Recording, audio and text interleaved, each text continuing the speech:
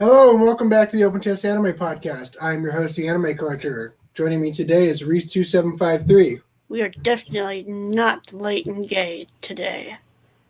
And Dan. Hello. And yes, as Reese was putting it, FDM is late and gay in honor of Gay Pride Month. Pull one out for man. Pull one out for Now, here's the FDDNM. thing. Here's the thing. My family is in Lake Tahoe, so that's why we get to stream at this amazing hour. Because I have the house to myself effectively. So in honor of Gay Pride Month, I got the gayest drink I could find. Mount Gay Rum. I could probably full screen this. Now the thing is, I went to get a drink yesterday and they didn't have anything I liked other than Di Serono, but that tastes like maraschino cherries. And so I thought like, yeah, that's great and all, but also it's kind of sickening after you have a little too much. I've never tried Mount Gay Rum. I thought, let's get it just cause, right? And then I find out it's Gay Pride Month. I'm like, I did that on purpose. Wink, wink. Anyway. At least it's not called Gay Mount. Let's see how it tastes, actually. Drinking it straight from the bottle because I don't want to go in the kitchen where Grandma is. Yep, tastes like an asshole. You would know, anyway. Tastes like an asshole that's been soaking in turpentine. All right, so jumping right in, let me refresh the dock because You can't say jumping right. You have to say diving right in. diving right into this butthole. I mean, it is Gay Pride Month. You have to try and work that in every single aspect. Well, allow me to start with our header. You really stuffed that piece in there, huh? Doesn't get much gayer than this. All right. I like that his face is coming out of the butthole. I mean, all right. This is fashion. Yeah, it's called fashion. Look it up. This is perfect for Gay Pride Month. What the fuck? I know, right? Especially that character. All right, if you guys would like to help support the Open Chess Anime Podcast, you can do so via the OCA Podcast Patreon, which is in the description. You will get access to such things as polls, which help us decide what to watch for our watch clubs. Also, if you want to support the Anime Collector channel in general and content unrelated to the podcast, you can do so via the Anime Collector Patreon. That is also something you can do. So anyway, continuing. There's also Stealth Weeb, a place where you can buy many amazing things that you probably can't find anywhere else. I would really like. And they're all amazing. I would love to buy a communist shirt, but Communist? the red shirt, the crimson. The communist shirt. Yes. That'll be going up tomorrow, I hope. Oh, cool. Yeah, I just found out I don't have work tomorrow, and because the family's gone, it means I can really crank shit out now. So I'm very pleased with this. Anyway, let's jump into opening discussions, or should we wait for? We should probably wait for FDM. Let's jump into pickups real quick. Yeah. I'm picking up this pizza and cooking it tomorrow.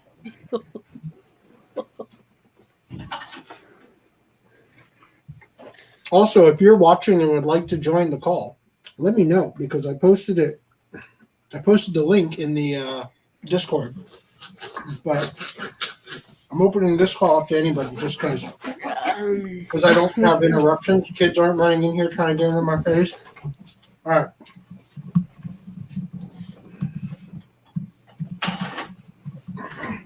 So, my pickup is falling back into the page.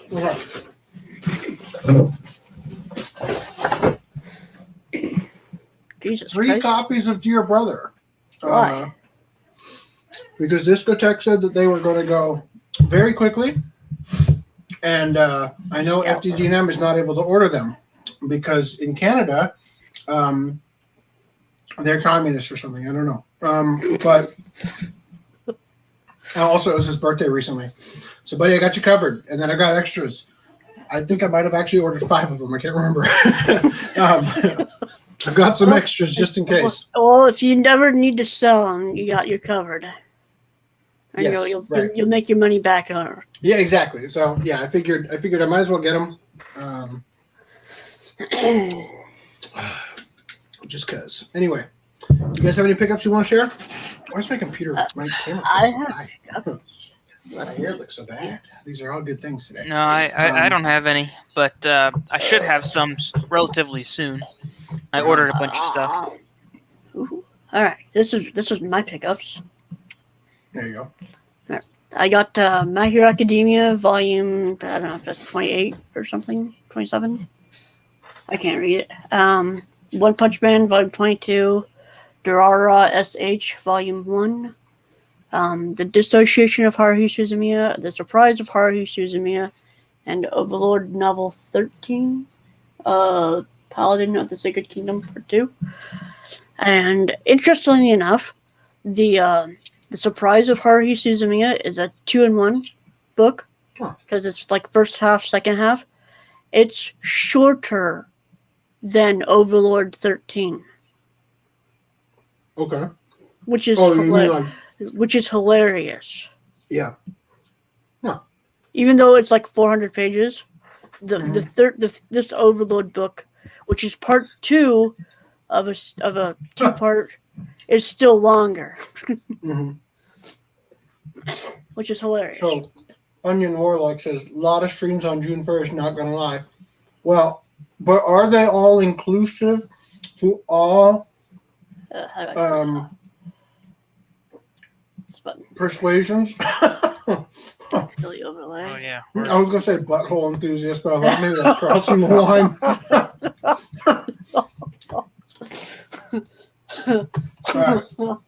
Well, as you say while you stuff more pizza in your mouth.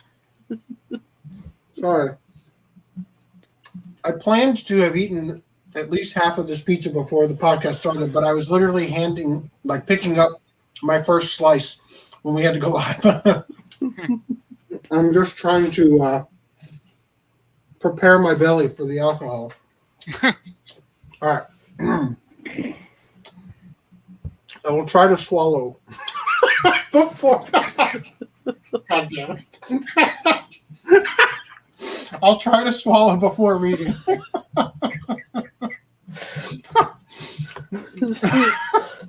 Oh God, I'm coming again. Ah! Verbiage I already regret. All right, so a woman has been arrested for sending arson threats to Wit Studio. A 25-year-old woman was arrested by officers from Musashino Police Station. So the Musashino branch of the Tokyo Metropolitan Police reported today that they had arrested a 25-year-old woman on May 26 for threatening to set Wit Studio on fire. The suspect had allegedly sent an email to the production studio behind the first 3 seasons of Attack on Titan and Great Pretender on May 7th and said that she'll, quote, set fire to your headquarters in 1 week. The suspect confirmed to police, arrested on May 26th, said she would set fire to it. And it's almost like they reported her for not following through. Well, I mean, hold on. What's today? Today's the 1st. May 26th. That was almost a week ago. Well, in 1 week from May 7th, when she sent the email, will be May 14th. Yeah. Yes. Right? They sure took their sweet-ass time. So anyway, the suspect confirmed to the police that she had been the one to send the email. Fool. There's no doubt it was me. Yeah. I sent the electronic message.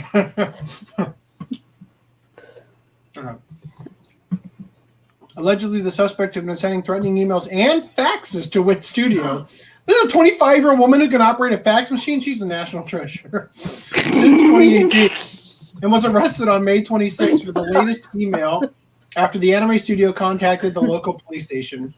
The police believe that the suspect may have a form of mental illness and are investigating further. Well, damn.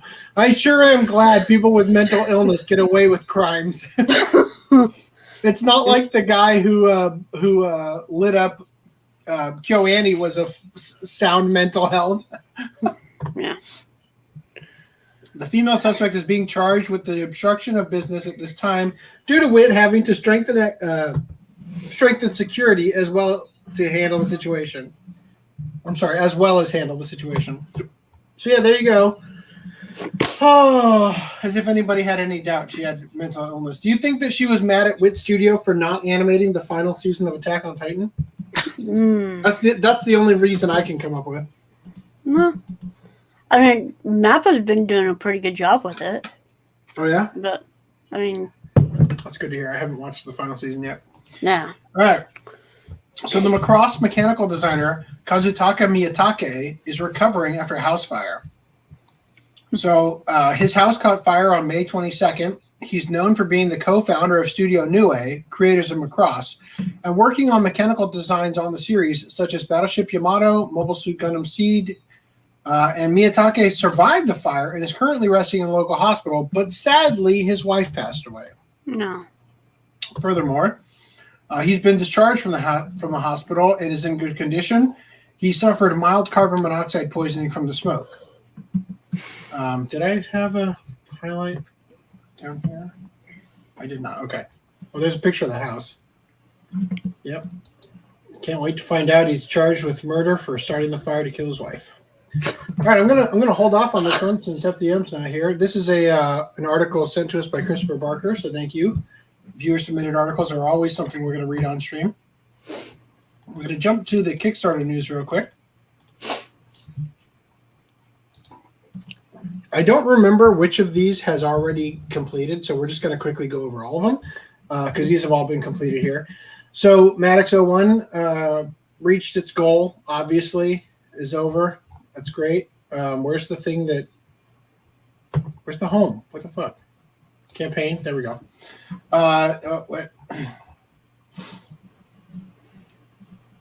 Anyway, yeah, I think, what did they ask for? 50,000? Yeah, 50,000, and they got almost 200,000. Good for them. Moving on. This as well. I just got... Oh, man, you putting the links in the wrong thing. So, Revenge of the Shogun Women is also finished. I got a... What do you call that? Email? Yes, it was an email, but I got a notice about the survey. I had to fill out the survey to get my address and name and the credits thing done. Are you gonna have Are you gonna have it just say OCA Podcast? No, I have it say the Anime Collector. Oh, that's lame. If I had an extra, which I probably will for Maddox, I'll put OCAPodcast.com as the other one. The Girl from the Other Side feature-length animation. So this also is finished. And on to new news. So Penguin Drum's crowdfunding campaign ended with 1,051% of funds raised. And this is, again, for the 10th anniversary Penguin Drum compilation film. Not only is the film, which will be titled Recycle of the Penguin Drum, fully funded, but excess funds will go towards improving the animation and create new songs. So we've covered in the podcast previously that some anime production can be funded from beginning to end for only like 30 grand. So when you get almost $1 million US, I can't wait to see that this compilation movie gets recut and then they reanimate the entire thing because they have all the money for it. And every scene is Sakuga, even them picking up a chip and eating it, right? So that's going to be fun. Also, I saw this, Japan's first Ninja Online Academy. So apparently COVID has hit ninja dojos pretty hard because they're not even going to reach their goal because they're actually trying to raise funds by starting a online academy to learn to be a ninja. So the video is quite cringe. I'll play a little bit of it for you. I don't understand how an online class on how to be a ninja for something Like a that YouTube tutorial series. seems like it has to be pretty on like hands on. Mm-hmm. Let's see. Yeah, learn how to be a ninja. And it's like, yes, I just gotta go out to my bamboo forest for all my training. Oh wait, I live in LA. You know, I go to the homeless encampment. Oh wait, they have those like triangle things. Oh yeah, if you ever hold on. Stop screen sharing. Screen share tab with audio. Not that it's gonna help you, but if you wanted to see some cringe. 6歳の頃からですね。先代について、効果流や流の忍術を。It's probably supposed to say Koga, not Coca. まあ先代からはですね、いろんな。If you thought ninjas were good at drawing, you would be mistaken. Now that is the work. Genius. That's going on the fridge. So you get to learn all the weapons and hats. For a starting price of $500, we'll send it to you in the mail and have it seized by the postal service. まあ他の誰にもですね、伝えることなく、まあ、今に至っているわけですね。まあ、断片的な部分については教えている方。Tell me this isn't a role play, live action role play school. 人としては伝えてこなかったということですね。ただですね、いろいろ考えてみると、その中にはですね、現代。All right, so there you go.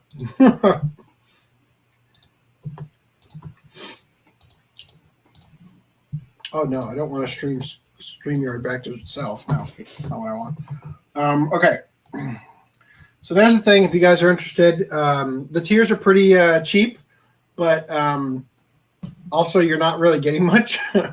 Anyway, also Mitaka City is to begin a donation drive to support the Ghibli Museum. So you guys remember they have this thing where it's called the hometown tax credit, where apparently you can. It's basically donating to a what do you call it? Like a charity, right? You get to write off on your taxes a donation to Studio Ghibli for the Ghibli Museum. Basically, is how this is working. Because apparently COVID has caused it to fall apart because it can't have any visitors. The same as what do you call it? Disneyland.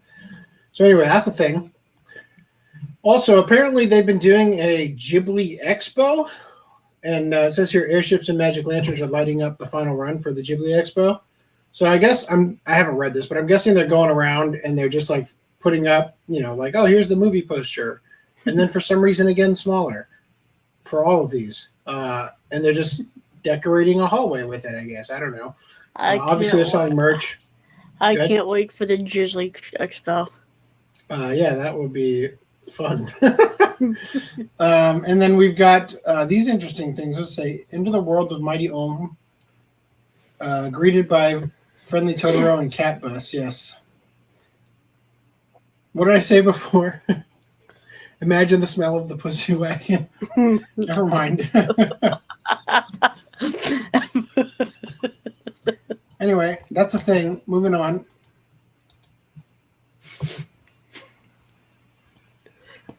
All right. Fuck. I need FTM Guys, to be remember, here for it's Gay Pride Month. Just in case you didn't know. All right. So the Inuyasha creator, Rumiko Takahashi, has joined Twitter and wants to ask fans to ask her questions. Oh, that's not good. Yeah. Well, here's the thing, though. That's going to end in sadness. Yeah, Crunchyroll had this to say. Legendary manga creator Rumiko Takahashi opens staff-led Twitter account. Can't wait for all of the SJWs to get on her about the fact that Rin gets pregnant with Sashomaru's baby and that's somehow child grooming or whatever. Even though she's effectively old enough in whatever. I don't know. Yeah, I think that's where this is going to go. I can't wait till Rumiko Takahashi disembowels herself in contrition. That might happen. That's starting. It's more and more. Japanese people are doing that more and more. So, yeah. You heard it here first. OCA Podcast exclusive. Yes. Maybe. So there's a slam dunk scholarship special movie that aired at the B League, which stands for Basketball League finals game on Sunday. So apparently the creator of Slam Dunk has put together a scholarship to help Japanese students to study abroad in the United States who are here over here. It's a scholarship program that provides high school students who are playing basketball in Japan with the opportunity to study in the United States, the home of the sport, which I find hilarious because you're going to go to the United States on a basketball scholarship. You're going to be a short Japanese guy playing in the big leagues with the 7-foot-tall African Americans. I just find that hilarious. But if you're interested in this, if you're a fan of Slam Dunk and you wanted to at least see the little 10-minute video or whatever it is, 1 minute special, it's available on their YouTube channel. You can watch it there. Now, something I meant to cover last podcast, but somehow my mouse didn't middle mouse click the tab and get it open or whatever. I failed you on that. I'm sorry, because I put it in the description of the video as a podcast highlight that we didn't even cover. So Netflix is hiring an executive for a push into the gaming market. Netflix is deciding it may wish to expand its service to that of video games as they are seeking an executive for aid in this endeavor.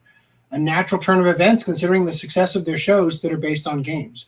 So I'll say real quick before we read into this, we've covered, I think like 2 years ago now, Netflix described Fortnite as their biggest competitor, not Disney Plus or Crunchyroll or anything else. And the idea behind it is that Netflix isn't directly competing with YouTube or any of these other giants that are streaming based. They're competing with any company that you are giving your attention to over Netflix, right? Mm-hmm. So they're trying to find ways to siphon off more of your money and more of your attention by any other getting aspect, into the gaming market. Any other aspect of your entertainment consumption. Right. So I can't wait till they get into the porn market. I think that's going to be really funny. I can't wait till. Actually, you know what? That's funny you should mention that because I think the porn industry actually is surprisingly woke. They need to start selling toilet paper. Why wouldn't the porn industry be woke if you think about it? Because, years ago it was the left that decried the religious right who wanted to, ban porn or censor video games or whatever. And we've come full circle to the point where the right is now recognizing why that was a bad idea or whatever, and therefore freedom of speech and all that, and the left are the ones who want to ban it now. So it only makes sense that the people who are on the let your freak flag fly, hint Gay Pride Month, ship would be the ones to now want to ban it and censor it and get rid of small-chested ladies. Well, I'm just saying, because there was a year or two ago that one porn star that killed herself because she got bullied. Mm-hmm. She was bullied because she refused to do scenes with guys that did gay porn, and it was the people in the industry that were bullying her. Was it? Yeah. Oh, I thought it was the viewers or the woke crowd who just wants. Well, I'm sure they were. I'm sure she was getting it from them too, but it was a lot of people within the industry were bullying her. Lady reamed from all sides before killing herself. That'd basically. Be the Pornhub title. Anyway, I don't want to make light of a situation, but why haven't we had porn star reincarnated in another world? Kind of. Didn't we have J.K. Haru is a sex worker in another world? That's going into that industry, not from that industry. I don't know. I like where your mind is at. Anyway. Okay. So, sorry. I have reached the halfway point in the pizza. As soon as I swallowed this bite. And as soon as you feel it slide down your throat and impregnate your stomach. Yes, that's a great way to. Thank you for putting that image in my mind. I'm kind of hoping I don't get to the 10 likes threshold because I don't want to drink that because I don't have a bottle to put it in. I have to drink it straight from. I don't have a glass to put it. I have to drink it straight from the bottle. Okay. It has not been learned if this means Netflix will create its own studio, provide third-party titles with the new platform, package streaming bundles, or perhaps something else entirely. I think that knowing Netflix, they are most likely to want to create a competitor to Steam, which is great to have two companies competing for how much they can censor our content. I love that idea. Netflix has produced shows for the Witcher and Castlevania game franchises, as well as others, and are currently producing shows for at least 6 other games, such as Assassin's Creed and Cyberpunk 2077. The platform also sees... Oh yeah, this is what I talked about. The platform also sees games as a form of competition, as they previously mentioned they compete with and lose to Fortnite more than HBO back in 2019. Though they claimed they had no plans to enter into game development. A spokesperson at Netflix issued a statement after the news spread, saying, quote, "Our members value the variety and quality of our content. It's why we've continually expanded our offering, from series to documentaries, film, local language originals, and reality TV. Mm-hmm. Members also enjoy engaging more directly with stories they love. Oh, yeah. Through interactive shows like Bandersnatch and You vs. Wild, or games based around Stranger Things, La Casa de Papel, and To All the Boys. So we're excited to do more with interactive entertainment." Okay, so basically what they're saying is, what's that Minecraft one? The Minecraft story mode? They're just basically going to start making more of those. Like, they're going to turn their shows, they're going to freeze frame their shows and turn them into visual novels. That's a great way to experience that content. Onion Warlock says, Wasn't it August Ames? How do I remember her name? That's so gross. I've never even, before she died, never heard her name before. That is who it is, though, right? I think so. Sounds about right. Death of Porn Star, August Ames Suicide. Damn, I'm good. So it's amazing that I remember that, but I don't remember, some shows got a release date we've covered 1,000 times. I'm going to cover that one. That was 4 years ago. Damn. Suicide. Oh, Jesus. Suicide by hanging. Oh,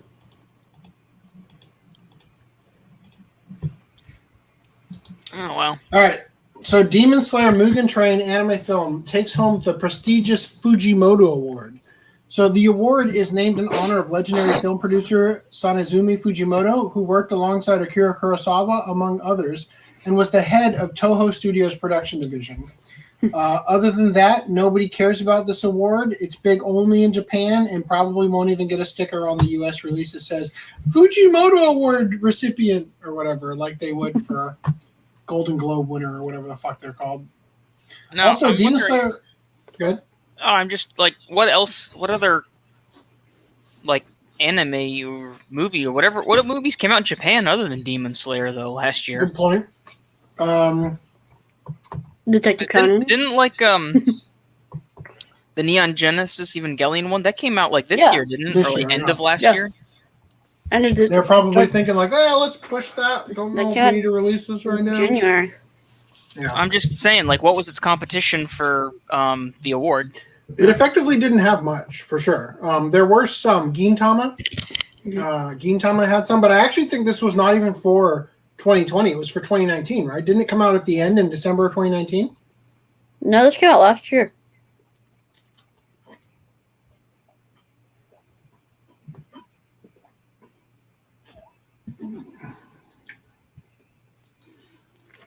October 16th. Really? Yeah, I guess you're right. I don't know what I'm thinking of. All right. Continuing. Demon Slayer Mugen Train drops out of the Japanese box office top 10 for the first time since October. The film has now topped an estimated $481 million US dollars.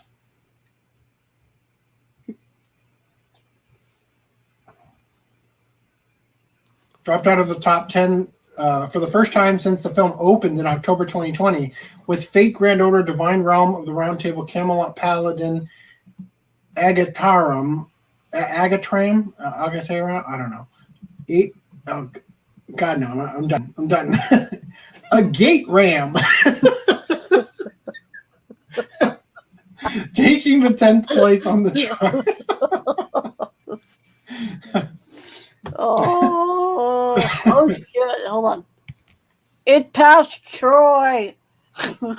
What? It passed Troy. For the high. What do you mean?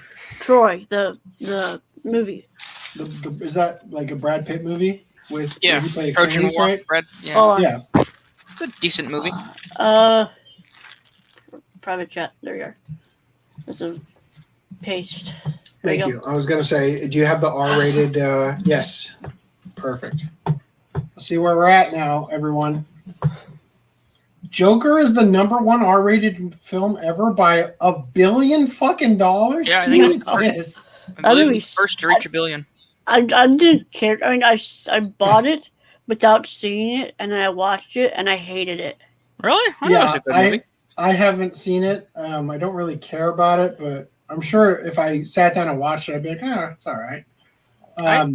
Strange. I thought it was a pretty good movie myself. Interesting. Definitely one of DC's better offerings. Although it's got nothing to do with any of its other like DC EU or whatever. The fuck? It really? Was it any good? The first It was good. I don't know about the second It, although I've been told that Part 2 was not nearly as good as Part 1. But Part 1 was very good. Wouldn't you know it? 50 Shades of Grey. If Demon Slayer doesn't knock out, holy shit! If Demon Slayer knocks out Judgment Day, that's what damn. I was just gonna say that. It's like we're only 20 million away, and I still have showings on Thursday in my area, and they usually update showings like for the next week, like on Thursday. Yeah, I'm gonna be really pissed if it beats Terminator, but it doesn't beat 50 Shades of Grey. Well, I think you should be more pissed that 50 Shades of Grey even beat Terminator to begin with. Yeah, well, you know, when women see it over and over again. The Mermaid? It's a Chinese movie. The fact that Terminator 3 is even on this chart is also a little irritating. No, actually, that's not surprising because it was. Look at how many people didn't come back for 50 Shades Darker. Yeah, well. An erotic romantic drama. No comment on that. The Revenant. Oh yeah, that's it. 50 Shades Freed. Jesus, how are they Other than the only comment I have on that really is what is it like? Male gaze bad, but female gaze good. Isn't that kind of how it works these days? That is how it works. All right, well there you go. We'll keep an eye on that for you guys. Also.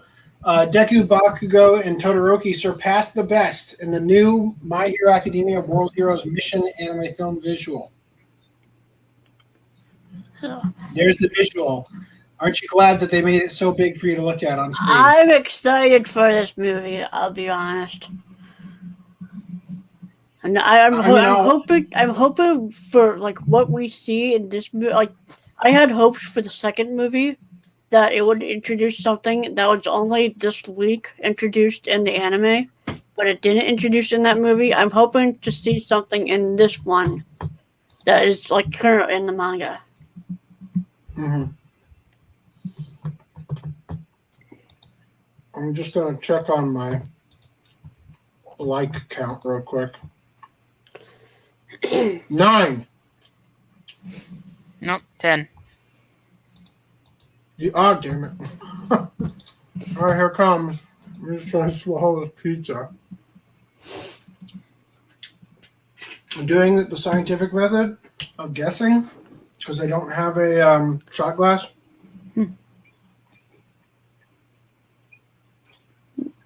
I think you're good. God damn.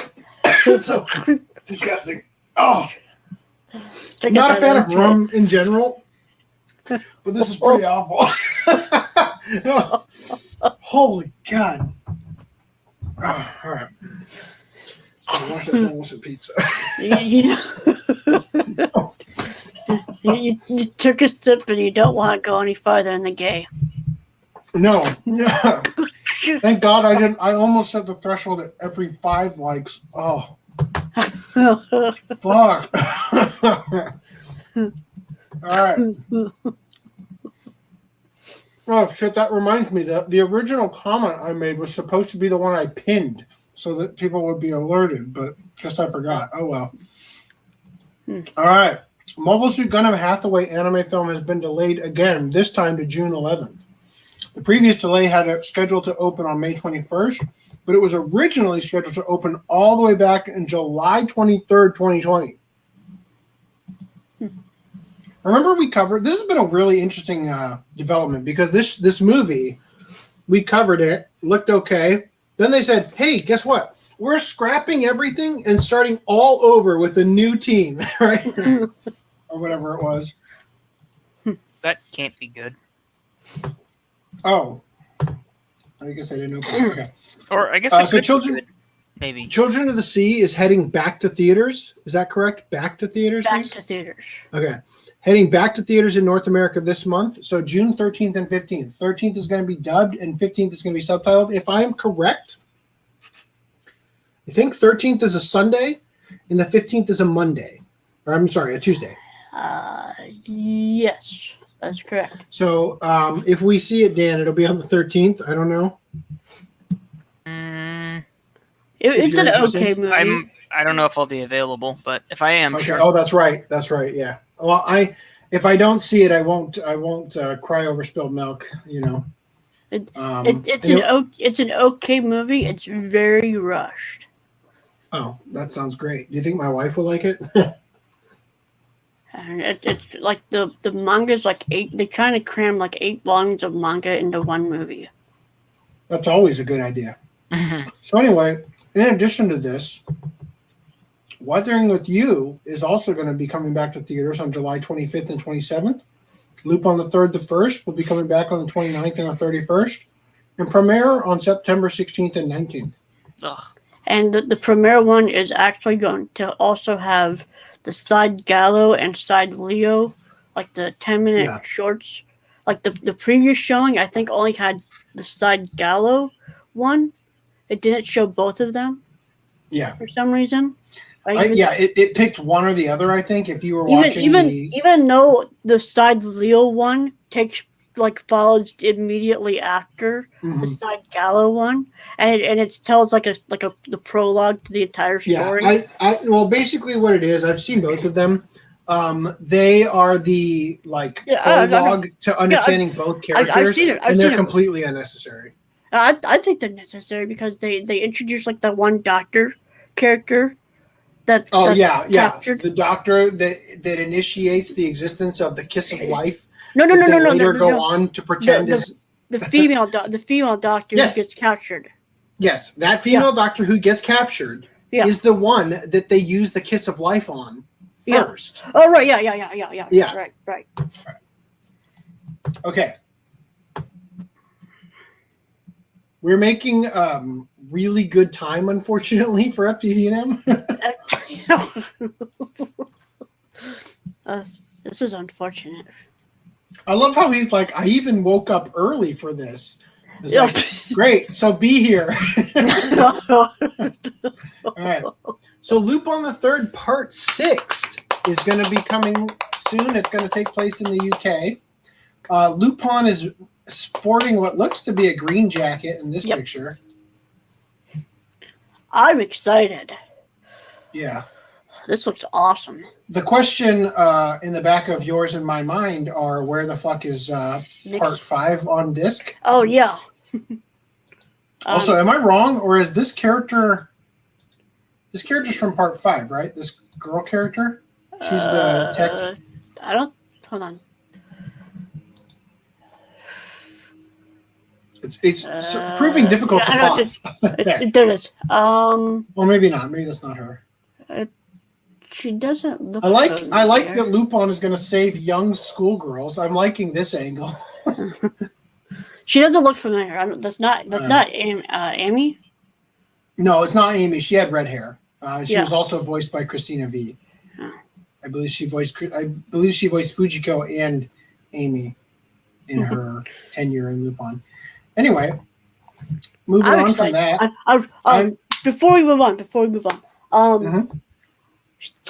would be sad but funny if this was delayed 6 months for a spring 2022 release, so that Lupin the Third Part 6, My Hero Academia Season 6, and potentially JoJo's Bizarre Adventure Part 6 would all be airing at the same time. That would be funny. I would embrace the apocalypse at that moment. Yeah, see? I'm glad somebody else Turns out anime's been the mark of the beast the whole time. But that would mean having this be delayed 6 months, which would suck. But, I mean... Wait, would that make Fujiko the Whore of Babylon? Makes sense. Checks out. We already know it's Flutter, Kamala Harris. kind- That's my joke. Calling noises from New Season. Okay. Hold on. Just for the Lupin news. What? Go come. Speaking of coming, Greenline 743, will you be joining us in this Pride Month? There is a parade? link if you are interested in joining us in the Discord. So, Mobile Suit Gundam Seed, new project to be launched in monthly Gundam Aces September 2021 issue. So the September issue comes out in June. I'm not sure what it is. It says it's, they're saying... So it's called Guys? September issue, but it comes out in June. Yes, I don't know why. So it says here, a new project from Mobile Suit Gundam Seed Anime will be launched in the September 2021 issue of Kadokawa's monthly Gundam Ace, which goes on sale in Japan on July 26th, not June, sorry. It is part of the 20th anniversary project for the magazine, which was established in June 2001, and the news was announced in its latest July 2021 issue, which was released in Japan on May 26th. That's how that works. Now, it says here the first TV anime series, Mobile Suit Gundam Seed, was aired for 50 episodes in Japan from October 2002 to September 2003. After a one-year period, its direct sequel, Mobile Suit Gundam Seed Destiny, followed with another 50 episodes from October 2004 to October 2005. As part of the Explosion Gundam Seed project, production of an all-new feature film was announced in 2006, but it has not been realized to date. Please wait and see what new project will finally be announced. Now, this was released on May 25th. I then saw on May 28th, Gundam Seed anime film sequel kicks off production. But apparently this is completely unrelated to the other article stuff about Weekly Gundam Ace or whatever. So it says here, and again, this is the Gundam Seed Project Ignited, which sounds kind of like explosion to me, right? I mean, ignition, explosion, it's like the spark and then the boom. Yes. You know, like so it says here the life-size Freedom Gundam statue. Yeah, the life-size Freedom Gundam statue opened in Shanghai today, giving the Bandai Namco Group the perfect venue for some big announcements. Chief among them are plans to celebrate next year's 20th anniversary of the Mobile Suit Gundam Seed anime with a multifaceted initiative called Mobile Suit Gundam Seed Project Ignited. One of the major aspects of the project is confirmation that the new original Gundam Seed anime film, which will follow up the TV anime as a direct sequel, is now in production. Director Mitsuo Fukuda is leading the staff once again, with more details to be revealed along with the release date in the future. There's also a new Gundam Seed game in the works, as well as a new Gundam Seed Eclipse side story manga that's set to launch in Japan in Kadokawa's Gundam Ace magazine and elsewhere this July. Wouldn't it be funny if they accidentally blew the load this July? Wait a minute. This sounds like they've just blown the load on what the surprise was. With the story credited to SOW, art by Atsushi Soga, character designs by Kogata Studio, and mech designs by Junichi Akutsu, the manga follows 17-year-old mobile suit pilot Tatsumi Hori, as well as 19-year-old Commander Miyabi Otokyo and 18-year-old coordinator pilot Ken Noland Suze, all picture below.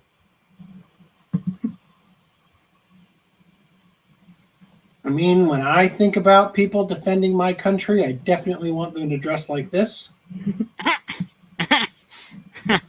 Yeah, well. I just remembered I identify as a new type. If you want to see the Freedom Gundam statue opening ceremony, the official Gundam channel on YouTube will stream it on May 30th at 8 o'clock Pacific time. And if this has you wanting to catch up on Gundam Seed or rewatch the whole series, you can stream it, blah, blah, blah, on Crunchyroll. All right, how about that?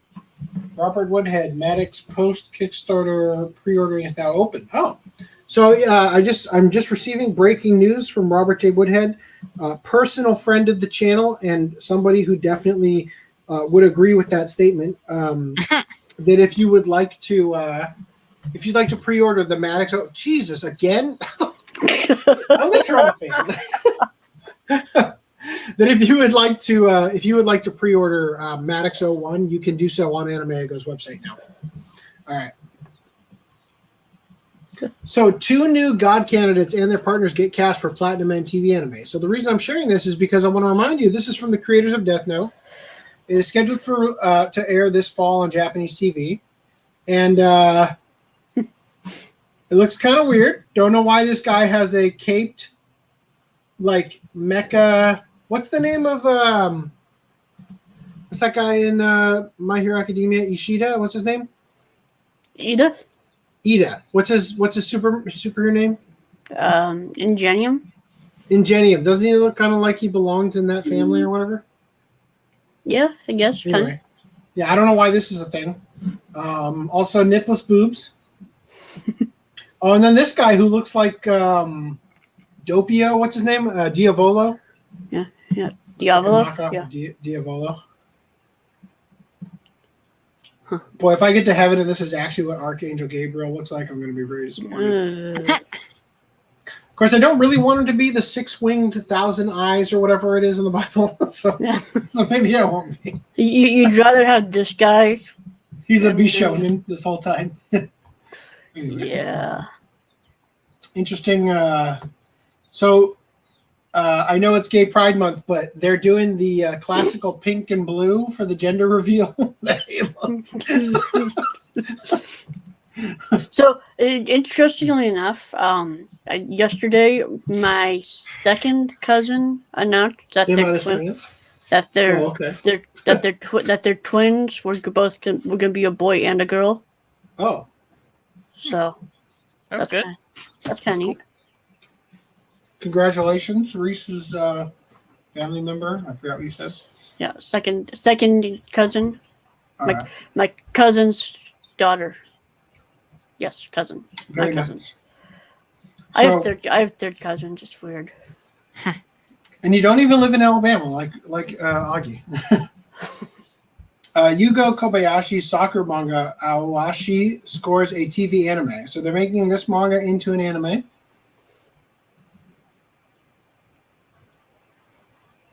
That's it. That's the news. There you go. I don't know anything about it. Not a fan of soccer, really. Children's entertainment is hell in Uramichi Onisan. So I think we covered this briefly before. It sounds like the concept is that, let's see, how did the cynical Uramichi end up hosting a TV show for small children, and how long is the studio going to let him keep teaching the kids the sorrow and exhaustion of life instead of, say, the ABCs?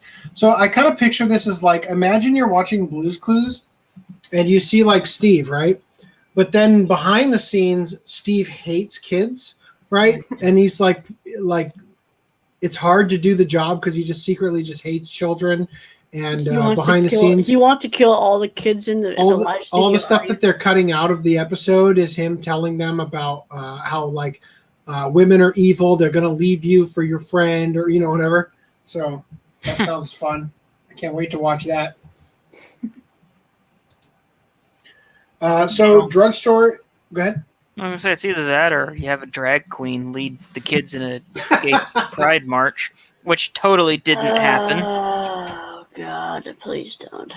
I don't even want to talk about it. Let's not even bring attention to it.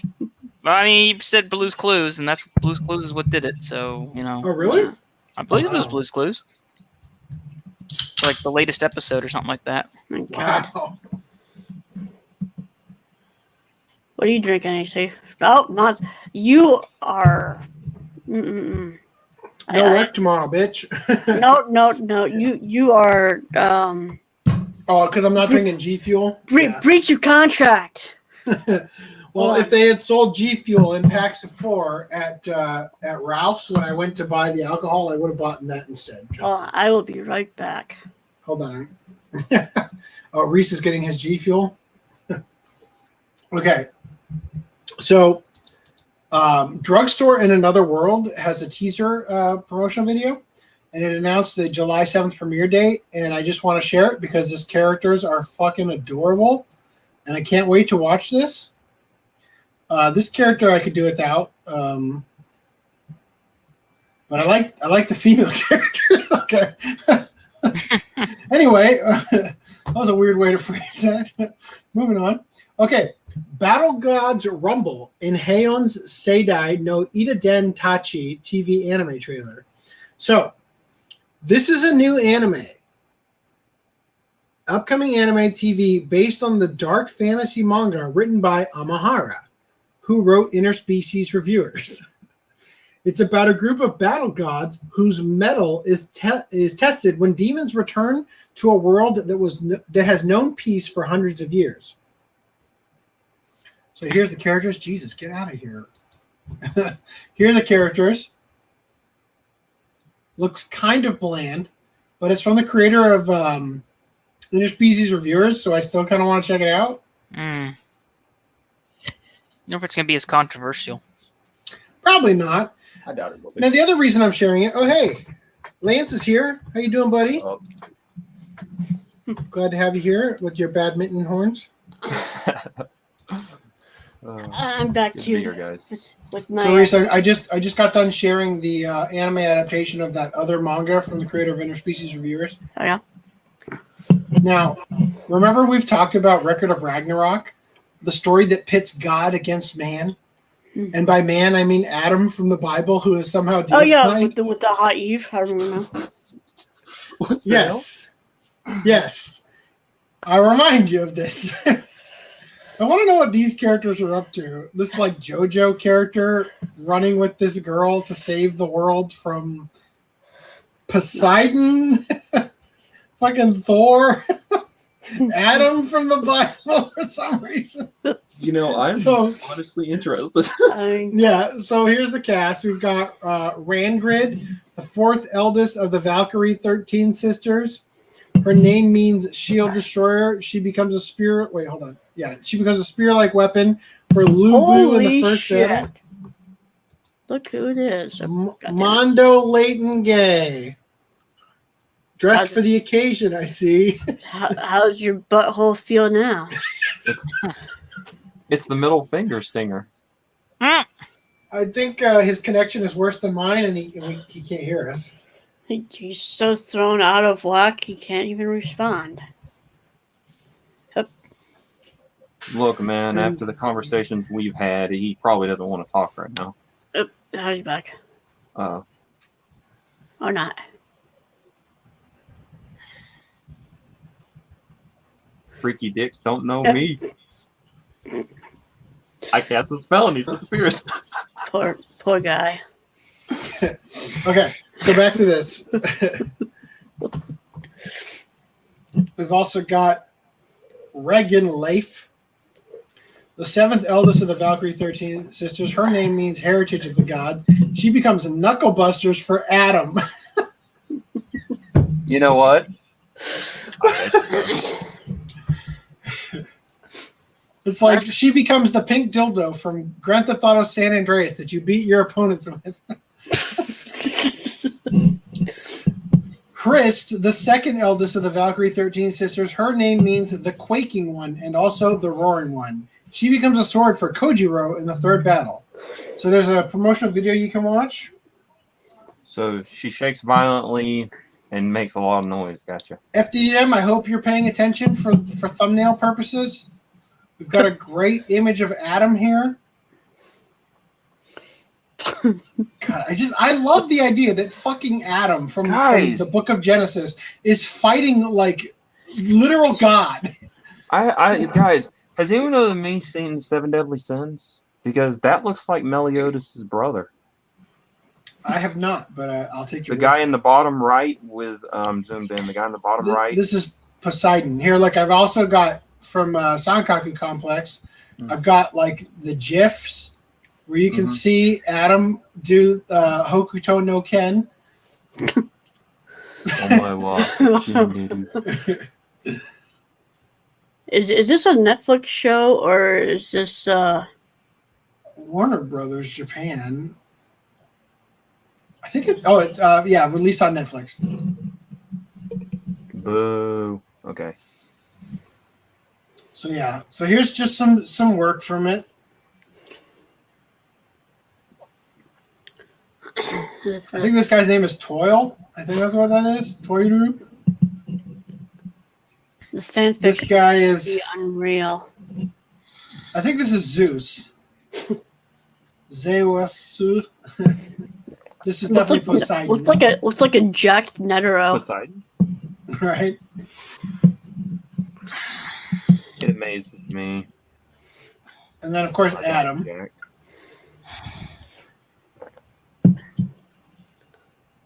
So I'm still drinking that G Fuel I got at noon. It's really? flat as fuck. Oh, bummer. Poor Sonic. All right, it's going to release on June 13th. He'll never be done. All right, so Kadokawa is establishing a 3D CG animation VFX company called Studio Kadan. So today, on June 1st, 2021, Kadokawa announced the establishment of Studio Kadan, Kadokawa Group's first broadcast company that handles both 3D CG animation and VFX. Kadokawa Group has already owned two animation production companies, Engi, who worked on Uzaki-chan Wants to Hang Out, a hybrid digital animation production studio that combines digital drawing and 3D CG, and Kinema Citrus, who worked on Made in Abyss, a company that produces internationally acclaimed hand-drawn animation. Studio Kadan is a production studio based around Hiroyuki Seshita, one of Japan's leading 3D CG animation directors, who has worked on the anime TV series Knights of Sidonia and the anime film Blame. The main features of the studio are that it has an environment that makes the participation of various creators easy and the latest knowledge in CG development by using director Seshita's know-how and production process in the field of CG. In addition to the production of various digital entertainment, such as full 3D CG, cell look CG animation, XR using 3D modeling, whatever the fuck XR is, projection mapping, and video game compatible images. The studio is also capable of VFX production for live action films and will work on the production of large scale IP works for the global market. He takes good money. I hope FDM finds his way on soon. I mean, you know what? If we all believe really hard and click our heels together, might help. Because I'm not gonna hold off on the articles I've been saving for him much longer. Okay. So Demon Slayer dominates the Japanese publishing industry in Oricon's mid-year manga and light novel rankings. So I've highlighted here the volumes of Demon Slayer that have reached the manga rankings. So the 25th rank, volume 18 of Demon Slayer. 24th rank is volume 19. 21st rank is volume 22. The 7th rank is the official fan book, number 2. Then the 2nd and 1st are Side Story and volume 23. Hey, look, Widow's back. You guys hear me? Yes, we can hear you. Hooray. Wow. Now, in this list, I can't help but notice fucking Jujutsu Kaisen, this entire goddamn block right here, and then again here, and then again here. But apparently, just in terms of numbers, if you were to add all of these numbers together, that Demon Slayer comes out on top, which is amazing, right? Now, in terms of manga, Demon Slayer, just by copies sold, is at 26 million. Jujutsu Kaisen is only 23 million. In terms of light novels, you got the novel for the Mugen Train, like I guess the novelization. That's at number 10. And then at number 6, 5, 4, and 3, we've got the novel Mirai Bunko edition.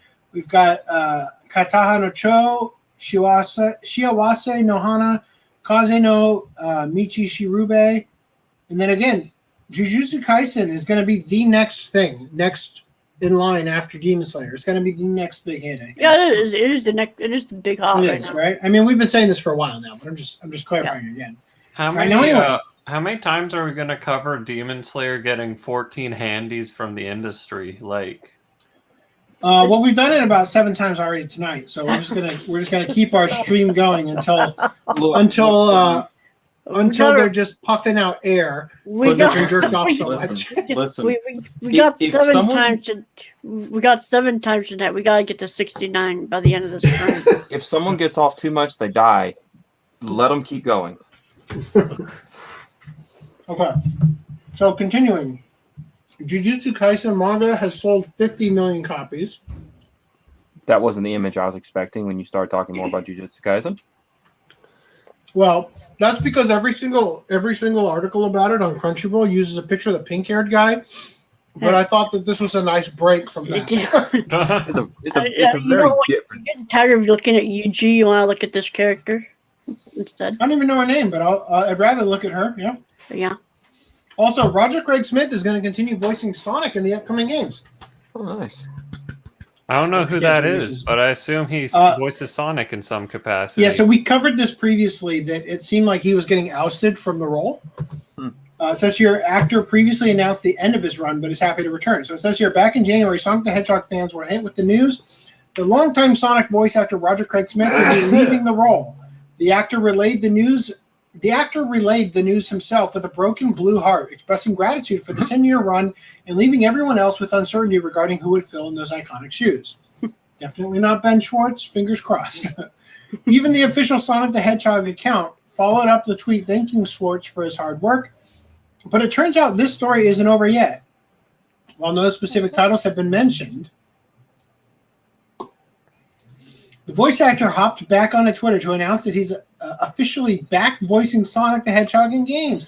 Hooray! Now, what's funny about this, I think, next Sonic game announced. Sonic Colors returns in remastered form. What if it's literally just a game he already voiced Sonic in, is getting a remastered version, and that's the only reason they're using him is because they need a couple pickup lines for extra scenes or something. The thing is that he's not recording. No, it'd be funnier if he doesn't even have to record any new lines at all. Yeah. Like there's nothing new whatsoever. You just need your name in the credits because right. So we're gonna keep you along, but after this game, bye-bye. Yeah, after this one you're done. You better go fast.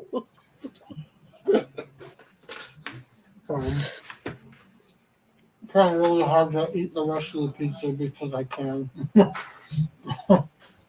Okay. I wish I wasn't zoomed in right now because that was awfully awkward because all I got was your mouth on this 40-inch screen. Okay. Dragon Quest III HD 2D remake stuns with visuals. This looks pretty fucking cool. What if it was an HD 3D 2D remake? So, HD 2D remake for Dragon Quest III. So the game used to look like this, right? Uh-huh. And now they're remaking it, but it's still sprite based, and it retains the old nostalgic sprite based style by how they're sort of handling it. So I think it's pretty cool. I'm a very big fan of sprite based games like this, and I always loved it when they would come out on a system like the PS2 because they require so little memory to run a sprite based game that they were just massive and had so much to do whenever they came out. Always loved that. And they look great. They've got like lighting engines involved with shadows and stuff. It's pretty cool. The story with them, those old sprite-based games too, are fun as hell too. Yeah, for sure. So I'm looking for that. Well, also Dragon Quest like 12 or 13 or something just got announced as well. I think it's 12. I'm guessing 12 because 11 wasn't that long ago. Yeah, I didn't. It's 12 because 11 was the last one. Yeah, I didn't keep an article from that because all it was the logo. Do your research, you piece of garbage. So here we go. Smash Bros. Director Masahiro Sakurai contemplating early retirement. The director's Famitsu column, Think About Video Games, was the source of the announcement. Sakurai's potential early retirement came up as he was going through Golden Week as he wondered about a life after video game development, saying he had a certain fondness for the idea that, quote, everything must come to an end at some point. And I think the end he's looking forward to is the end of people telling him to put Geno in Smash. Oh, there goes our fucking Footnum, you're fired. The director is also asserting. If GM just got called to Smash, I'll be back. Oh, dude, I'll vote for Footnum in Smash. The director also asserted, it's okay to work as hard as I can right now, while I can, even if it makes me very busy. Masahiro Sakurai has been known to toil away endlessly at his job to the point that he almost suffered serious physical harm from exhaustion and dehydration. I know that feeling. Within the year after the final two fighters of Super Smash Bros. Ultimate are released is when Sakurai is considering to end his Famitsu column. Though he noted the conclusion of the column doesn't mean that he won't be involved in game-related work in the future. So he's thinking of ending his column in the magazine, which is titled Think About Video Games, or Masahiro Sakurai Thinks About Video Games, or something like that. Thoughts on video games, whatever it is. But that doesn't necessarily mean that he's going to be leaving games. However, Smash Bros. Director Sakurai says he's not retiring from video games, probably. Okay, so all this is hyperbole, basically, or it's all speculation and just shit he's throwing out It there. is just fucking Sora News 24 that I lose my highlights on. Dun-dun. Probably the most important articles for me to keep them on. Oh God. So let's see. He said, I'm just gonna guess where the highlights were. I realize some people might be interpreting what I wrote as, quote, after thinking about what kind of life I want once I reach old age, I'm quitting my column. But that isn't the case. I'm not sure exactly what I'll be doing in the future, but it's not like I'm retiring from game development. Probably. So Just give us a. there you have it. Sakurai probably isn't retiring from video games, and he'll probably be working at the helm of Smash Bros. For years to come. So there's probably nothing to worry about. It depends on how much money they want to make, because if they want to make a lot more money for whatever the hell the next system is, they're gonna be like, "Oh, we need another Smash." Yeah. So here we go. Let me cover this one. This is a Stop skipping that. Continue. I'm here. We're doing it. No, I was talking about the previous one. Oh, I'm putting it in order so we cover that next. It's okay. I'm messing with you. Yeah, okay, got it. All right. So Christopher Barker shared this one. Asian American voice actors question why white A-list stars are still voicing anime. So I think what this is all about is, for instance, when Disney released Studio Ghibli films, they would hire, for instance, Claire Danes, Shia LaBeouf, different people. We covered when Marnie was there, has John C. Reilly in it, right? So they're talking specifically about A-list actors, right? White A-list actors. Damn, Footnum. Okay, you're This is why talking. we can't have nice things. That's wrong. My phone is going crazy. Yep. Who's up? I hit forward on the wrong. Oh, What wow. the fuck? How did you? Connected logo. I hit forward on the wrong page. Oh God. Okay, so you correct yourself. All right. So they said, quote, I'm not mad if Scarlett Johansson plays the Major in Ghost in the Shell as long as I get a fair shot at playing Black Widow. Afia Yu said. Okay, let's hear what she has to say. She's the one that has that mild accent that I despise because it pokes out, and I'm just like, God, just don't do it. Even though obviously you can't help it. Who? Afia Yu? Who is that? I can't name the characters she plays, but she'll pop up in a lot of these new Funimation dubs, and I'll be Is she like, oh my from, God, I hear the Higurashi? accent. Stop. Okay. PPH. I know I've heard the name. I've heard the name. I know. It's me though. I know her. I've heard of her. She was in I'm pretty sure Alive. she's the wife of that guy who, what's his name? Micah Seleucid or whatever his name Micah is? Solusod. Yeah, that guy. All right. Forces. Who I think is also Asian, question mark. I think it might tell us right here. So let's just Sun Yeah, Eater. continue. read this. Because I have Let me read comments.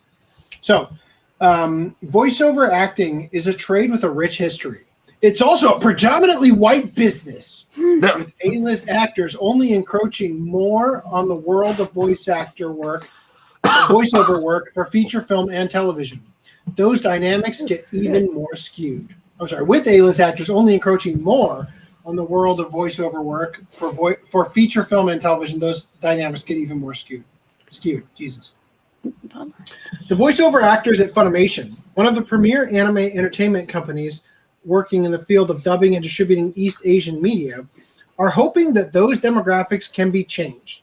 Emmy Lowe, Afia Yu, and Sean Gon are just three of Funimation's voiceover actors, with Yu and Gon also directing for the company. And all of them are committed to furthering discussions about the role of Asians and Asian Americans in voiceover roles. There's You a feel the frankness need to commit to something like that? Is that how insecure you are about your race? I find it funny that oh, hey, Randall's been watching at 3 times speed somehow, and he's finally caught up. Feel free to join us. The link is in the Discord hangout. The I have a Discord comment, thing. if I may, on this whole, one, for someone who's colorblind, I feel like this is racial targeting when they do stuff like this. Not necessarily this article specifically, because they are talking about quote-unquote A-list actors, so I'm guessing, like you were saying, like Shia LaBeouf for them, like any Hollywood people. But, I mean, it does seem like, when you really get down to the nitty-gritty, why does race play any role in it? Why aren't these people just being judged by their talent and whether or not You why could are say that about. Why are they literally calling all- out white A-list actors? What about? Well, you could say again. You Well, can say this about literally anything, but the thing is that there's no such thing as meritocracy in modern civilization. fair. Thank you, Dan. Beat the dog. Punt that doggy. Punt that. What list is Samuel L. Jackson? He was in Afro Samurai. Yep. And that role should have gone to an Asian man. I mean, can we be fair? Like, if they want to put the character, fuck off. That's the worst accent I've ever done in my life. The Yu-Gi-Oh! Abridged actually made a very good point in their joke. We're all Asians. Why are we white? It's the whole thing of, if they want to, make the character close to home, then they're going to have to go get all Asian actors, all Japanese But people I disagree with this because I don't think... I think it's kind of amazing. Human beings have a perception of what Japanese people look like, and some of them certainly look that way. But in Japanese popular culture, they look significantly different than you would actually expect, to the point where they actually seem largely accurate in a lot of anime. But only if you are understanding that what they're drawing the characters to look like in anime is not intended to be the Joe Schmo. It's intended to be the beautiful people largely influenced by Western media, right? So like the pop stars and whatnot, because if you look at them, a lot of them don't look like, oh, welcome to the rice fields, motherfucker. They look more like, they actually do look like a Western Asian high school student, so to speak, rather than a Western. So, did I say Asian? Western Asian? Yeah, let me rephrase that. A Asian in a Western high school rather than an Asian in Welcome to the Rice Fields High School. You know what I mean? I think that there's a perception of it that is a little bit skewed. And one of the anime I think does a really good job drawing the characters in a way that I actually read them as Asian is Mushishi. Draws them in a way where they actually feel quote unquote Oriental, to use a term that'll probably get me canceled. Anyway, so I'll see what they have to say here. Well, I just have 2 thoughts on the subject. One, first of all, it's animated, right? They're cartoons, they're voice actors. It doesn't matter what your skin color is. So this whole like the blacks can only voice the blacks, the Asians can only voice the Asians, and anyone can voice anyone that's white because fuck white people. That's bullshit because it's a cartoon. Who cares? That's I've always point A. been. That's point A. Point B is they're completely missing the point because, well, they need Asian representation, completely forgetting the point that this is anime we're talking about. So the whole show was originally dubbed 100% in with Asian originally. Then don't dub it. What's Well, yeah. That's the thing is that it's already got a 50% Japanese cast because the Japanese version is Japanese. Yeah. You know? So like this For whole thing is bullshit. It's just sheer bullshit. It But definitely I is, will say, I really, truly hope that this bites all, like the Monica Rials and the all in the ass, because they're the ones that were all for this pushing, wokeness and whatnot, and this could very well cost them their jobs. So just like that girl from the last podcast who stepped down as her role as that one character in Guilty Gear. Who, by the way, I just want to say I looked into that a little bit more, and I said on the last podcast that the character doesn't look black. She still doesn't quite look black. I looked at more pictures of her because I was trying to make the thumbnail for last podcast, but we went a different direction with it. She still doesn't look quote unquote black, referring to the character that's a robot. But she looks more black than she looked just with the picture of her face on the last podcast. But yeah, so last podcast, the voice actor for this black character in Guilty Gear gave up her role for a black woman to voice her instead, and the black woman doesn't even look black. Like she's at best Hispanic. Like, did you want to bring up my hot take about the Shadows House dub? Oh yeah, grab that. Somebody moving? Yes. It's okay. I'm not telling you to stop. It's just I think it's funny. Yeah, go grab that. I'm gonna keep reading here. So it says here, there's a frankness to discussing entering the industry as an Asian American. Quote, I really wanted to go into film, but my parents were like, "You're not pretty enough," Lowe said. Realist parents. That thinking stemmed from the type of Asian women that were on screen when Lowe was growing up. I grew up in the age where every Chinese character on TV looked like Lucy Liu, who was hot. Everybody had almond eyes, super long straight hair, tall and thin, she said. Well, I'm going to have to find out what this woman looks like. Give me a moment. Just in case. So she is in Higurashi, the new one. I don't know. It just blows my mind that this is. It just blows my mind that the stupidity level has gone this far. Let's see. Why are there so many black Asian? If the Asian people are offended that they don't get to voice characters in anime, then how about they go to Japan and try to audition in Japan? Okay.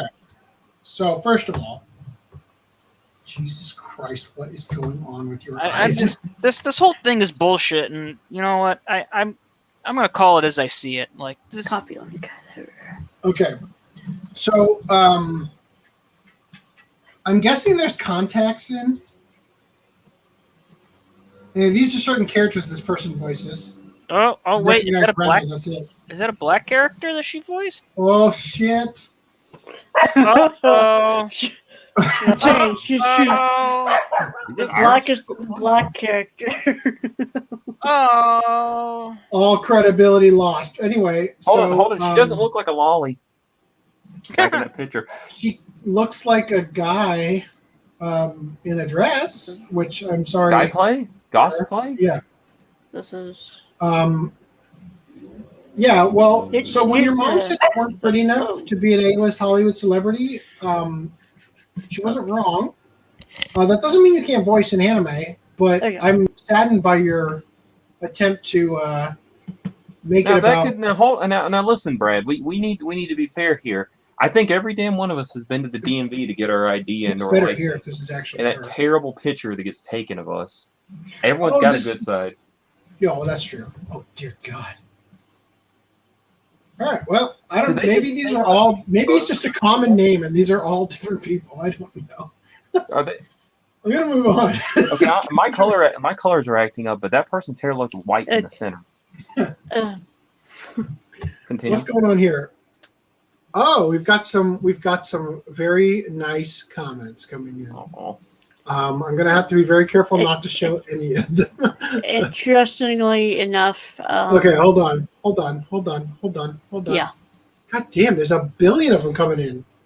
What's going on the podcast? All right. Yes, hold on. Well, I'm gonna scroll down and I'm gonna address. Someone mute my mic real quick.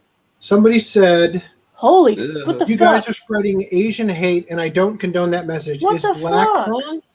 How? Wow, you racist! Wait. Show your face again, Baldy. Cancel that. Okay, so we are not spreading Asian hate. We are advocating that everybody has a right to voice a character. We are not. I don't understand why you would come to this conclusion. So we're going to continue covering this article because it was requested of us. Wait, you guys are Holy spreading. Christ! Okay, first of all, he's wrong. Second of all, well, I've already addressed it, so I'm gonna go back to the article sorry. here. That's all right. Wow! Look at all the. I know this is. Oh shit! Jesus Christ! hey, All right, back to this. I didn't get this canceled. The article did. So anyway, there's a frankness to discussing entering the industry as an Asian American. Let's see, she said, "You're not pretty enough," according to her parents. That thinking stemmed from the type of Asian women that were on screen. Lucy Liu, we covered this. Okay, so Gon, a Filipino American, similarly saw how Hollywood represented people that looked like him on screen. There are some ideas about who should be a leading character or what fits the mold of certain levels of intelligence when you're on stage. Oh dear Lord. Fits the mold of certain levels of intelligence? What is that supposed to mean? Filipino gives off another impression to people who don't know me. I get Hispanic, I get Native American, and I played those roles. See, I understand the argument that there are certain roles you don't see on screen a lot that would see, how do I phrase this? So I do get the argument that there are certain roles in movies and in media that you don't see a lot that would be beneficial for people who actually represent those race to be put on screen, because then they can have like an accurate, like let me put it this way, like for instance Egypt. Think about how Hollywood treated Egypt back in the day, where you would have like there's a perception of Egypt based in Hollywood that isn't actually accurate to ancient Egypt. You get what I mean? So I do see that there's some value in these in the argument that they're making, but I think that the problem that I have with it is that they're overshooting that statement. Hold on, FDM's in the backstage. They're overshooting that statement all the way to the opposite conclusion. Do you get what I mean? Mm-hmm. So they said, but behind a microphone, that's irrelevant, right? With his voice, he can utilize that to play everything from small, minor characters, dashing lead men, or outright monsters. In the world of anime voiceover, Lowe has played little boys and little girls, as has you, and also pointed out the lack of judgment that comes from being off camera. When it comes to voiceover, I play a lot of blondes, a lot more than I would have expected starting out, you said.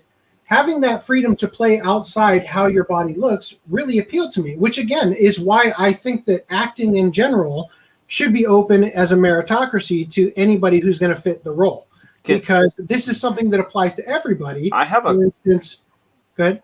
I have a comment, and it goes off my past a little bit, but I won't get into. I always had a policy when people would say, "Will you listen to this person sing? Tell me what you think." I'm no famous judge or anything. Don't deserve any of that role, but I always had a policy of, "Well, bring me them singing and not them."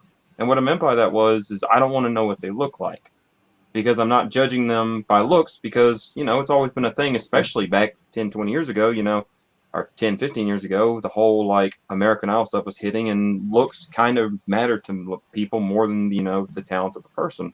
So why don't they just have like, okay, you're getting this role. All right, we want you to come to our studio. Our guys and people are going to listen to you behind these doors, and they're not going to see what you look like. You perform for this character. That way there's no racial profiling, and no one feels like they're getting discriminated against.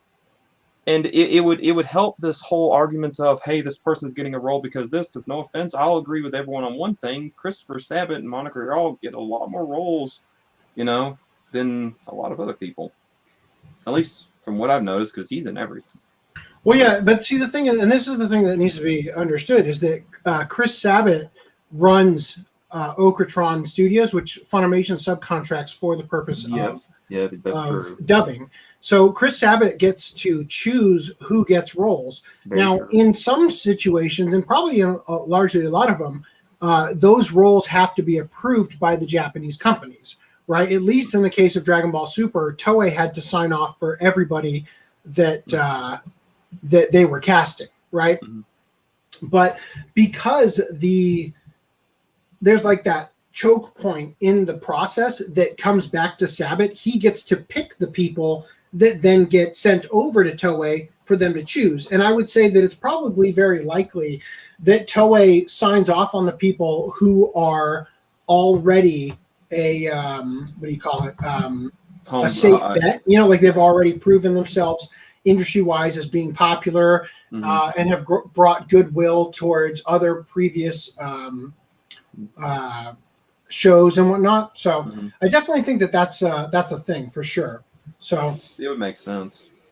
Yeah. Anyway, so let's see, where was I?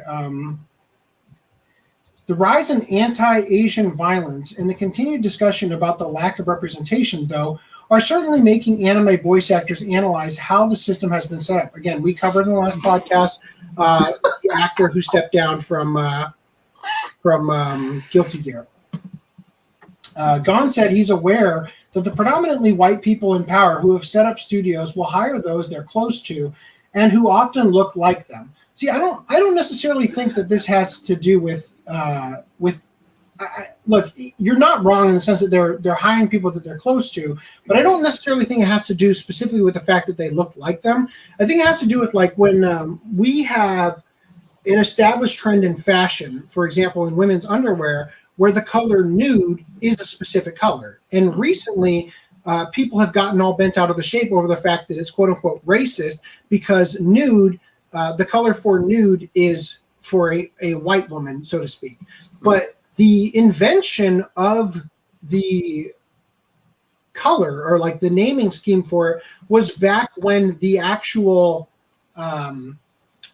demographic that they were producing the products for wasn't as diverse, right? So it was established in a time when you're creating products for a specific, country at the time that was largely 90% demographic white. You know what I mean? The demographic that they were aiming it towards. So it's a retroactive labeling of racism on something. Sorry, you keep going back to the thing. You're not going to add it in there. So it's a retroactive labeling of racism. I am. Yeah, I am. I'm sure. Just don't worry about it. To be honest, just let AC keep going. But anyway, yeah. So it's a retroactive labeling. Now I think the same thing is happening here. Is that when the industry was getting started and as it was growing, the people who were in a position to be hired in Texas and whatnot were probably predominantly white, although not all of the voice actors that were getting roles and stuff are white. Samantha Inoue Hart, obviously being Asian, and what's his name? That one that Monica Rial was bragging over dating. What's that guy's name? Illick Guardiola, very white name there, So anyway, I think that this is in my opinion, an attempt to utilize a false lens to it is well, the people are at Funimation writing this, right? What's up? Yeah, these are Funimation. Yeah, that is a good point. We've got. I think if I'm reading the article right, 2 of the voice actors here are from Funimation, or perhaps all 3 of them are, with 2 of them also directing for the company. So it does kind of put it in this weird situation where you were hired by a company that values your acting ability, and you're arguing now that the companies don't hire people that look like you. I think it's a bad argument. I really think that right there shows the way the person who is writing these articles looks at the world, because that means that they're, first of all, they're 100% looking at the skin of the people. Sorry, I moved away from my mic for a second. And they are definitely not paying attention to, oh, hey, this is the people that are applying for the job, And if they want to push more Asian, or, in America, push more Asian or African American or Mexican, whatever races are out there to be in a role, then go get your friends who are of those races and say, hey guys, come on, apply. Just show up for every audition you can. You will get one eventually, even if it's a background character, and put your foot in that door. Yeah, exactly. And that's the thing, is I think a lot of people are upset that they aren't being handed things right out the gate, whereas people usually have to, it's being in the right place at the right time, which is only a thing that matters when the industry is starting, right? And then from then on, it's putting in your dues, so to speak, right? Now, Blue Blonde Heart says Funimation in general has a lot of issues, right? And that's part of the reason why we're covering this, because I think it's funny that the company that virtue signals so heavily is now on the receiving end of the things that they're trying to, push as, having a reason. Anytime you push for extremism and for people to stop thinking, you will eventually pay for it, because it's going to turn on you. Well, for sure. That's a fact of life. It says here. Is it right over? I don't know. That was hilarious. That was pretty funny. What's alarming though is I can still see all the comments on StreamYard. I'm like, Jesus Christ, these people are. Real quick, I'm going to turn on my AC, not you AC. Oh, my please don't AC. turn me on. And tell me if it's too loud. When AC gets erect, it goes wild. No. I saw one that said voted for like sexual content or something like that. Oh, really? Yeah. Oh, really? That's wonderful. Okay, so anyway, continuing here, while we're still alive at least. Gon said where was I? They were, okay, so studios will hire those they're close to and who often look like them, which again, I think is a mischaracterization. I do think it happens though. It is in-group preference. It's natural for mankind, but I don't think that it's a deliberate attempt specifically just to hire people who look like them over somebody who actually has talent. I bring up Phil Lamar a lot, who I always like, voice actor, who's black, and he voiced Vamp in Metal Gear Solid 2. That's my favorite role he was in. And I guess you could kind of consider Vamp a person of color. I don't really think about it that way, but maybe. But point is, he's definitely not a black guy, right? He doesn't share the same life history as Phil Lamar, right? But I think he also voiced a couple characters in the Proud Family and whatnot, which are, again, that's a little bit closer to, claiming the whole stay in your lane or whatever. They're trying to argue for people of a certain race to only voice those characters. But while I'm still connected, can I make a comment? Bring it on, buddy. So let's see. I think in that one anime group, they posted this and they're like, "What are your thoughts?" And I was thinking, "Oh boy, the comments are going to be lit up." So what one person said in the comments was something like, "Everyone always says the right person for the job," but they made it seem as if that's not a valid thing to say, like, but people are still not hiring them or something like that, even though they're good enough and stuff. And because I got reminded of this from Greenline's thing that says the anime community's general response is almost always, as long as the voice fits. So what people say when they say the right person for the job, they mean the voice sounds like it fits the character, and it's not about, they have the specific elitist qualifications or anything. They just care that the voice sounds right. They're not saying, it has to be I don't even remember the full their full thing, but that's literally all it is. It's not about like, oh, we're gonna gatekeep these black people or Asian people, and it's not about there was what else is it? God, my articulation for this is so scattered. Yeah, so they're saying yeah, any What's thoughts? Okay, so here I'll just share these real quick. I haven't read these articles beyond the headline, but this comes to mind. Equality or equity, orchestral auditions should be more blind, not less. There's a whole bunch of articles arguing that when you audition for an orchestra, it should be something where the people who are auditioning you should be listening rather than seeing what you look like, right? Mm-hmm. And just to be clear, this is something that I agree with, actually. I think that it is valuable for the purpose of hiring the best person for the job. Well, yeah. In a job where your looks aren't important, it's your talent. I do agree with this. Well, exactly.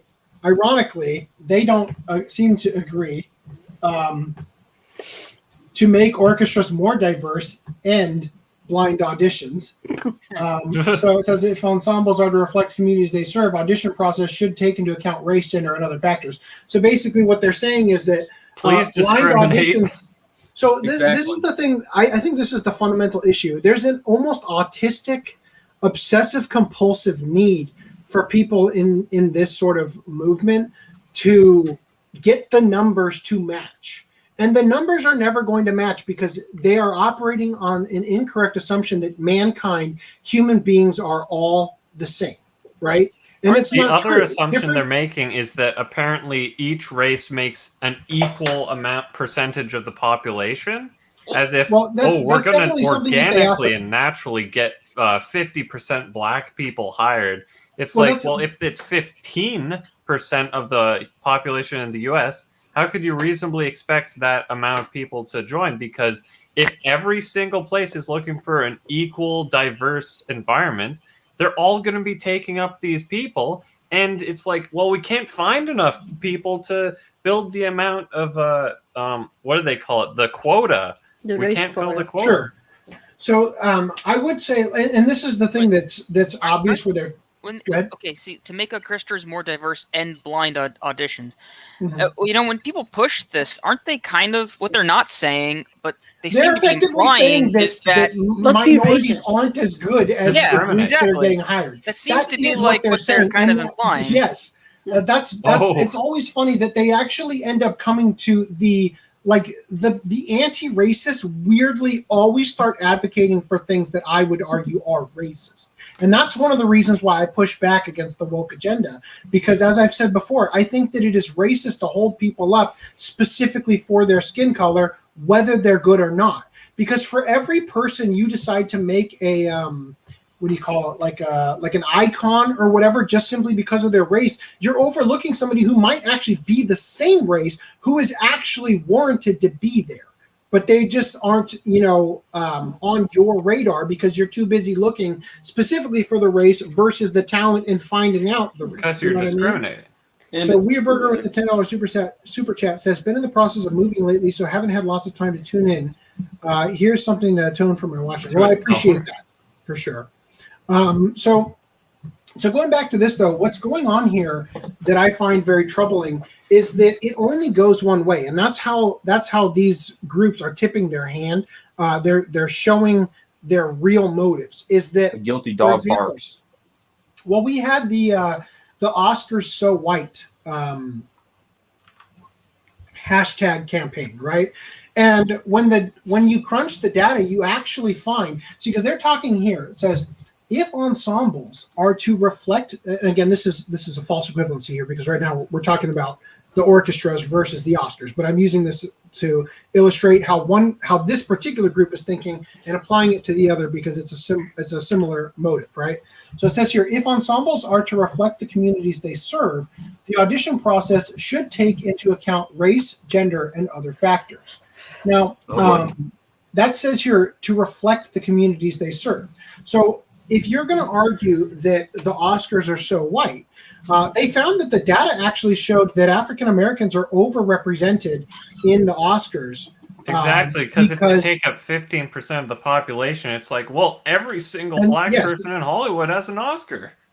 Well, no, but to say, yeah, well, so if they, let's just say they make up 15%, to use your number, then that would mean that only 15% of the awards would go to black people, right? And I think that this is a horrible way to structure an award of any kind, because what you're doing is you're saying, rather than like, for instance, if for example, if Hollywood was invented by whites at once upon a time, right, then naturally they're going to have had a longer time in the field of cinematography and storytelling and whatnot and acting, that and specifically acting on camera, which is its own beast compared to just acting in general, which is going to give them a head start because they've actually been developing it longer, right? There have been in their community, there have been more opportunities to get in, and therefore longer studying on what works on camera, what doesn't work on camera, trial and error, these different things that get passed on, right? Like down generations and whatnot. So when you have another group, for example, African Americans, and they're trying to break into the industry, like,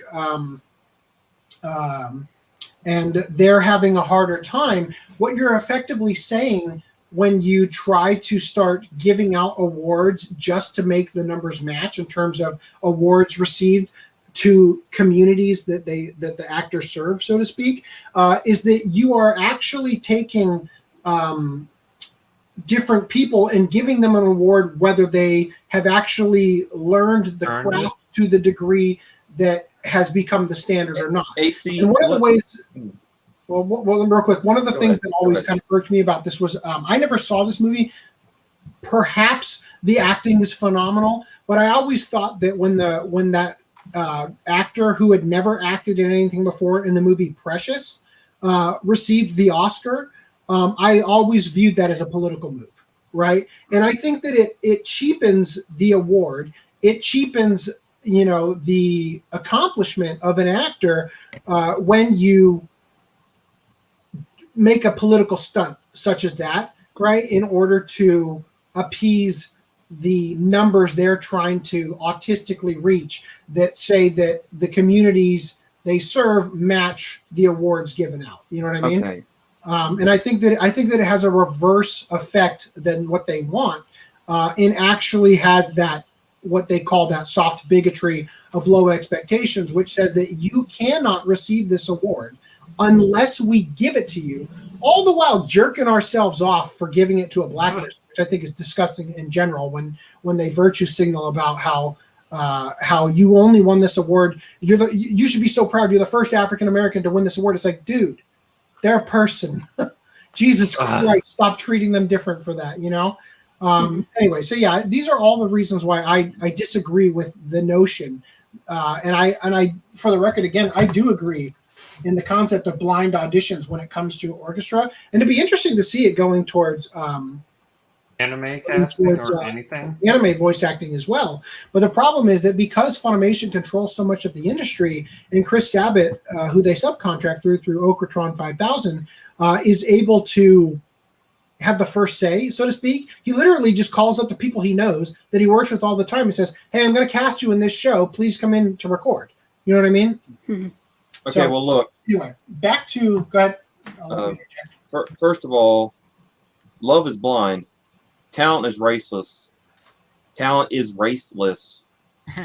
just like Deku said in My Hero Academia shirt work, you're not your skin color. Okay, that's coming from a colorblind person, for everyone to know. I am colorblind. I have issues really bad with that. I can't tell your race, and I don't give a damn about it. But what I was going to say earlier was, when people do stuff like this, they always end up biting themselves in the ass, because we live in a society. We constantly live in a society that's trying to push the higher tiers agenda, and by higher tiers I mean usually upper 1% and 10%, who have this opinion that if this changes, it'll go better their way, or something they want will start to happen. A good example is they're trying to change the drafting for women in America, which is fine with me. But the problem is that they're going to be. Look, I had to sign up for the draft. The thing is, though, is all the girls I grew up with, I've said it before, I was a foster kid. The thing was that they didn't have to. And the thing is just that some of them wanted to, but missed out on it because of reasons. But then others really didn't want to touch that. So now they are not only forcing that on the next generation of women, they are changing the entire direction, but also they are making it quote unquote more fair, which I'm going to leave that up to people who know more about it. But the problem is that you always end up cucking someone over, and generally it's yourself. So it's the old statement that I was funny told how you word it as forcing the women to when they currently force the men to. They do, but the thing is, all I'm saying as is, if, oh no, the women. Right. Well, that's be kind of what I was oppressed getting by at this. before. the point I'm trying Is to that make it is that only works in one direction, right? So, for example, like I was saying before, the Oscars so white thing, they pushed that narrative, found out that it was actually inverse of what they were claiming, but then didn't clamor for it to have more white representation or whatever, or less black representation to put it back into that same sort of way, right? Now, look, I don't care. Personally, as you guys know who watch the show, I detest award shows. They're all political. They always have been, and they're a way for Hollywood to jerk themselves off. Right? I've never been a fan of them, but I'm just saying, like you notice that they only push. Oh well, there aren't enough. For example, there aren't enough female brain surgeons. It's like, let's change that. It's like, okay, well, there also aren't enough female plumbers. But that's not something you care about, right? There are enough female firefighters. Right. So, and then in this case, we have the draft. This is the logical conclusion that you push on a long enough timeline, and we've come to the draft, where it's like, well, women should have to sign up for the draft too. It's like, well, this is the logical conclusion of the equality you're asking for, and I'm all for giving equality. I'm all for it, but I'm for equality of opportunity, not equality of outcome, right? And it's just all I'm trying to say is not trying to say that it's a good or bad thing. That's not for me to decide, or even I really don't care to have an opinion on it. All I'm just trying to say is that with each and everything our higher ups and our economy and culture tries to force, they always end up usually doing more damage that we have to undo later than good. Because, okay, yeah, that's great. Make it fair, male and female. Awesome. Mm-hmm. But catch-22, you're about to have an entirely different part of the country complain because I don't want my daughter going in the military is going to happen. Just to wait for for those parents to freak. Well, it'll be interesting to see how that's going to go, and I'm sure that it'll get weaponized. Dan, you're in the military. You have any thoughts on women being included in the draft? Do you think that the draft will ever actually come back regardless? Yeah, I think sooner or later something will happen.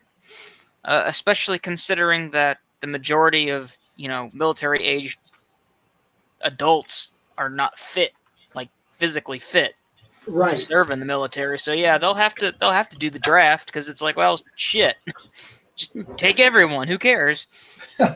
And if things get that bad, it's not like anyone will be volunteering anymore. So yeah, they'll bring the draft back eventually. Sooner or later, it'll happen. As far as like the women being drafted, I find this to be in the same kind of category as like the trans men that now can participate in female sports. I mean, it's like, you know what, you wanted this. This is what you wanted. This is choke on it now. Yeah. You make your bed, you sleep in it. I'm not saying Exactly. it's good or bad. It's just. I mean, they championed it when women were allowed to be in men's sports, and now they're like, oh shit. The reverse is now true. They push too hard, too far, and now they get to choke on their accomplishments. Fuck them. Yeah, well, it's kind of sad when you. But then it's racist or sexist to actually uphold it. Yeah, well, they can go fuck them. People that say that can go fuck themselves too. It's really unfortunate when you work so hard to strive for equality, and then the people who are like when you are legitimately striving for equality, right? You're actually moving towards giving everybody a fair shake, and again, letting people show their worth rather than their color or whatever, right? You're actually allowing them to apply for a position or whatever it is based on their talent, what they can actually bring to the table, and then you've got the other group that pretends that they're doing it. boisterously, loudly proclaiming, "We're fighting for equality," and just like making a huge show about it, but they're actually advocating the opposite. Yeah. And the outcome of what they push for is the opposite of what they claim. It's so frustrating to be in a situation where at a certain point you start rooting for the destruction of civilization, right? Just let it all come crashing down. I'm sick of fighting for for actual equality because everybody is championing the people who are literally doing the opposite of what they're proclaiming. Right. There's always 90% of the time stuff like this starts with a hidden agenda and not a good intention. Because if you raise enough hell over absolutely something like put it like this. People want to protect the innocents. This whole world's like, oh my God, the elderly in this and children in this. But when you get down and you look at the actual numbers in the paperwork, our government's shown this in a lot of capacities, there's always stuff wiggled in there. Like, how many millions to other countries in these fish farms. Everything has an underlying, everything has a little devil in it. And people don't want to see that. The road to hell is paved with good intentions, as they say. And the thing that's frustrating about these is these articles never actually, and again, I haven't actually read this one yet. We're going to read it together, but they never actually propose sound reasoning for a solution, right? It's always give me because not white, and it's never have talent. It's always not white. You know what I mean? And I think that we are arguing in their case, they're arguing for lowering the bar, and they're literally claiming we can't compete, which I think is wrong. Okay. I want to say something, and I will digress on the whole thing until a later point. Let me give you guys a very short point. I was in a band of about 13 members, changed a little bit here and there. 13 not including members? the singers. Good luck splitting the pay. 13 members. Hold on, now listen to this now. There was only one black dude in that. And for all intents and purposes, his name would be Jay for the moment. This guy came in, and he outplayed every damn body there. He owned that show every time we played.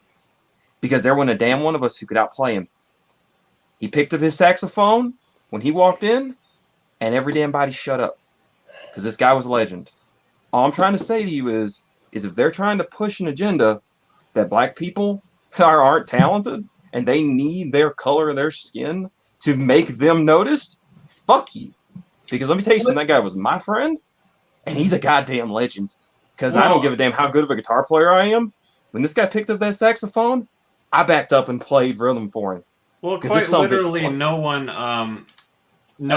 tied to their level of talent based on their race, That's exactly. They're not explicitly saying that, but they're implying it, wording it in such a way that makes it sound like, well, actually, they need our help because they're useless. Or what. Yeah. Which again is the white liberal MO. Only the white liberal ladies can help Mowgli earn his degree. Jesus. Yeah.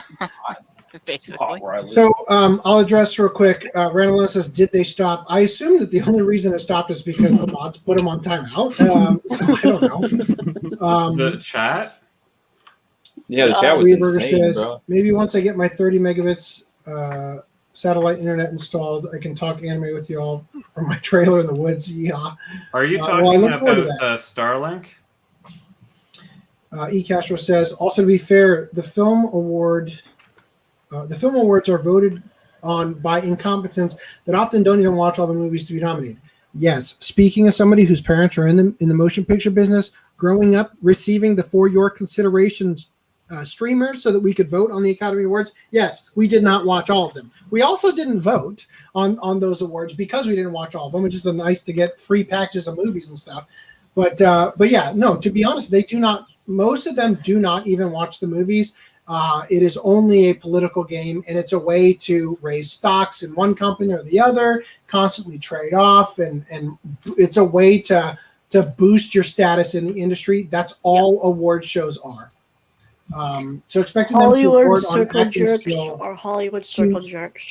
Yeah, and to go back Circle to take this and go back to Lance's statement, the truth is that when you can compete based on merit, you don't need the crutch of Race. victim or disability or sexual orientation or race, because like you said, your friend would go out there with the saxophone and blow people away to the point that he was the only one they saw.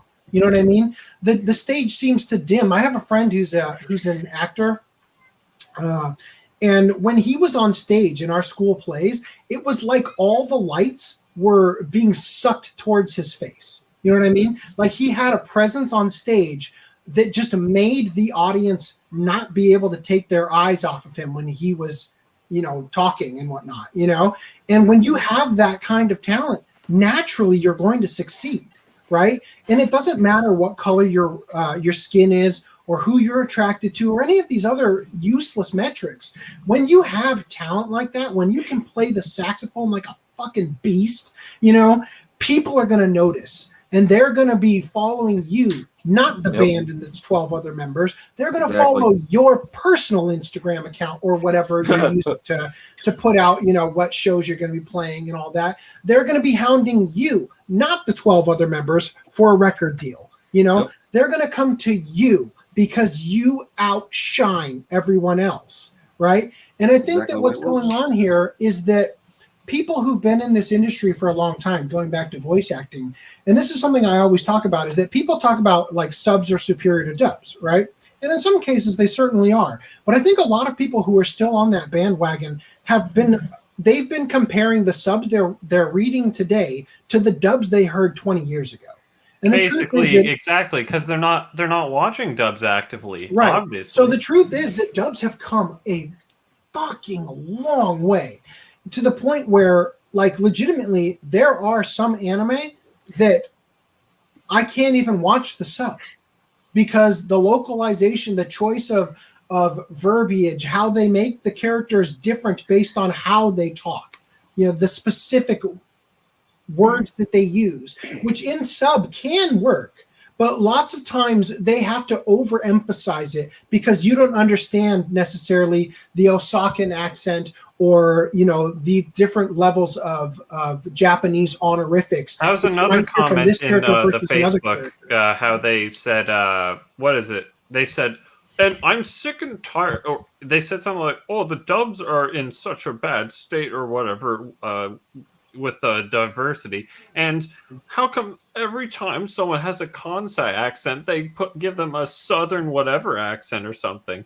Oh. Right, which again is a misunderstanding on the person who doesn't understand why that is. Well, because clearly they don't understand that that's actually a more accurate interpretation. Yeah, so for anybody in the audience who's unaware of this, so I think of our 8 viewers, probably all of you know, in anime, whenever a character has a U.S. Southern accent, the reason that they give them that accent is 99.99% of the time because the character in the original Japanese is speaking with an Osakan or Kansai or Okinawan accent, right? And the reason that they give them the English Southern accent is because what you hear as a person who's not from the South, when you hear a Southern accent in English, the connotations that gives you of that person, that they probably grew up on a farm or whatever, a rural area, born and raised out in the sticks. sticks. People in Japan are getting when they hear those accents. Mm-hmm. So it's naturally why they're going to give them a Southern accent, because it fits.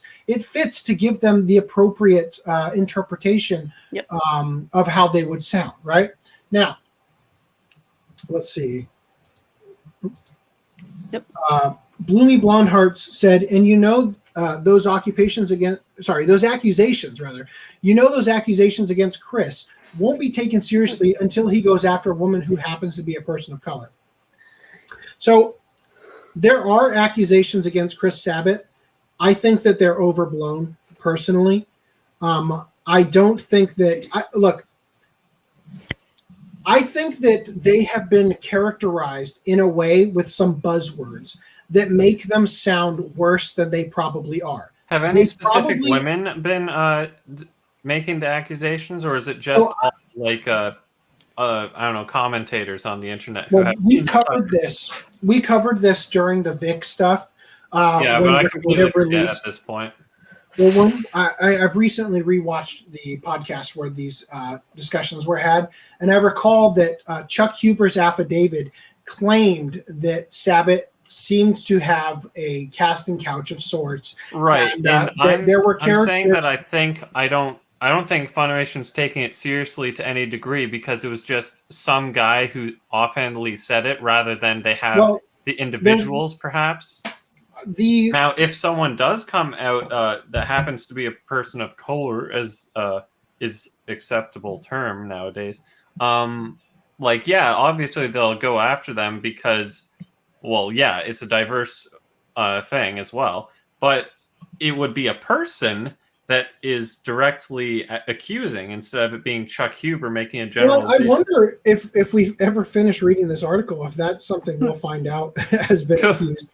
But see, I think what happened with the Chris Sabat thing is that in the affidavit, Chuck Huber said that there was allegedly a casting couch sort of scenario going on with Chris Sabat, and that there were he had an insider at Funimation who had told him certain stories about people being let go from their role in Dragon Ball when it came to Dragon Ball Kai.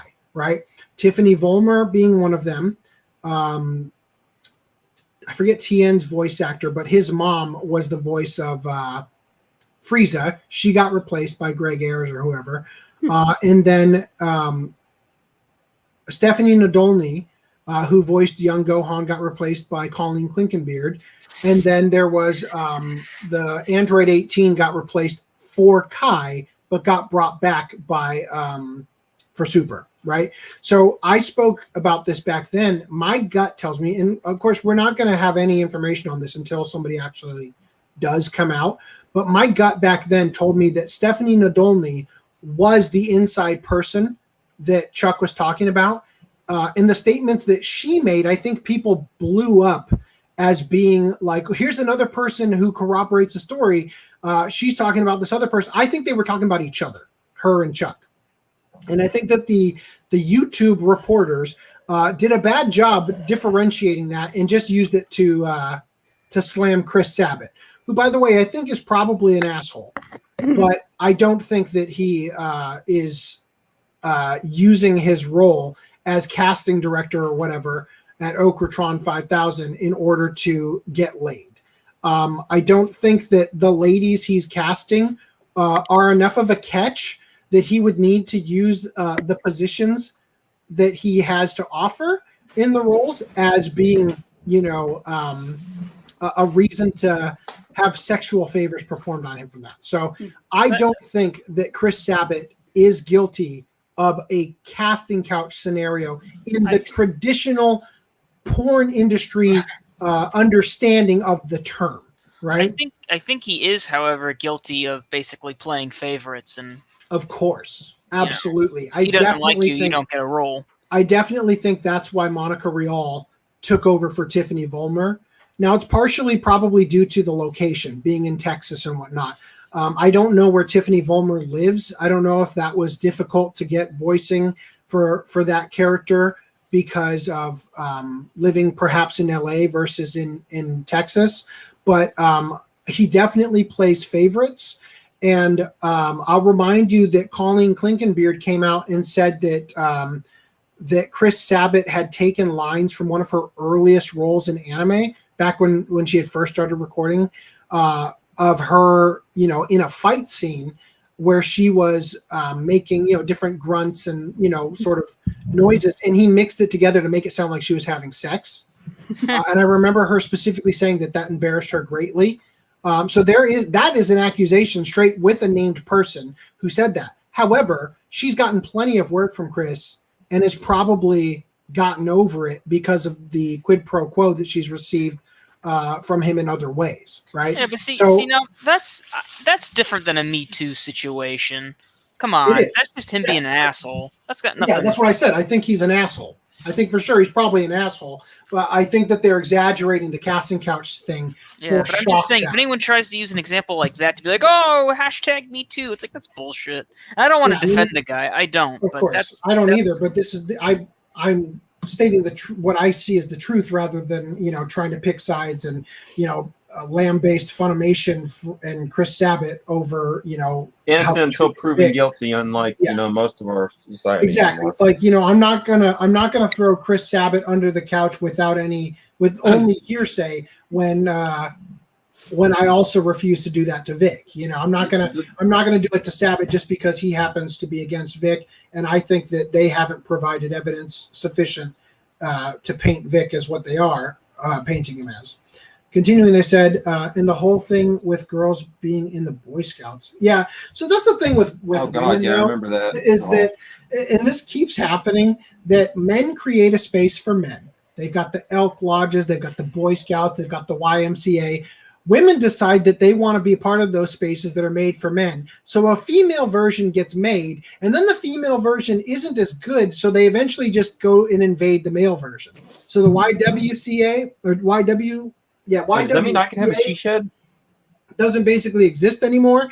They all go to the YMCA, right? The Girl Scouts is like, oh, this isn't really what I want out of this institution. So let's just go and force the Boy Scouts to take us. Yeah, that's a thing. That's definitely a thing that happens too often to not be a thing, right? So Greenline went on to say with a $5 super chat, when the raid came, I was like, man, the moderators need to put a stop to it. Oh, wait a minute. Yes, because you're a moderator. Wait, that's me. Shit. Yeah. Hey, we sure could use the cops in here. Sitting there in his police car. Oh, crap. Absolutely agreed on all this. Man, these moderators really don't earn the paycheck. Oh, fuck. Wait, what am I supposed to be doing? Jojo says, have you seen Vuji's Angel? I have, and it actually recently, I believe there's a reboot. If I recall, it's like it's a audio drama or something though, with like lazy animation, so it wasn't really anything special. But yeah, it did come back into the public consciousness pretty recently. I have seen it. I don't remember it all. Dan, have you seen Vuji's Angel? It's an old release from like Central Park Media days. Have you seen it, Dan? Mm-mm. Right. Yeah, I think so. My name is Dan. No, I have not seen it. No, I think I've seen it. I've never heard of it. Hold on. He sounds like he's smacking, dude. You might want to turn your mic off if your girlfriend's over. So, Continue. Well, I mean, I was in the middle of eating, and then you asked me a question. So yeah, I understand. And I appreciate. All right, so Randall said, I think he meant I did ban or time out or whatever, one very bad comment, but we were told not to moderate chat, so just let you guys handle that. So, yes. Yeah, that was something that was running through my mind. I was like, AC says don't ban or put people in timeout. I said what do you don't block people, okay? Just to be clear, I said don't block people. Block is, okay. Timeout is okay. So, look, this is the first time we've had to deal with some pretty racist, egregious comments. So I'm glad that you guys were here to actually go to the trouble of handling those specifically, because I can still see them on StreamYard, and I don't know. I hope that YouTube deals with the the what do you call that? Where you the racist attacks towards this podcast? Well, I mean, to be clear, I don't mind people being racist to me, right? Oh, you can take whether or not YouTube is going to handle, your actions if you choose to be racist to me is a different thing. But I'm not going to get on anybody's case if they're going to be treating me specifically in that sort of way. Now, where was I? Back to this article, if we could. Yes. I would love to know what the heck this guy is doing.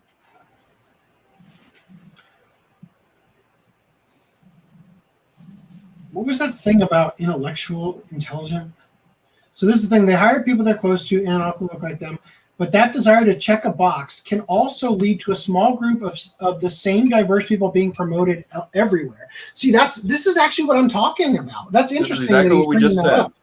And on top of that, anime itself is also playing on their own misconceptions of the West. That's Eastern culture hyper-lifts Western culture, Gon said. But guess what?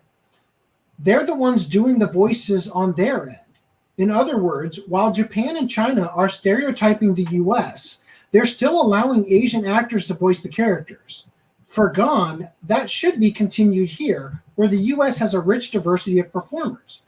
I'm more than willing to promote the idea that we should have people picked based on their voice performance versus, having a diverse pool of people with different sounding voices and not really, just sort of ignoring what color they are. Again, a blind audition, I think, is a good idea. Does anyone forget there are biracial people in this world as well? Please continue. I just want that comment. I do think that it is going to result in the numbers not matching up perfectly. Exactly. The same way that, for instance, the NBA grossly disproportionate black to white ratio. I'm not arguing that that should change, because naturally the people who have risen to the top there did so because they had talent, right? I think that it would be a very boring sport if we let a bunch of nerdy white people in just because they wanted to and couldn't compete, but they wanted to play, and you gave them basketball.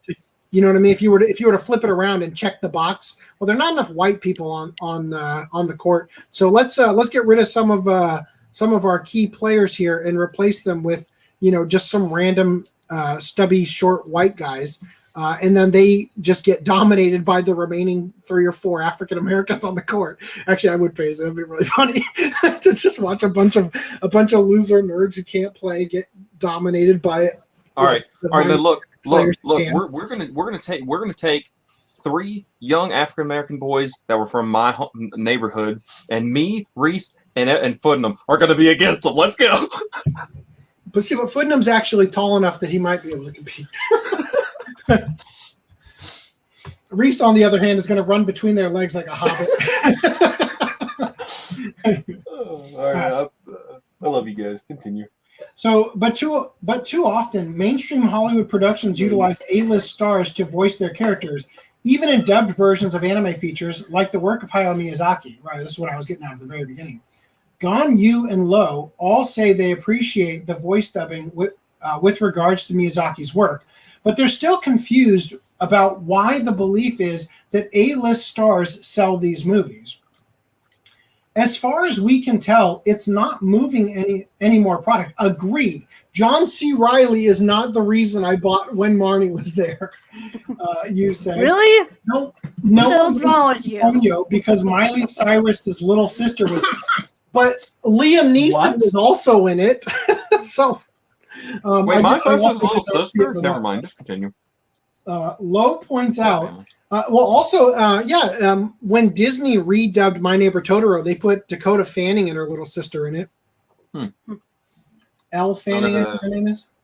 Who, by the way, was fucking great in Super 8. Damn, that was the acting props. Look, as much as I don't really care for Dakota Fanning, her family can act. Jeez. Anyway, Lowe points out that most of these movies are aimed at children who aren't necessarily going to notice if a big celebrity is the voice or not. They're there for the story and characters. Agreed. And I would also argue that I think more often than not, A-list movie actors suck at voice acting. Right? I would argue that point all day. I think voice actors, especially now, 20 years later, after dubs sucked and now they don't, I think that voice actors can act circles around A-list regular actors in the realm of voice acting characters, for sure. It's predominantly about the concept of fairness. If a major celebrity wants to voice an anime character, then the actors already working in that field should have an equal shot at major film roles. See, but that's the difference, though, is that when you are acting in a live-action film, you're bringing more than just your voice. So you're downgrading. You're downgrading the level of not commitment, like the level of what you have to offer. You're downgrading it when you bring in. What you're saying is they try to focus on that and they'll lose. Live action acting, where you're on screen, to just voice acting, you're taking a portion of your talent. When you remove the physical presence. you removed your physical presence. So you're taking the portion of your talent and you're making it the full thing you're pulling from for that role. Okay. Whereas if you go from voice acting to live action acting, you have to manifest a talent you may not have otherwise had, and certainly haven't been developing through voice acting all these years. Look, You know what I mean?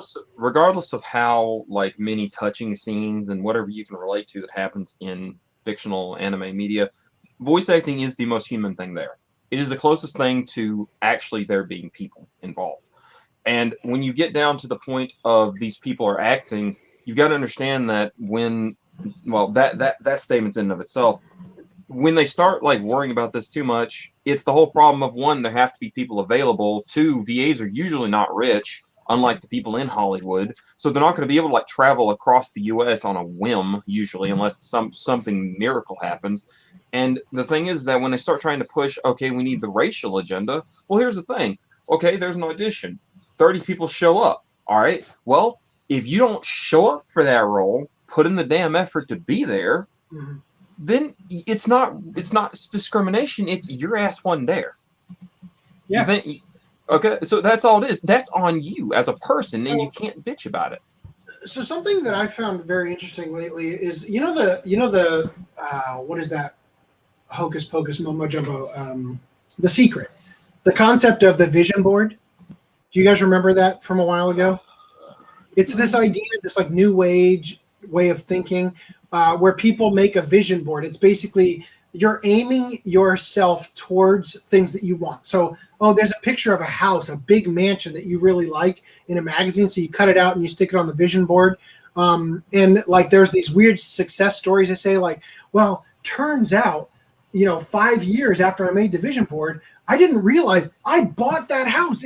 I was actually in that house, going through the garage and found my old vision board and saw, holy shit, that's the house I'm living in right now. Right. So it's this idea that the universe works synergistically with your will, that there's this metaphysical way for you to put out into the universe things that you want, and that they come back to you because the universe wants to help you. The next big winning lottery ticket in the US. Just let it be known. So what I found interesting about that, though, is that there's this like belief that there's a scientific idea behind this being a real thing, right? That it's measurable and all this bullshit, right? But I realized, because it sounds really retarded, and I think it is, right? But I think that it's a weird life hack to almost act as though this is true, even if it isn't, simply because when you operate under the assumption or the mode of thinking that a dream you have is attainable, you actually take the first step towards achieving it, right?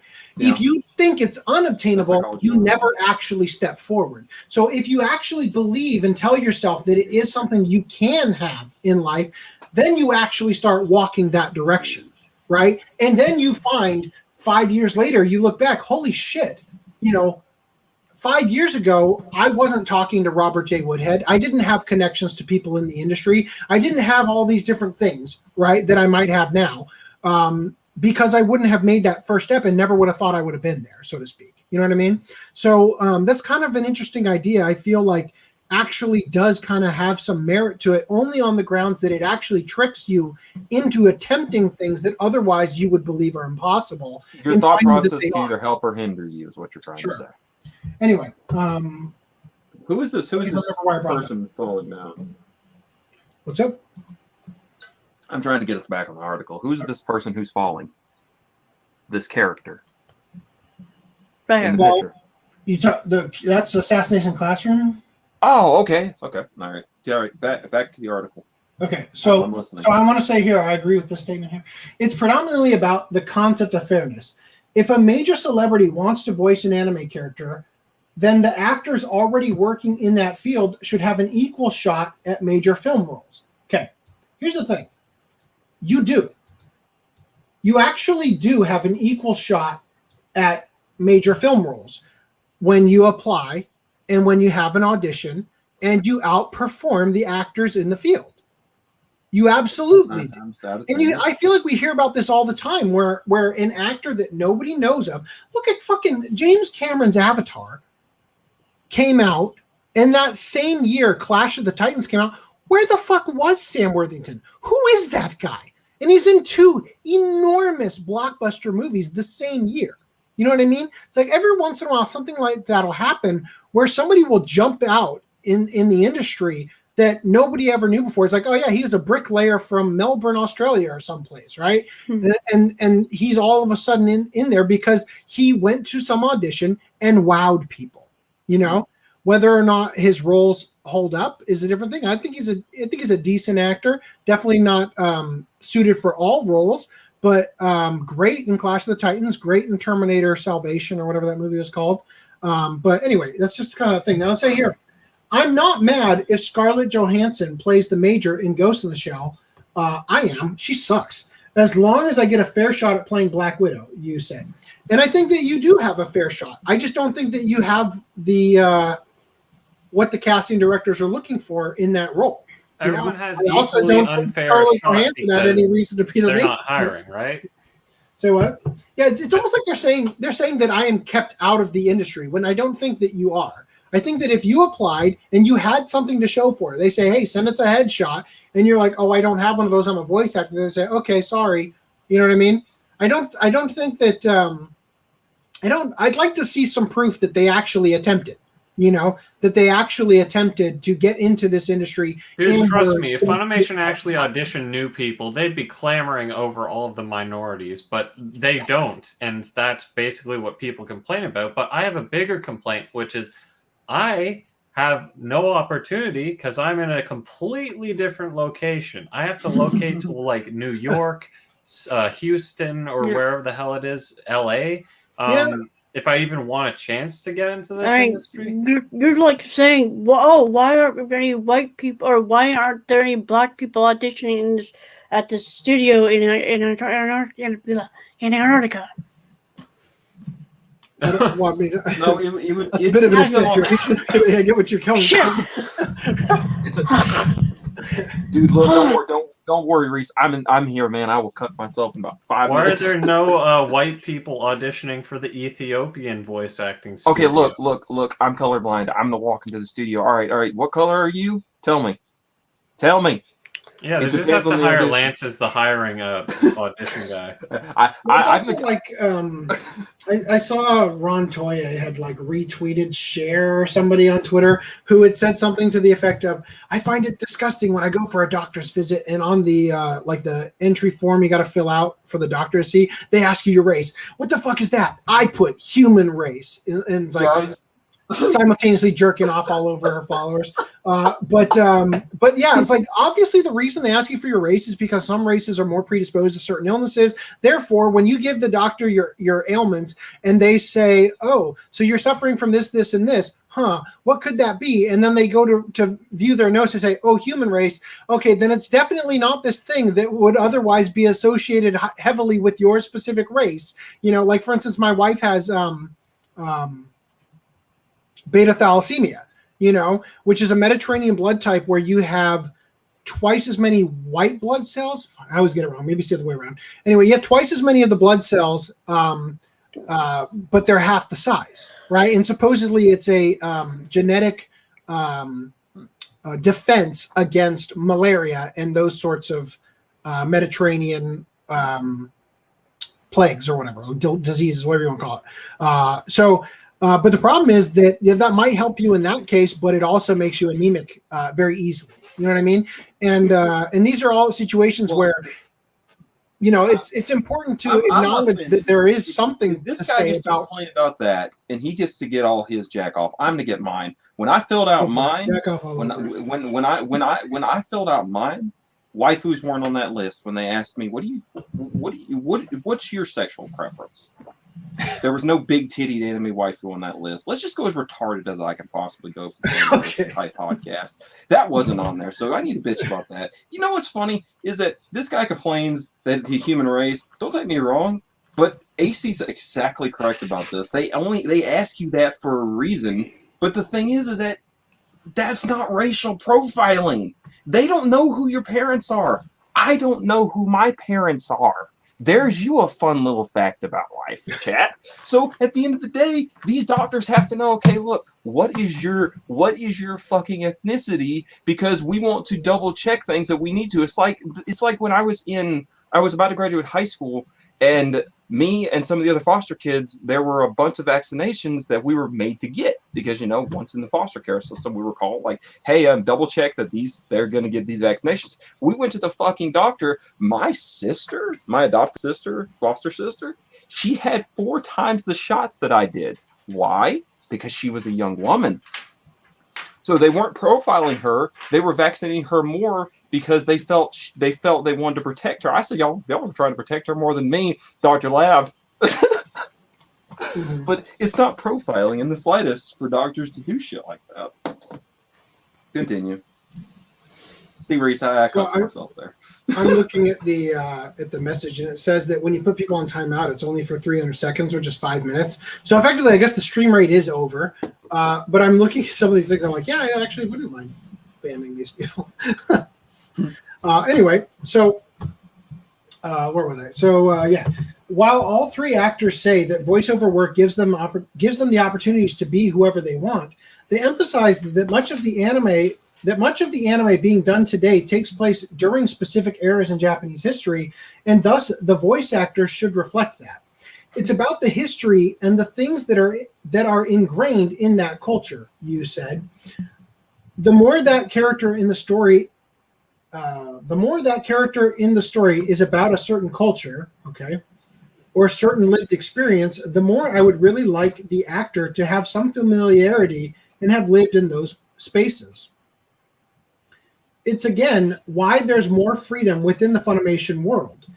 The excitement and thrill of audiences being able to see themselves is on screen. Okay, while those behind the screen are also getting a chance to show that what they're capable of as performers. This is the thing though. This is taking the presupposition that every voice actor in a show, the audience already knows what color they are and knows everything about their background. Oh, this character's playing an orphan and they were an orphan, right? This character's playing a sadistic killer and they're Chris Sabat. No, I'm just kidding. Okay, but, good example for my favorite female VA is Michelle Rojas. She played Mio Kusakai in Keijo. Michelle Rojas is not, a blonde-haired, extremely white-looking female. Does that matter? Okay. No, it doesn't matter. No, she did a great job. She sure as hell doesn't look like a Toku Yatagami from Date Alive or fucking what's her name? Kyo Yagami from New Game, which you guys haven't watched yet. But I'm just trying to quickly reinforce. It doesn't matter what the person looks like. These are her other roles. These are her roles. Yeah. And what I'm just saying is that, look, this is a bad idea what they're trying to implement, because that just takes the talent that's there, and that's just going, okay, now we're going to racial profile, and that's end all. Well, yeah, I mean, Monica Rial played a Sherpa in Golden Kamuy, which we watched for the Watch Club these last 4 weeks, and she's definitely not a small child. She played a charm, and that is that a comment on her way? Don't you remember though? She partnered with what's the gym called? Elevate Fitness or whatever. So yeah, she lost all that weight naturally. That was totally real and not lipo. She didn't lose that 150 pounds from the Broly red carpet premiere in only 3 months. I lost 100 and almost 100, right at 135 pounds, but I didn't eat but like very little for 8 months. I was dying. So for someone to lose 100 and something pounds in a year, don't quote me on the numbers. I don't remember what it was specifically. Anything more than 50 pounds in roughly anything more than 10 pounds a month is something that's not really human. That's all I got to say. I was dying. So I went from 300 to 165. Well, So, but yeah, no, but that was life and death. Like if she pulled that off somehow naturally, you are a legendary woman. Like I'm not even going to make fun of that. So real quick, going back to this statement, we need to move off this article because it's never going to end. Yeah, well, I think we're pretty close to the end. So the more that character in the story is about a certain culture or a certain lived experience, the more I would really like the actor to have some familiarity and have lived in those spaces. So once again, I think that when you the entertainment industry as a whole for the longest time has not been about knowing everything about the actor. It's been about an escapism, right? Getting to turn your brain off for 2 hours to watch a bunch of explosions in an action movie or whatever it is, you know? And I think that this is putting too much work behind enjoyment. You know what I mean? Now, I don't think it's necessarily a bad thing. Like, I don't think anybody wasn't hyped for Samuel L. Jackson voicing Afro and Afro Samurai. But it's not like every single situation about every single character. Like if you have to check every box, you'll never get anything done. Oh my you know god, what I mean? the redo of Healer main character. Oh no. I haven't watched it. No, what I'm just saying is they have to they have to find. Here we go to the prison. Yeah, guys. so a multiple rape assault survivor who later on went to become a rapist or whatever. We filled that role. All right. So they say here, it's again why there's more freedom within the Funimation world. The excitement and thrill of audiences being able to see themselves as on screen, while those behind the screen are also getting a chance to show that they're capable of as performers. For Yu and Gon, they've also had the opportunity to be directors for Funimation, but even that journey has been reliant on those with power who are also white. See, but they are not making an argument for why the people who have that power don't deserve it, other than the fact that, oh, well, I'm Japanese and they're not, therefore I deserve it, which isn't a good argument, in my opinion. Right. Now, I'm not saying I would mind if they kicked Chris Sabat out of the industry for anything but Dragon Ball, and I didn't have to hear him with the exact same goddamn voice, which I will acknowledge. I will acknowledge. He voices Yamcha, he voices Piccolo, he voices Vegeta, he voices all these different characters in Dragon Ball that are very different and sound completely unique. And I think he has the acting ability to do more.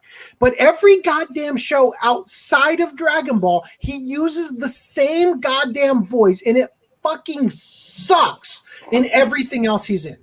Anyway, despite the fact that I actually spent a lot of time directing outside of animation, no one was really looking at me until another director, a white guy, saw me, believed in me, and went to bat for me pretty hard. Guess what?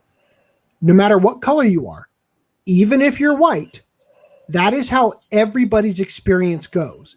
Nobody shows up and says, hey, you're white? Great, you're hired. That doesn't happen. Because the pool is often so small for minority directors, you said, it's not enough for white creatives to hold the door open for one.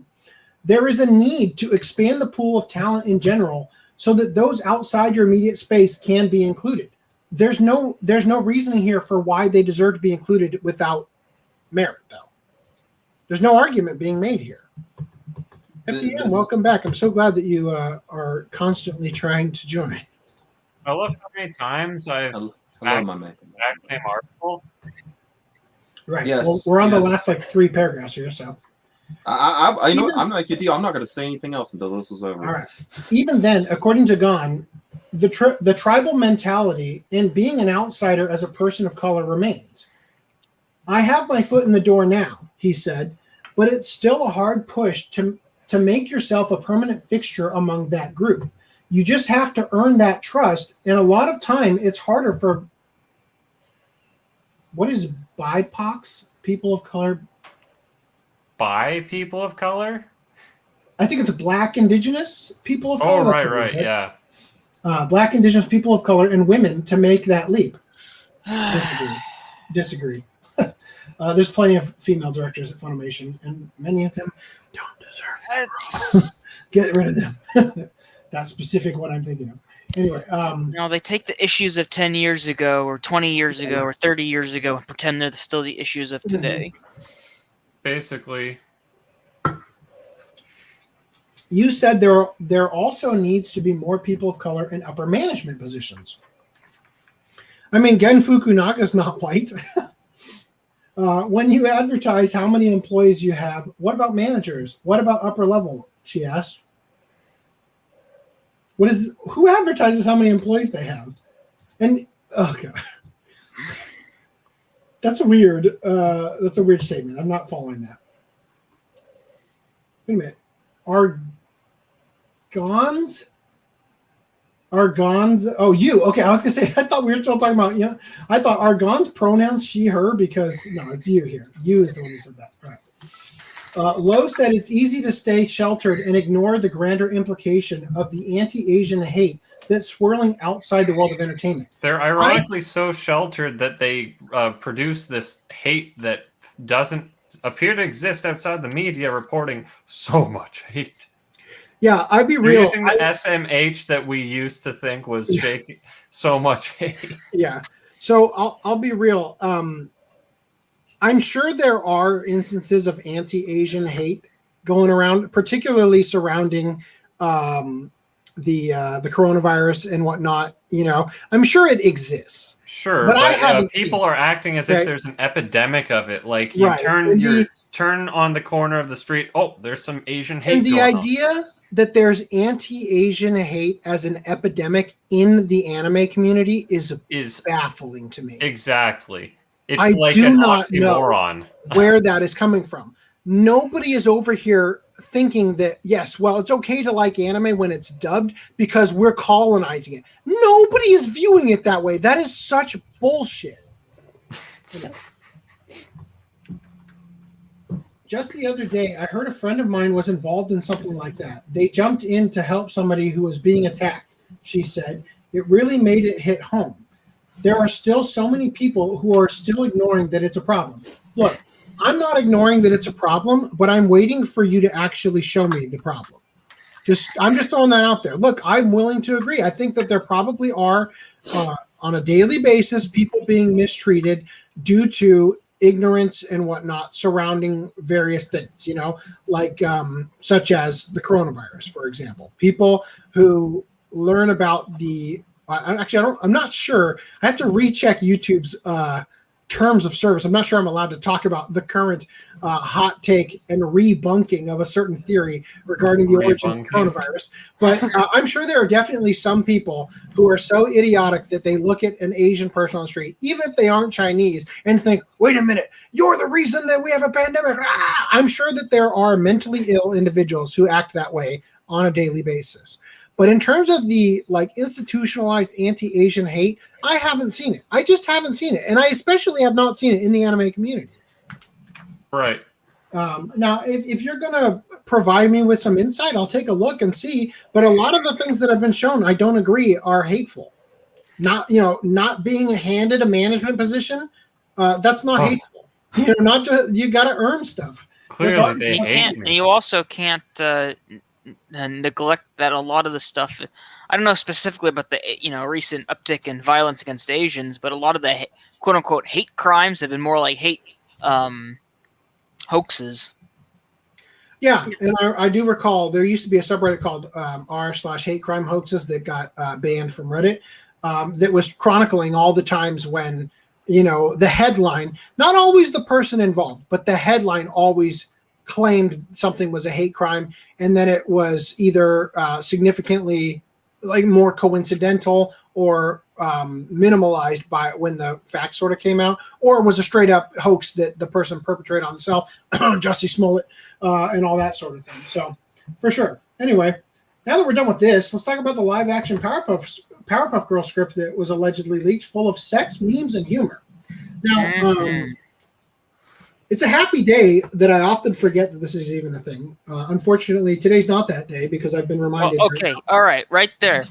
This picture right here says everything that's wrong. Because what is that? person in the middle there, probably like an That's Mojo assistant Jojo, or I don't know, some kind of. He's the dad. He's the one that put the X. No. You know, I'm just saying the fact that somebody on this production has danger hair.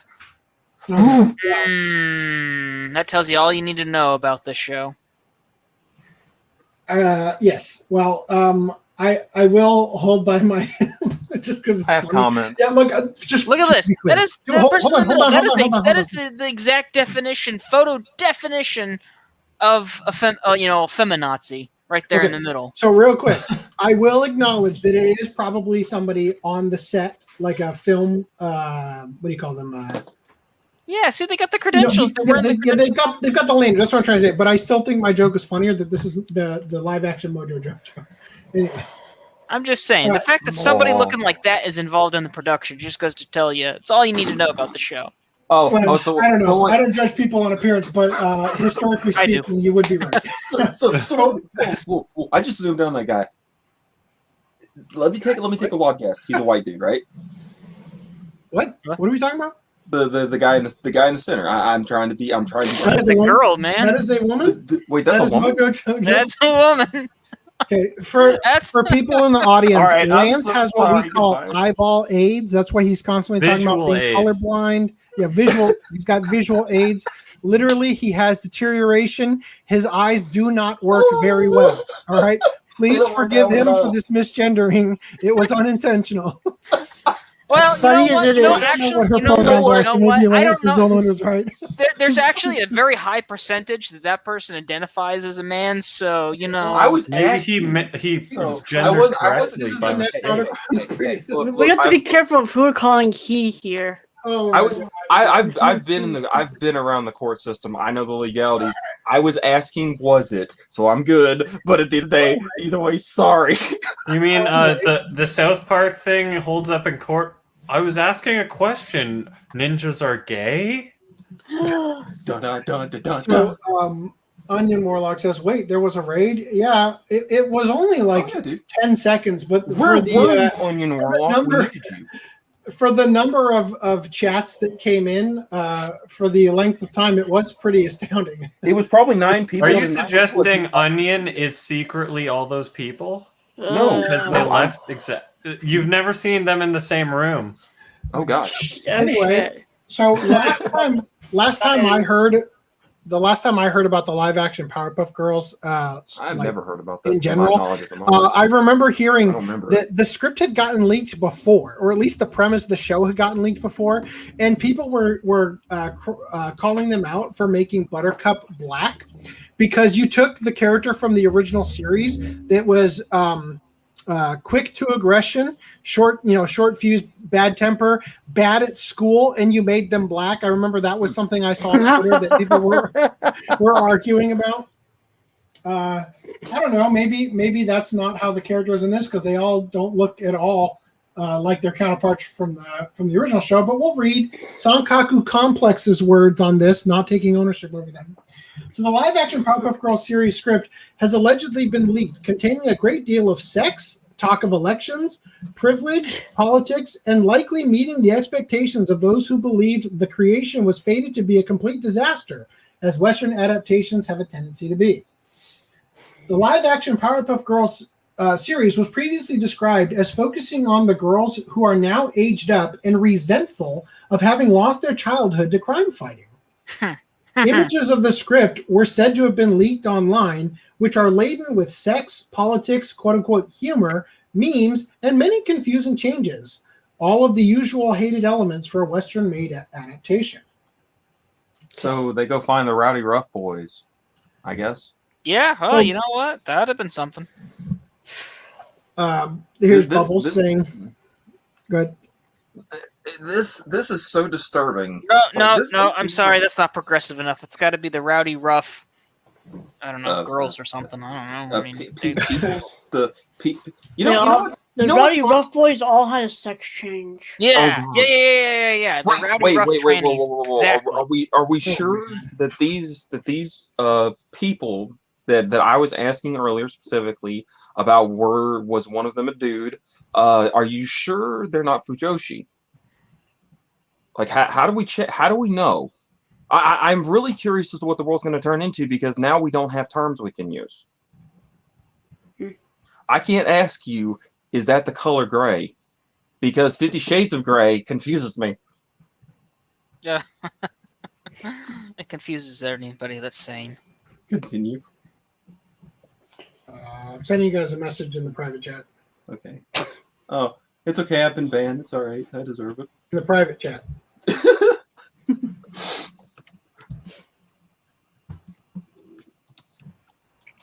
Look, dude, I didn't need to know your butt itches. All right. Anyway. Okay. So Bubbles said, "Blossom's fine. I saw on her Insta that she has a boyfriend. I saw on her LinkedIn that she got promoted. And I saw on Facebook that she still talks to Grandpa despite their political differences." Oh, it's nice. All of the endorsements. It's almost like the Miura's up in heaven drinking a G Fuel while listening to an audiobook on Audible on his Raycon earbuds up in heaven. With his VPN. Exactly. Viewing it through his Squarespace blog. Very private nutrition. I feel like it's possible that a character arc for Blossom is going to be that her social media presentation is all faked, right? Like I could see this being a thing that they're drawing this out. I saw on her Instagram that she has a boyfriend. Turns out she hired that guy. I saw on her LinkedIn that she got a promotion. Turns out she got fired. I saw on her Facebook that she still talks to Grandpa despite their political. I don't know how they're going to spin that one actually. So then Buttercup says, coming back here is probably triggering for her, but she says it in quotations from the actual script. So it almost sounds like Blossom is the progressive white liberal and they're kind of making fun of her. So I don't know. So far, I haven't read this yet, but I'm kind of on board with this. So Bubbles says, I just hope they don't make Bubbles into a whore. Well, I mean, yeah. She looks like a whore. They all kind of do. He also, what I said was triggering. Actually, continue. I have to say, I actually only think Bubbles looks like a whore. Which one is supposed to be Bubbles? Like, she's the blue one with the pink. Far left, middle, or right? The left. Bubbles you is can't, the I'm sorry, Bubbles I used colors to direct your No, dude, glance. we're good. Bubbles is the blonde, the blue one. Blossom is the red one, and Buttercup is the green one. Okay, and I'm guessing Bubbles is on left, Blossom's in middle, and then the Buttercup's on the right. Like, I haven't watched the show since I was a kid, and there was a Toonami vote, and it was only one vote, and the one I voted, me and my sister voted for one because of one vote, which was Bubbles. So yes, I haven't watched this. I remember this poll. I remember finding that I was able to vote more than once and thinking, well, I can't trust the answers now, but then my vote won anyway. So the thing was that when I looked, the people's I somehow found a thing about that. Like, this older dude was helping us because we were just little kids. We wanted to vote, and he checked the things. He's like, wow, there's one vote. Bubbles won. He's like, who'd y'all vote for? We were like, Bubbles. Like, well, good job. I'm like, what the fuck?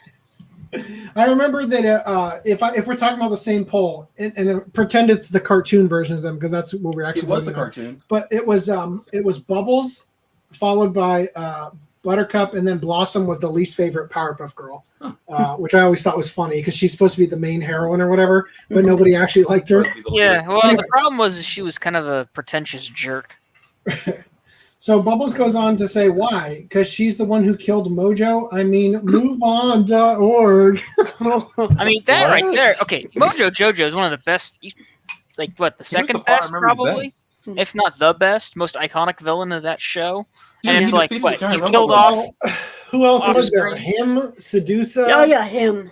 That's right. What was the girl that had, like, the princess, I think her name was? Yeah. Well, him's the one villain that they probably won't have in the show because he's literally... Well, ironically, you'd think that him would be the main antagonist because they need to have that trans representation. No, he's going to be the Vegeta character. He was the antagonist, and then he became their most trusted He's the ally. reason... Him I'm using the pronouns he, him because of the name. He's the reason. He's the reason that they've renounced their superhero ways and now seek to destroy the world they once protected. Who's gonna play? I He's mean, communist and trans. Right? Who's gonna play the creepy collector guy that puts them in boxes in that one episode? Oh, I think that was a one-off. I wonder if do you think they're gonna actually have Miss Bellum in here? No, well, yeah, but The she's tall not lady going to that be never Miss showed her Bellum, you face, remember. I think? She's probably going to be a person of color now, just because that's how they roll. A person of interest. But that's fine. I mean, I'm not saying She there's never showed her face for anything reasons, wrong with guys. that, other than the complete genocide of red-haired characters, right? Right.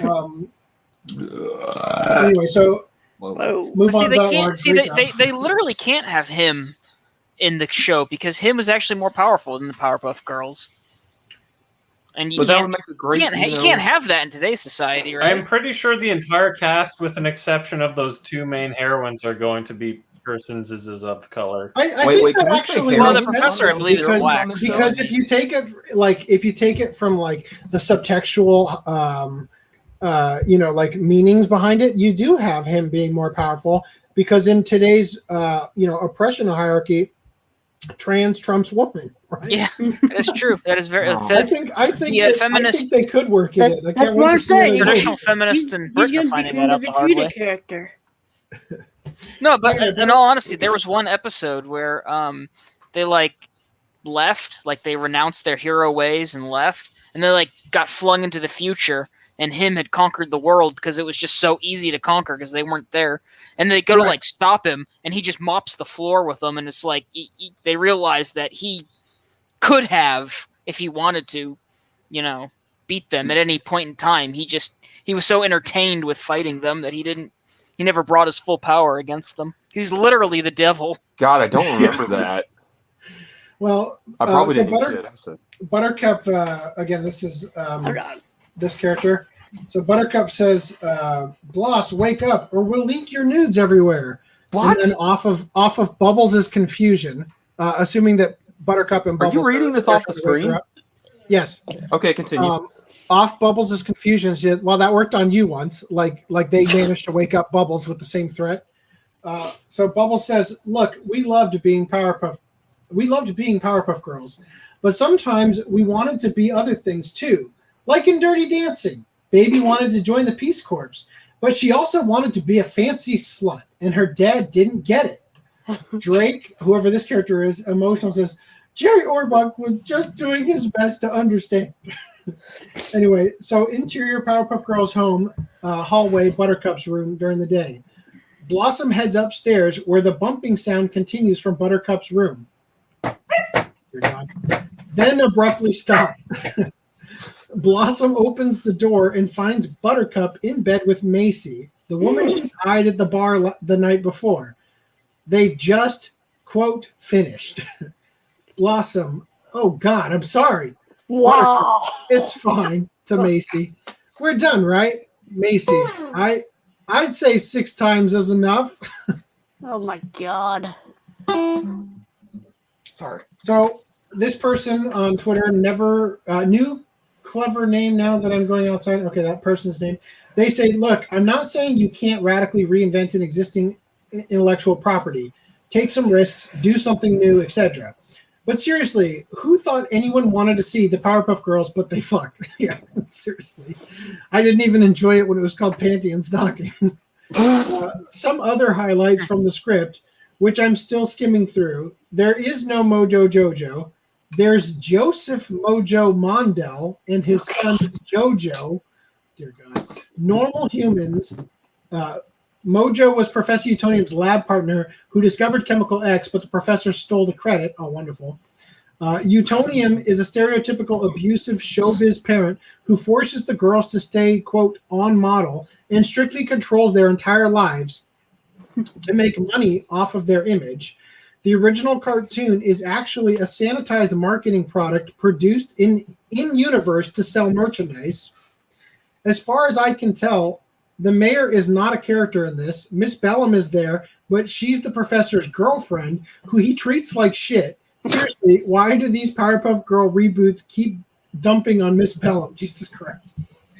So a newscaster says, in the wake of Mojo's death, a once fringe group of anti-Powerpuff Girls activists have gained massive popularity in Townsville.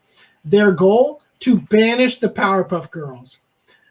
The news cuts to footage of the mayor, I thought you said the mayor wasn't in it, holding a press conference surrounded by angry anti-Powerpuff protesters. Mayor, due to public safety concerns, the Powerpuff Girls have been outlawed from fighting in Townsville. Clive? Clive was a character, right? I have no idea. Clive says, babe, you had a messed up childhood that culminated... Was that the professor? That culminated in a traumatic event. It's like your therapist says, you need to go out and make your own way in the world for the sake of your mental health. Oh, no, okay. I read this as Bellum. That's why I assumed that was the professor. No, Clive and Blossom must be dating or whatever. Blossom says, I hope I don't have a panic attack while I'm there. Clive says, if you do freak out, just do that exercise Dr. Pat taught you. Blossom, nodding. Right. Visualize my inner child. Okay. So the narrator says, I can't believe I'm at a loss for words at this. I have so many things I want to say, but I don't know where to begin. My brain is spinning. So the narrator says, unlike our prodigal Powerpuffs, Mojo's son, Jojo, stayed in Townsville. Thank you, Reese. Stayed in Townsville. Indeed, his dedication to the city had carried him all the way to public office. He was the youngest person ever elected mayor of Townsville. Unfortunately for him, a second term looks unlikely. Okay, so I guess was when they were talking about the mayor before, was that Mayor Jojo ousting the Powerpuff Girls so that his dad could return? Hey, a question: do you think since so many people want to oh my god, I don't know where to begin with this. You know what? Never mind. I don't know where to go with this. So Jojo says, I've delivered on everything I promised, except free gelato Fridays, and that's only because the perfect scoop turned out to be a front for meth trafficking. Okay. Then exasperated, it says, I thought this whole script is somebody's weird ass trip. Alicia Lawrence has no experience. That must be his opponent. She's impulsive and reactionary. Gina says, she's exciting. Jojo, you mean she's not a white man? Gina cringes. You hear about reverse discrimination, but until it happens to you, off her, no offense, you totally earned your position. Optics don't hurt, though. Okay. With all due respect, Mr. Mayor, Townsville is a candy-colored bubble of privilege and comfort. Ever since the creature attack stopped, we're one of America's safest cities. I don't think people are voting from a place of fear. Jojo says, what about my pet monkey? That was meaningful in the last election. Cringe. Oh, God. Gina says, post Harambe. No one cares anymore. Post Harambe. Oh, no. What is happening?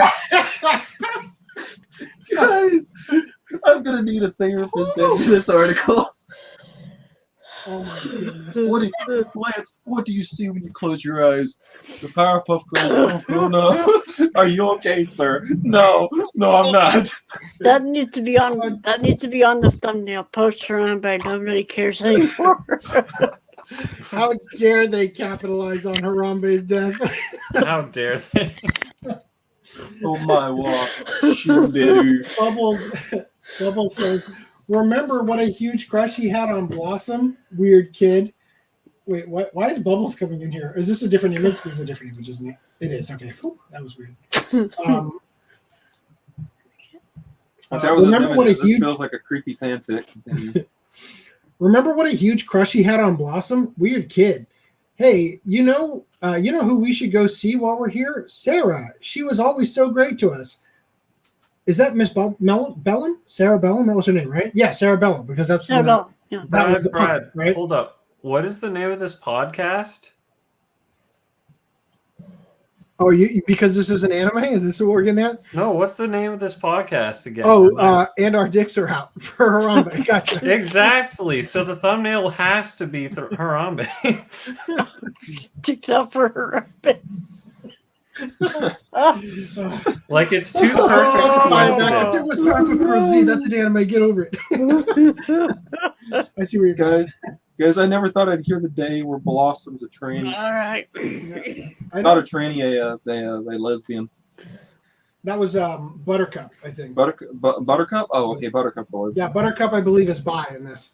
So, yeah, so they want to go see Sarah, Miss Bellum. She was always so great to us. Buttercup says, Dad blew that one. I bet he did. Bubble says, yeah, now he just dates rando Eager bunnies and science hoes. You know, I love that my landlord's right in the other room. This is awesome. Bubble says, guys, how can you turn down an evil recon mission, especially when said Mish would make a perfect storyline for my documentary? Bubbles is back. Buttercup says, not to be confused with your other film, Bubbles on Her Back. Yeah, so I guess she is a God damn it. Blossom, aren't we here to investigate? Buttercup, I'm here to pick up bi-curious townies. Jesus. You're here to avoid Drake. Okay. Bubbles All right, is here to investigate, but she forgot Butch hates her. Luckily, we're He's one dealing of the Rowdy with, Rough Boys.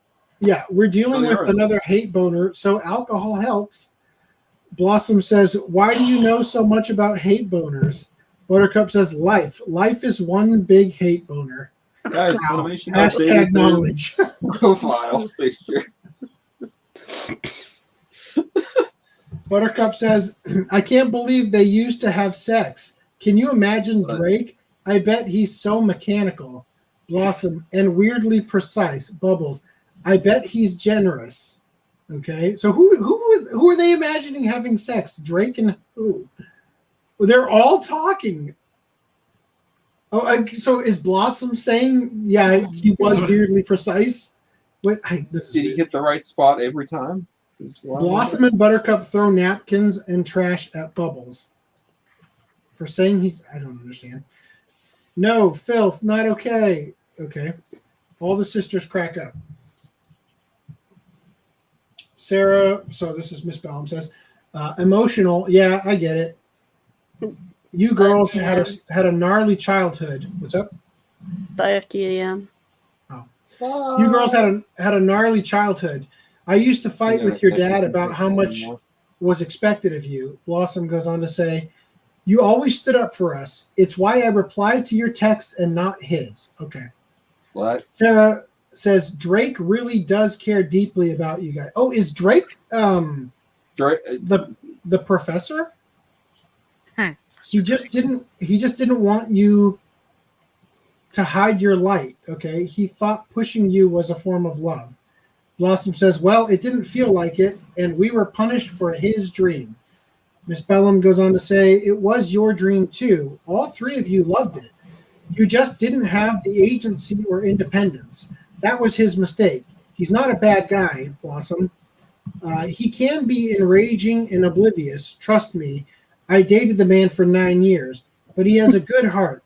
When he talked to me about you guys in private, it wasn't about fighting or flying, okay? It was about all the real stuff he loved about you. Now, interior, Mojo's observatory at night, the camera feed that JoJo watches, the action figure has a secret camera inside, okay? A scowl on his face, his pet monkey watches the feed beside him eating a banana. JoJo says, I'll find another way to win re-election. We took them out once. We can do it again, right, Dad? The monkey screeches with fervor as we cut to black. The end. Wow. That was something. You know what? I bet this would make one hell of a drama. They need to do this at a local fucking theater. Oh, and just go in. Okay, guys, look, we need everyone here to get wasted, especially the audience, because we're about to throw down with the most random ass shit we can come up with. By the way, is everyone here over the age of 18? So Random 11 asks if they're going to show Bellum from the neck down like the cartoon. I doubt it. I mean, it might be a POV. Oh, it's not fair from her, the whole story's from her point of view.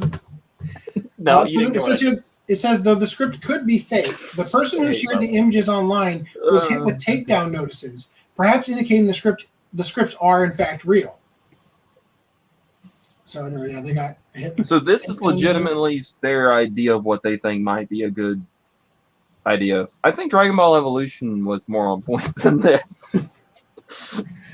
It was divulged the series would be rewritten and reshot. However, However, and critics clearly understood why, if the leaked script has any truth to it.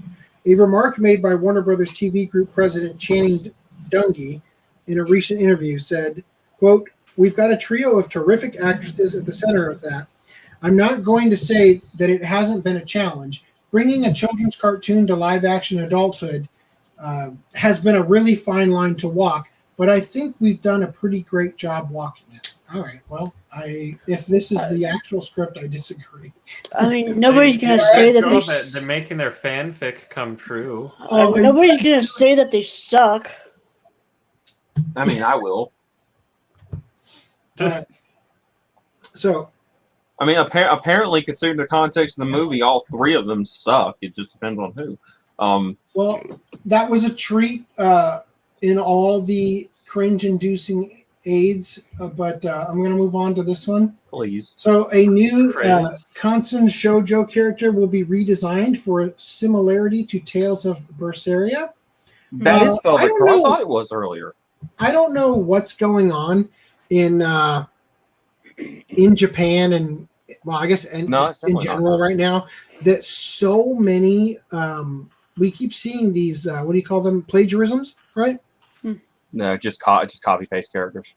Yeah, so smartphone game Kansen Shoujo, and how do you expect to get away with it? Is what I don't understand. I mean, I don't know. Good. She looks. Yeah, that was the thing. Like when I was zoomed in earlier. Fuck it. When I was looking at the screen, you kept going by. I was like, "Hey, it's Velvet Crow," and then it kept leaving it. And I'm like, I liked Tales of Berseria. The gameplay wasn't the best, but the characters were awesome. So I was like, I kind of want to talk about this. And now I'm realizing, no, that's definitely not Velvet Crow, but it looks. Well, yeah, we can still talk about it, but here we go, right? So, yeah. Smartphone game Kansen Shoujo will be redesigning one of its newest female characters after those on social media accused her of being too similar to the heroine from Tales of Berseria, Velvet, and bound to have those looking forward to acquiring her feeling rather upset. I mean, bound to have those looking forward to acquiring her feeling rather, as in the people who were looking. People love Velvet Crow, so to have a character that's almost exactly like her, people would. I'm sure they'd be happy about it. But then it's for the series would probably be because she's got the following, dude. She is loved more than. Well, the thing is, she's got the one hand that's like a demon hand, and I didn't. Yeah, but it goes back to normal. But because her hand is normal, but clearly here, right? She's got the same thing going on. Yeah, she's got the ripped clothes. Yeah, so it says here, the matter gained attention on social media after fans compared the appearance of new girl Yuriza Garumeshia with Velvet Crow of Tales of Berseria. Supposedly, the girl's character setting and the expression of her lines were also similar to Velvet. Kansen Shoujo players were also comparing another new character with one that already exists, made by the same artist who designed Yuriza. So this other character here apparently resembles. I've seen the eye thing. Over the eye, Jesus. The development team ended up delivering a long-winded apology, and the character designer promised to alter Yuriza's design. I mean, good God, how do you like that? That's like taking someone's song and being like, "Hey, I'm just going to play it note for note, but I'm going to slightly change the tempo." Like, yeah. So, regarding Gundam Seed, the Blu-ray replacement discs, they're starting to ship June 2nd, 2021. Wow, congratulations! After our release of the Gundam Seed. What's up? Or get the UK version if you like the good box. Yeah. So after our release of the Gundam Seed Ultra Edition back in November of 2020, it was brought to our attention that the masters provided to us for the set were not the final video footage used for the Japanese home video release. It turns out that there were two versions of this product in Japan. One that was remastered for television broadcast, and another which had further changes, which was used for the Blu-ray release. After consultations with Sunrise, we obtained replacement source materials and updated our discs to use them. It was also discovered that the video source for the SD version had issues with black levels. We were able to fix this issue as well. You will notice an order has been added to your account. This is RHYS saying this for the HD remastered home video collection 1 and 2 and the SD TV series plus special edition collection original TV broadcast, which means these are on their way to us and soon will be shipped out to you. We will start shipping these at the end of next week. So if your address has updated since you first received the Gundam Seed Ultra Collector's Edition, make sure you click here to fill out the form to update your address. And to answer the question everyone is thinking, this is, of course, no extra cost to you. And no, it is not necessary to return the original. Future customers will not have the broadcast version in their set. So this is something extra only you will have. To all of our Gundam fans, and on behalf of both Right Stuff Anime and Sunrise, thank you for your patience and support while we worked to get this title released in its ultimate form. Wow. It is always our goal to create the very best possible products for you. Okay. Now, speaking I like that a lot. Open.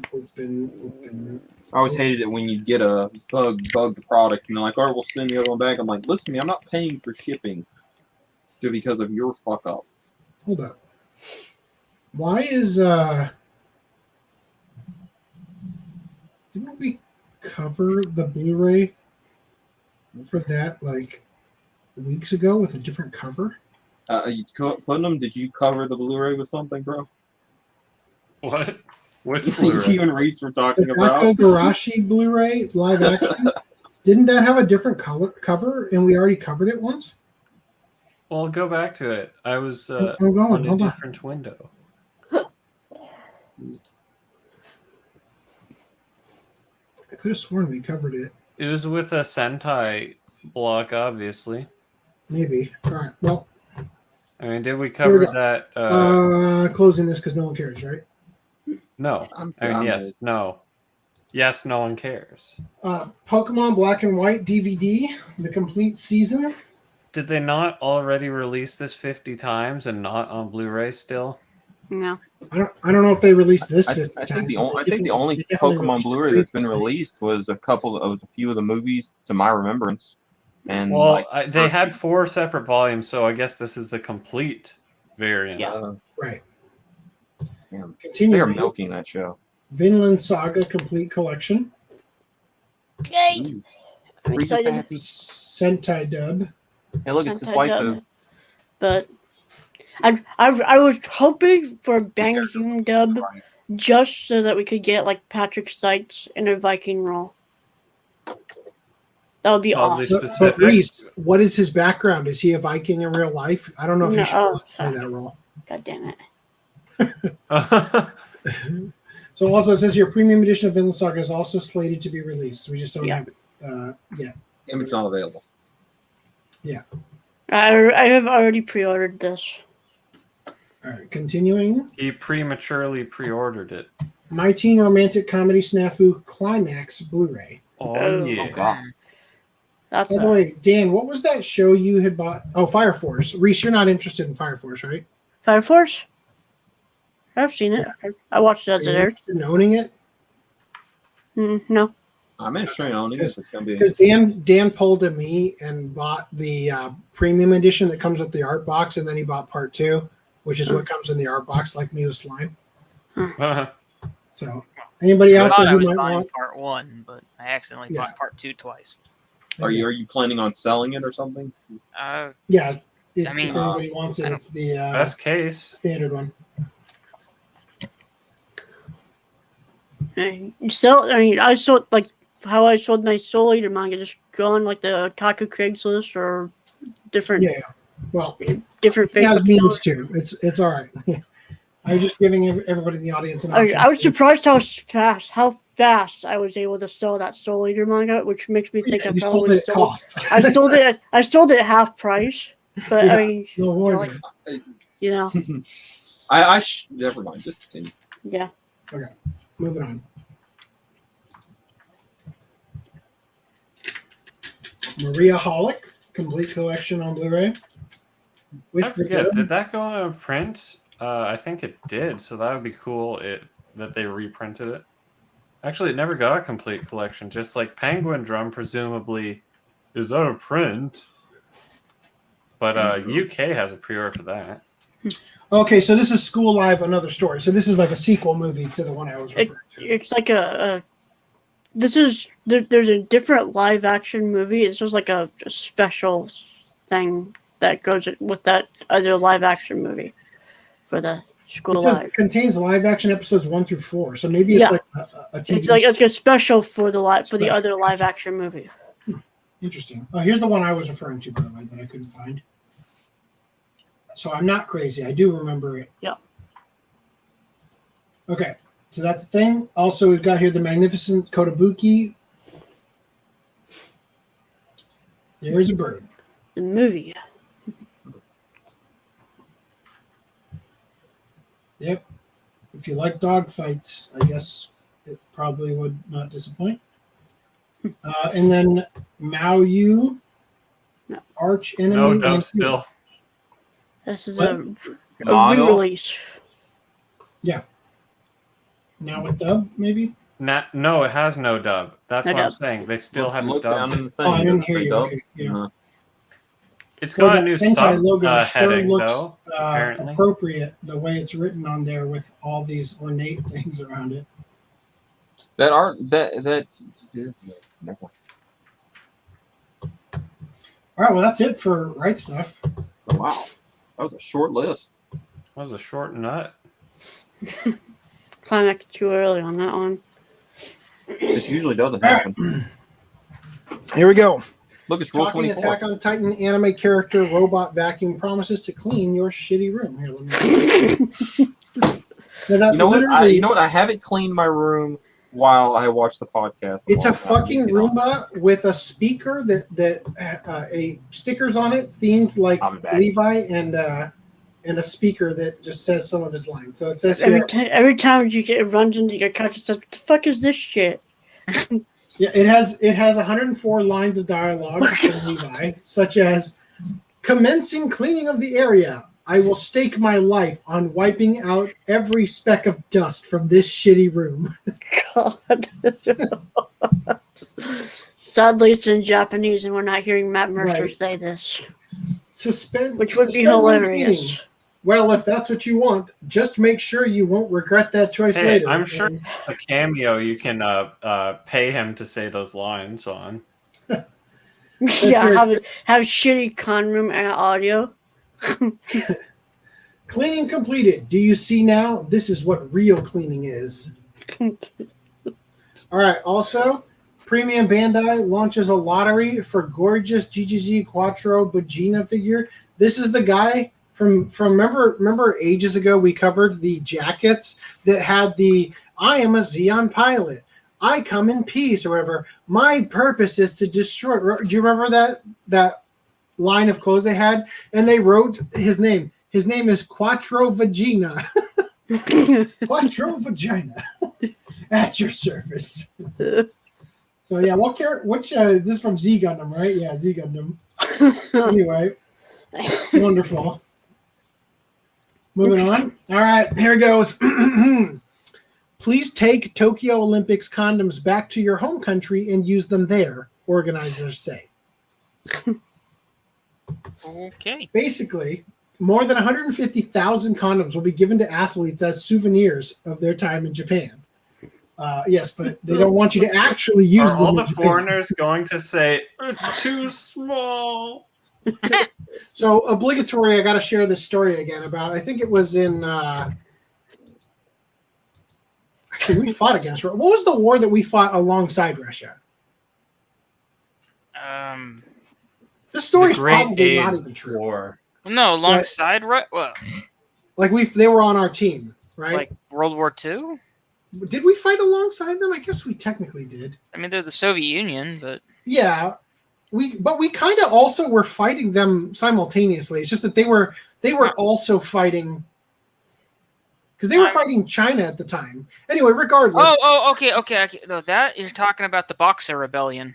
Okay, well, regardless of what it was, I'm going to tell you there was an old you know how there's those weird things that get around schoolyards when you're a kid and you actually don't really know anything, but like the stories that get around, like for some reason, every single had two ribs removed just so it could give exactly himself a job. Yes. The story that every high schooler knows that is definitely true, that Marilyn Manson had his ribs removed so he could blow himself. I don't know why that got around to the entire world, but at this point, it's one of those things where the truth is what man believes, not what the truth is. So, yeah, I gotta step away for a minute. My dinner has arrived. So I'll join you guys later if you're still on. Right, enjoy. Talk to you soon. Bye. So another thing I've heard though was that once upon a time we were fighting alongside the Russians, and as a show of dominance, the Russians asked for supplies from the United States, and they specifically asked for 14-inch long condoms or something like that. So without skipping a beat, we obliged, and we shipped over 100,000 14-inch condoms, but we labeled them medium. I remember the story. I don't know if that's a real story or not. I just remember hearing it when I was in kindergarten or whatever. Missing dicks from Africa. And it's always funny. Yeah, anyway. It's always some sort of never mind, continue. Just leave it. Okay, so basically, more than 150,000 condoms are going to be given out to athletes as souvenirs of their time in Japan. Wait, what? The Tokyo Olympics, which start on July 23rd, are going to be very different from how the games are usually held. For starters, the international sporting competition will have no spectators from overseas at its venues, and it's still questionable just how many foreign athletes will be showing up as well, either because their own populations are not widely vaccinated against the coronavirus or because of concerns about Japan's currently low vaccination rate. Is this how Japan's going to guaranteed win the Olympics? Yeah, I was thinking about, well, shit, it worked for Demon Slayer. What if we're the only ones competing? Right? One thing is for sure, competition. Though, athletes competing in the 2021 Tokyo Olympics and Paralympics will still be given condoms, as 4 Japanese manufacturers will be supplying competitors with a total of 160,000 condoms. Can I get some of those? I mean, you're definitely going to be in the Olympics, right?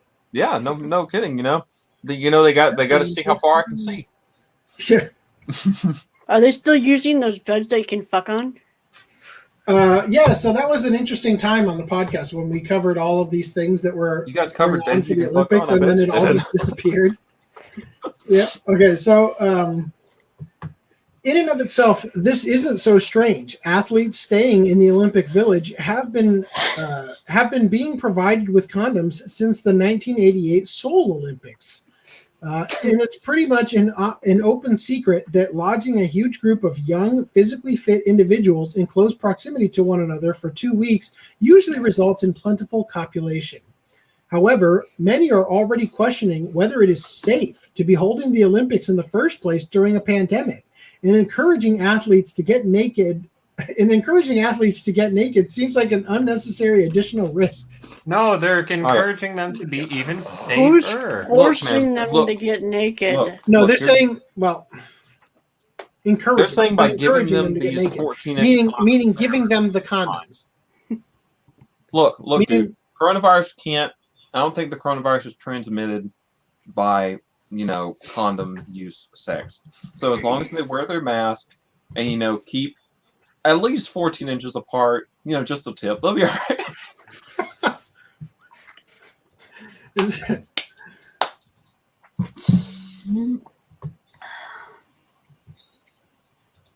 Hold on. Everyone need a wet drink of beer on that one. God damn it. I've literally drank 3 quarts of water during this podcast. What's a quart? 1/4 of a gallon.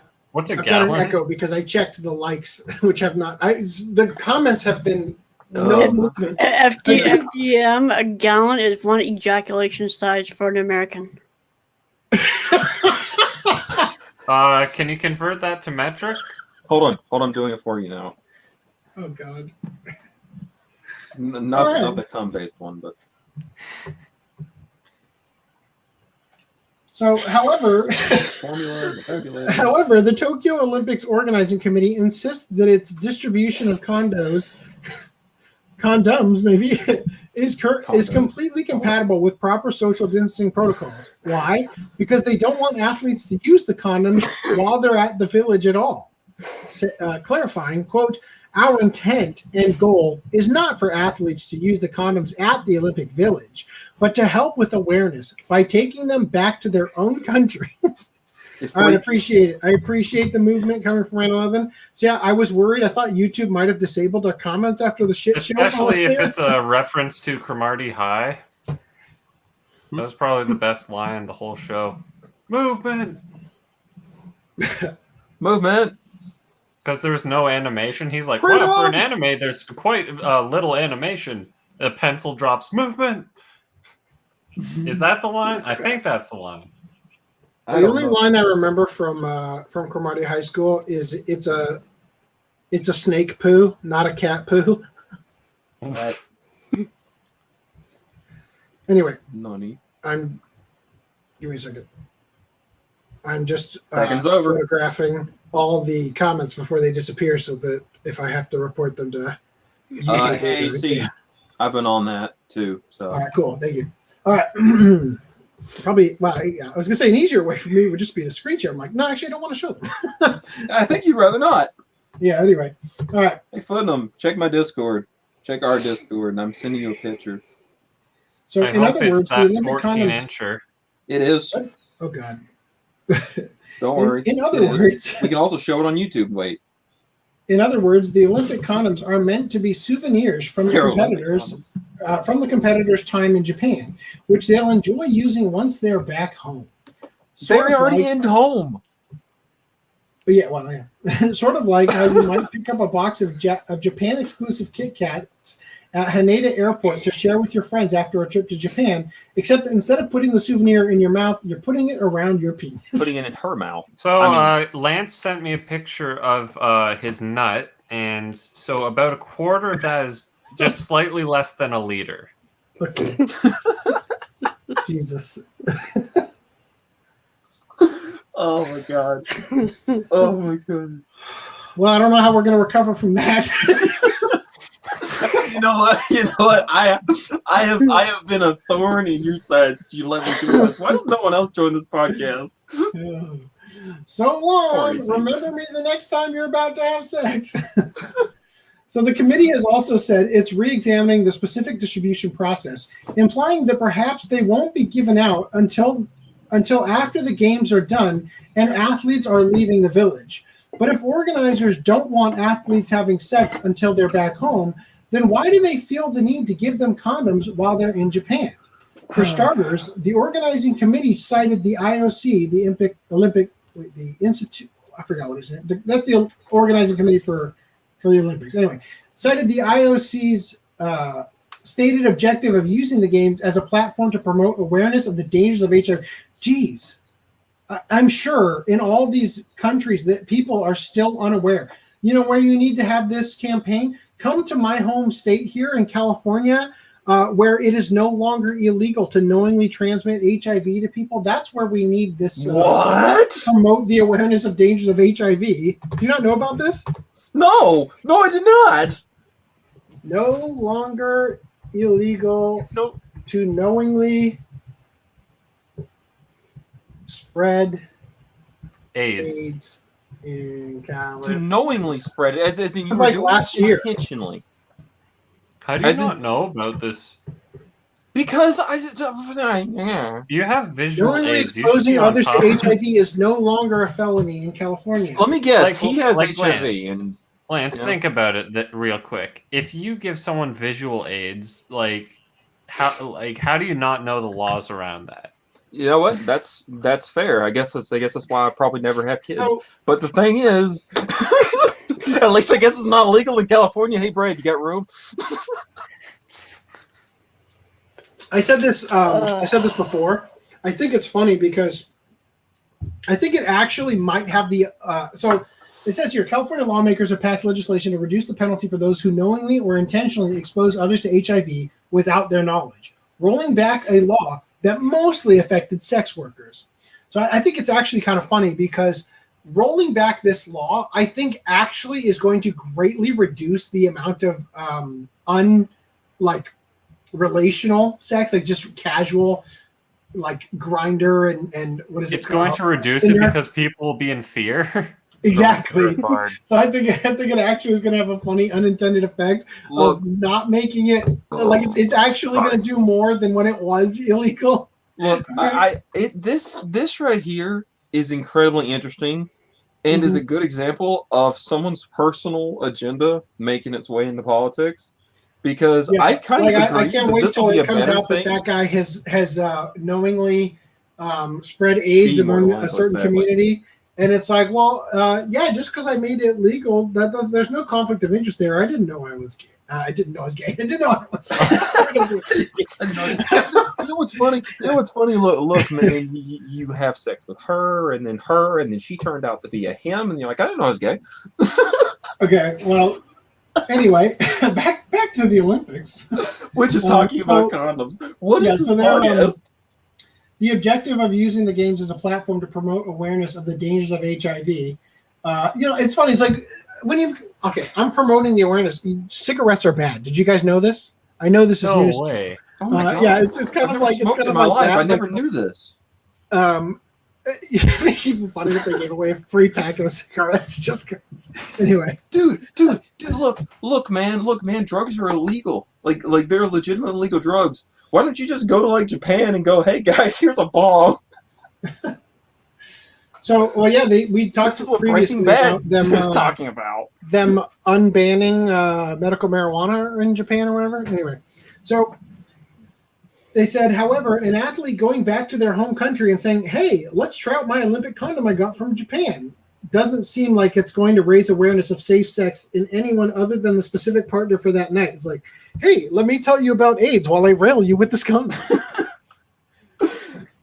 That's 5.16 inches. And if you get it, look, that's 5.16 inches of 14-inch condom. Dear God. Okay. Hey, Reese. You know what, buddy? I gotta ask you a question. The thing is, it's like what do you do with a 14-inch condom? I know right now that that's not me. I'm gonna be honest. Like, how the hell do you get this thing on? So, like, would you put your fist? So, Random 11 says, "How is this fair? Isn't giving out condoms gender discrimination? What do the first get? I think he means girls. Pills." Dan's back. Oh, you didn't miss anything other than us ripping California's decriminalizing of knowingly spreading AIDS. And me asking Reese, what do we do with these 14-inch condoms? Because I don't think anyone here can wear one. I think we've established the anaconda that Reese has. Largest. What is that thing where they talk about the animal that has the largest penis per body size, right? Me? Well, according to the ratio, Isn't that a joke in Airspecies reviewers? Because a friend of mine mentioned it once. All right. Anyway, so not directly Reese, mentioned by the organization. I'm just telling a joke, bro. Don't be serious. Odds are two practical issues are playing a larger role. First, organizers may be resigned to the eventuality that no matter how much they discourage it, then a number of athletes might still have sex while they're in Japan. It's such a shame that they didn't think of just not giving them condoms, because there's nowhere to get condoms in Japan other than from the Olympics Committee, right? Also, they're banned on airplanes, so nobody's bringing them. That's not a thing either. And also, all the female gymnasts can't get pregnant anyway. What about Buttercup from earlier, man? What's she supposed to get? For anybody who didn't understand that joke, female gymnasts oftentimes don't have their period. Because their bodies are in peak physical form, they actually biologically their bodies are seen as not capable of carrying a baby to term, so they stop having periods because they train so hard that their body thinks that they are literally fighting for their life constantly, and that having a baby would put them in danger of dying. So that was the joke, all right? Wait, whoa. So you're telling me the more fit she is, she can't get pregnant? Yes. You know what? I can't make that joke, but I'll make it in the Discord. Okay.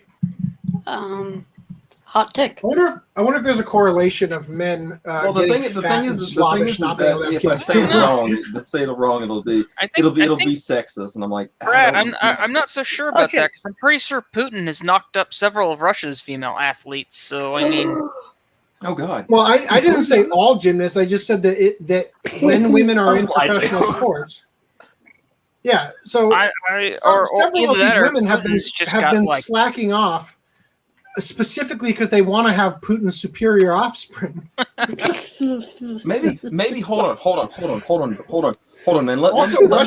Russian women by comparison have been so strong and capable of, like just Olympics or gymnastics in general, that the bar is way higher for them to reach the level where they stop having their period because their body thinks they're being hunted on a daily basis. Look, I let pontificate this.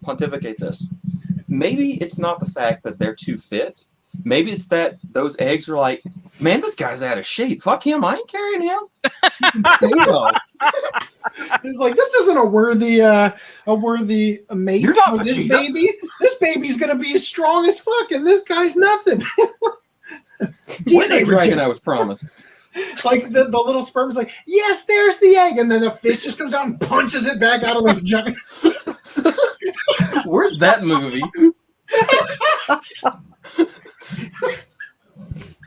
Fertilization Nation. Occupation starts in Japan. So it says, what was it? Though not directly mentioned by the organizing committee, odds are two practical issues are playing a larger role. First, organizers may be resigned to the eventuality that no matter how much they discourage it, a number of athletes might still have sex while they're in Japan, and thus feel obligated to provide condoms, since that's been part of Olympic Village accommodations for decades now. In addition, the contracts and payments to the four Japanese manufacturers for their 116,000 condoms were probably locked in some time ago. If the organizing committee is stuck with the bill and the manufacturers want the PR boost from being official Olympic suppliers, there's not much left to do except distribute them to their originally intended recipients. Though maybe they should just get Japan's condom ambassador, Grab-Your model Airi Shimizu, to help stress the don't use them until you get home part. What? I'm afraid to click on this link. Anyway, all right, so a new hell has been found in Nagasaki, which I think is funny. A campaign to name it is underway. What fresh hell is this? So on the southern island of Kyushu in Nagasaki Prefecture lies the city of Unzen. It's an area famous for its natural phenomenon known as jigoku, which literally translates to hells. These sulfurous geothermal vents of steam are quite literally hot as hell, reaching temperatures of over 100 degrees Celsius or 212 degrees Fahrenheit. Although scalding and toxic, there's certainly an exotic charm to them, and walkways have been set up. Hold on, I gotta refresh this so we can. Yeah. I'm sorry for You're them. back. Okay.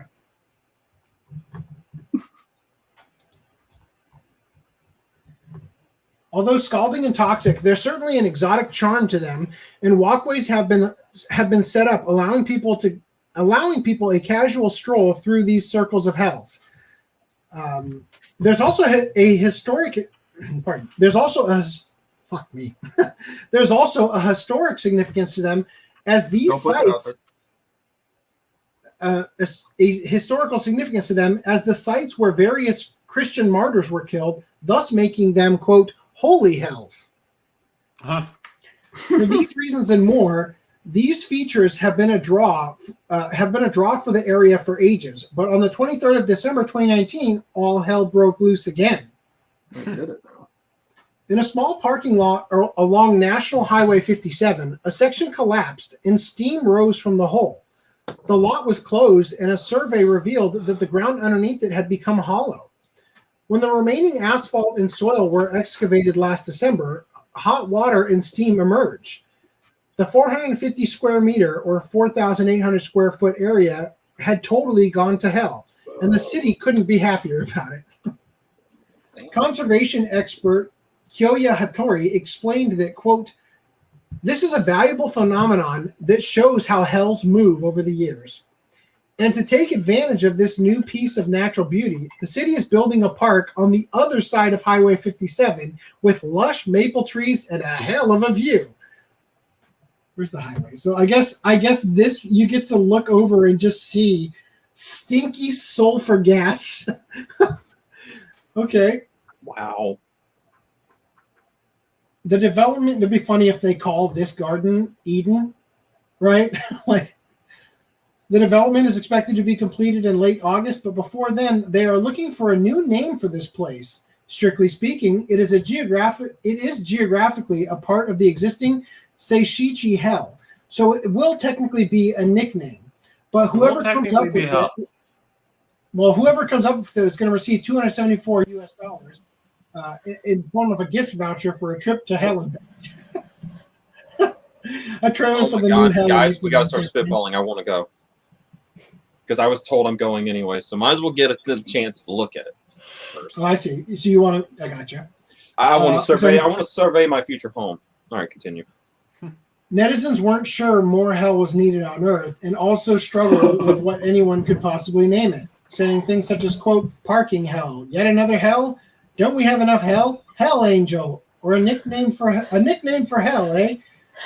They're being awfully flippant about the ground opening up and hell coming out. A map of that place must be fun to read. Okay.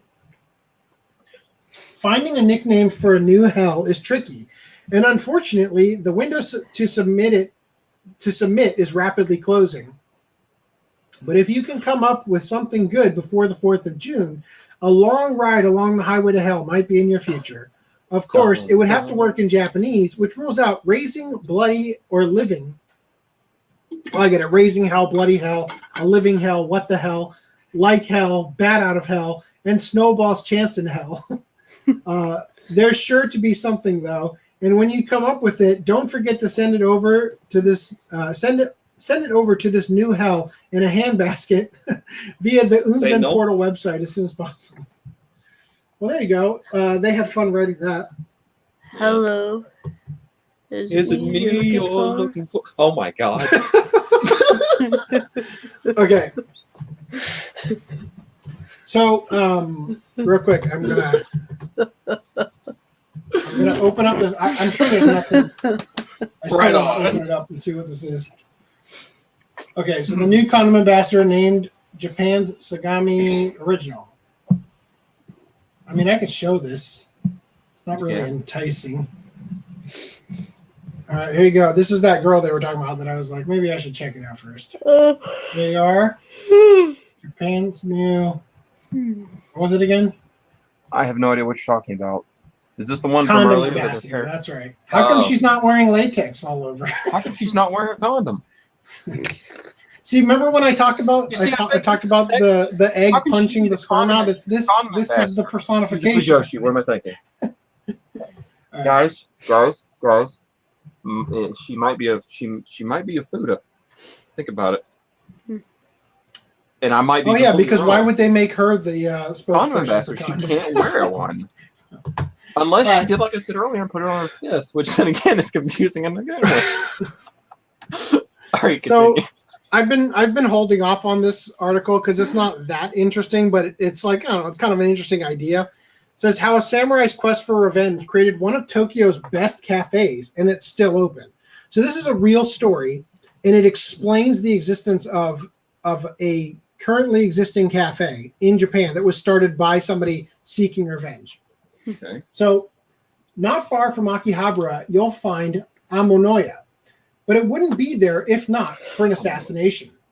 Like a lot of Shinto shrines in Japan, Tokyo's Kanda Shrine, also known as Kanda Myojin, has a street leading to its entrance lined with shops and restaurants waiting to serve pious pilgrims and secular sightseers alike. The most eye-catching is a quaint cafe on a corner right next to the shrine's torii gate called Amanoya. Right here. Amanoya specializes in amazake, a sweet, non-alcoholic version of sake that's popular with kids and adults alike. The beverage is also purported to have various health benefits, but the irony is that Amanoya, which I want to read that as ammonia every time for some reason, that Amanoya, which has been in business for 175 years, wasn't funded out of a thirst for amazake, but a thirst for blood. So Amanoya means, God damn it, I gotta refresh it again. Count Dracula. Ammonia is actually more appropriate for. What's up? Ammonia is now suddenly more appropriate. For a sec, So- dude, maybe this guy was in the assassination classroom. You know, he's like, So Amanoya means Amano's store. And sure enough, the tale begins with a man named Shinsuke Amano. Shinsuke was a samurai who lived in Miyazu province, which is present-day northern Kyoto prefecture, which is in present-day northern Kyoto's prefecture, during the mid-1800s, the latter part of the Edo period. Shinsuke had a younger brother who was also a swordsman and who moved to Edo, which is what Tokyo was called in those days, to enroll in a dojo and improve his skills with the blade. Unfortunately, those dreams of martial arts mastery were cut short when he was cut down by an assassin. oh god, Whether this was proof that his dojo wasn't very good or the result of being killed in his sleep is a detail lost to the sands of time. They were cut short with the blade, with a katana. they were cut short When with that word of- ammonia you kept drinking. When word of the murder reached Shinsuke, when word of the murder reached Shinsuke, he reacted as any loving older brother who's also a feudal era warrior would, by swearing vengeance. So it was off to Edo he went to find his brother's killer and give him a taste of steel. But then things hit a snag. This was happening in 1846, so it wasn't like Shinsuke had a photo of the killer to work off of, and it's not even clear if he had any solid clue as to who the assassin was. What he did know, though, was that since Kanda Shrine was the largest, most important shrine in Edo, it would be more than 70 years until Meiji Shrine was built, the street that led to Kanda Shrine must be one of the busiest in the city. Shinsuke decided to stake out a spot on the street and wait, figuring that if he waited long enough, his brother's killer would pass by. He's gonna say, "Man, I killed your brother." This, though, again presented a problem. While Shinsuke had come to Edo to collect on a debt that would have to be paid in blood, he needed a more conventional currency to cover his own economic needs, like food and lodging, during his quest for vengeance.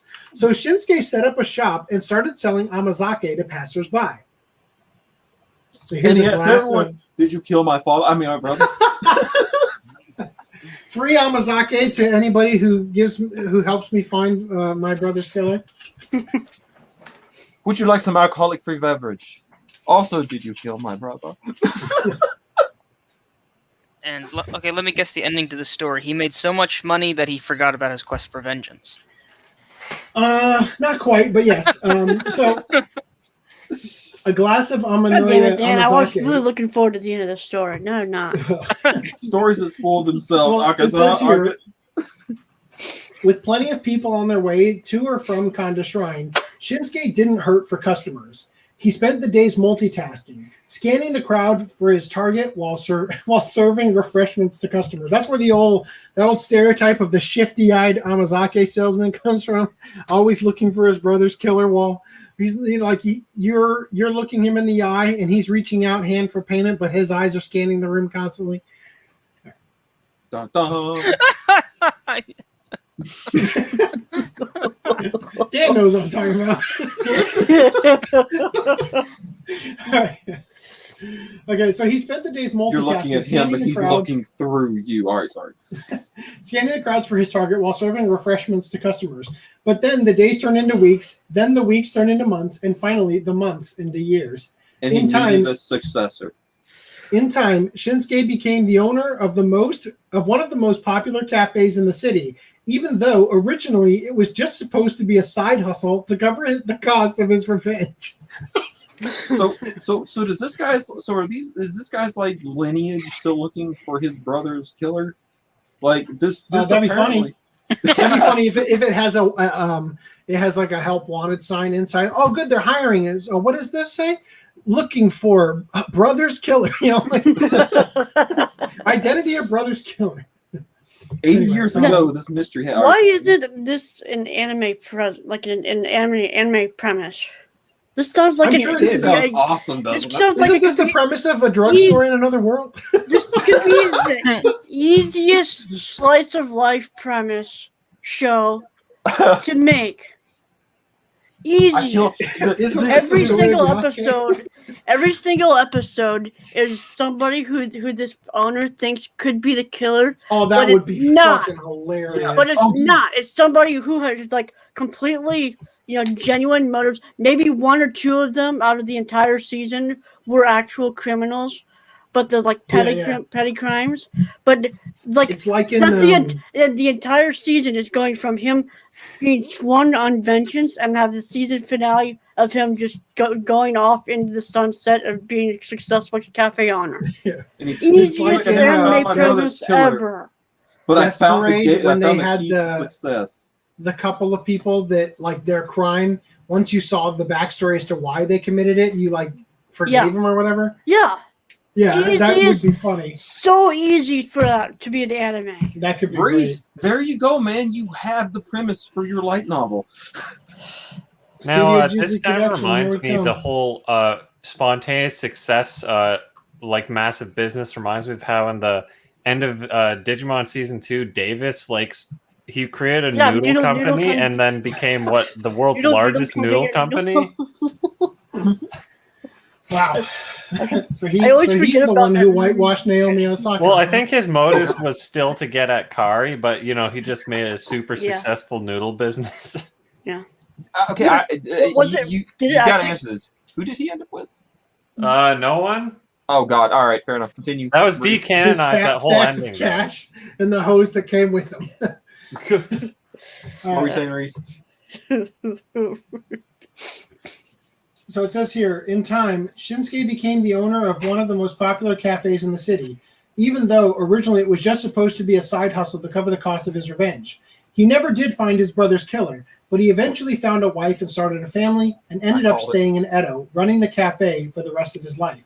See, perfect anime right there. Perfect anime right there. I called it. He got so busy with, running the place and making money and then, got a family and shit. And, he probably could have found his brother's killer if he really wanted to, but hey.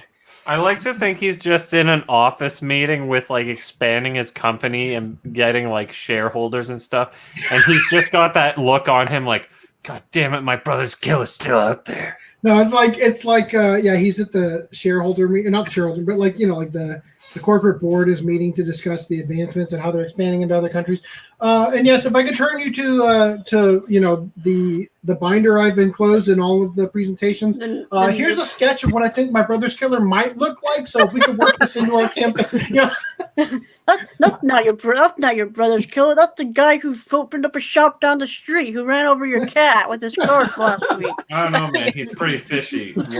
Why else would he put up a competitive business? Yeah, that'd be funny because you could get like his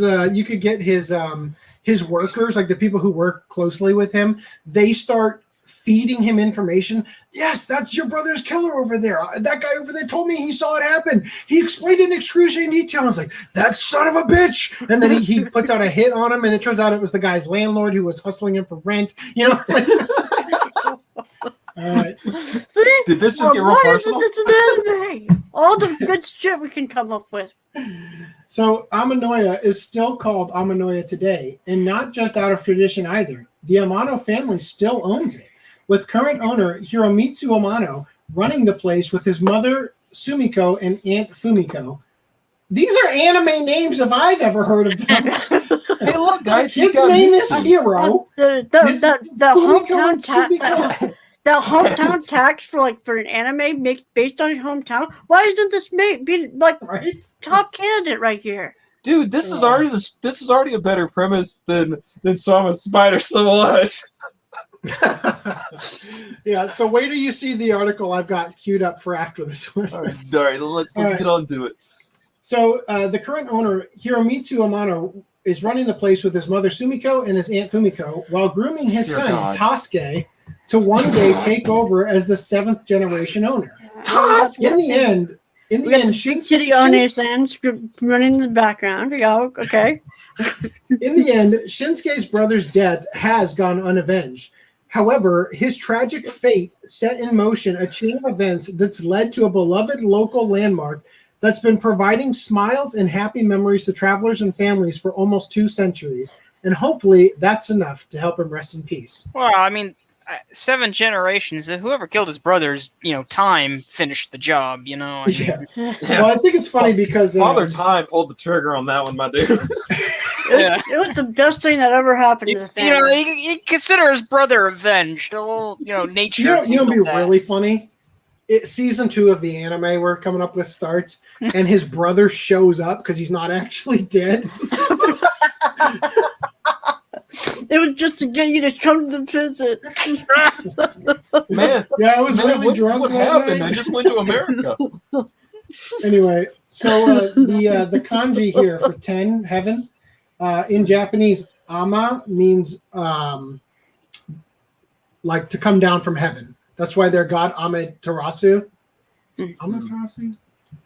Ame means rain.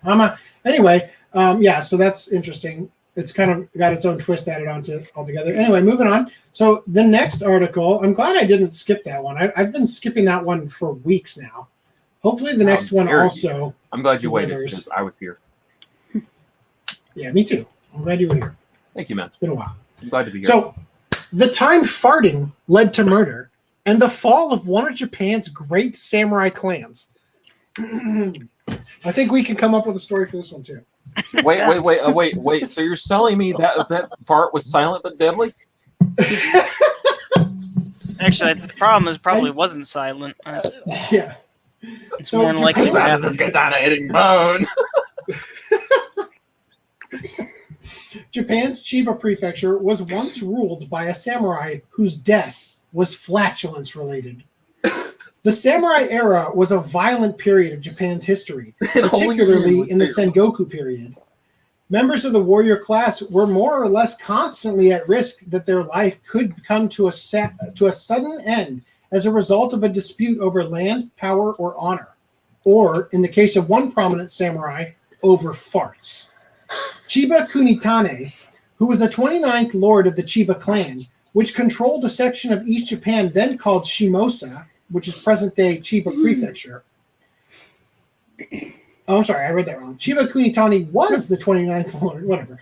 In 1585, as was the custom, Kunitane called his vassals to Sakura Castle, the Chiba clan's main stronghold, for a New Year's celebration. During the festivities, Kunitane's valet, Kuwata Mangoro, farted in the front. I read that as in the face. Farted in front of his lord. When Mangoro broke etiquette once again by breaking wind a second time, Kunitane began to chastise his servant for his lack of manners, to which Mangoro retorted, quote, "Farts do not care about when or where." Farts do not care about when and where they come out. So why must you yell at me in front of your vassals? So don't the Japanese have a thing about belching? Is that one of those 14-inch condoms / Marilyn Manson blows himself stories? I thought the Japanese had a thing where they belch at the end of their meal, and it's actually not bad manners. Is that China? It's good manners. Isn't that a thing? Yeah, it's a compliment. You don't really see it in anime. Freaking in Shrek, it was a compliment. Better out than in, I always say. Basically, blowing your nose, burping are considered what? Okay, So- I just looked into this. Apparently, according to this, it's considered a bad thing. But I'm like, I remember hearing something about burping being a compliment. Well, I know for sure that eating loudly, as in slurping up the noodles and making lots of noise, showing enthusiasm in the act of eating a meal that's been prepared for you, that is something that the Japanese view as a compliment rather than disrespect, right? Yeah. I will be fair though. I had a waiter, dude. He was a man. My waiter, I ate this restaurant, and I'm not gonna say it, but let's just say it wasn't good. Me and my buddy who were there were like, God, why did we come here? Oh yeah, we had to because of reasons. And this guy came by, and I burped really, really hard. He's like, man, you must have enjoyed your meal. I'm like, dude, you don't want to go there. So Kunitane reacted to being told off, like, hey, why are you going to yell at me for farting in front of your vassals? Right. So Kunitane reacted by flying into a rage, either because he didn't agree with the when you got to go, you got to. Sorry. He didn't agree with the when you got to fart, you got to fart excuse, or because he simply wouldn't stand for being talked back to by his underling. He kicked Mongoro to the ground and reached for the hilt of his sword, and it was only through the intervention of his assembled vassals that Kunitane was stopped from cutting Mongoro down then and there. It would be inauspicious to taint the New Year celebration with bloodshed, they insisted. And why should the lord of the clan be so concerned by such insignificant actions of one so many steps beneath him in power? Yeah, Because like stroking it his fucking ego. stank. I mean, come on, Hold guys. on. Have you ever been in that very tiny room when someone cut one and just like was like, I didn't do it, and you're like, I'm sitting beside you, you're like, well, you must have did it. He probably didn't want to take the blame for it.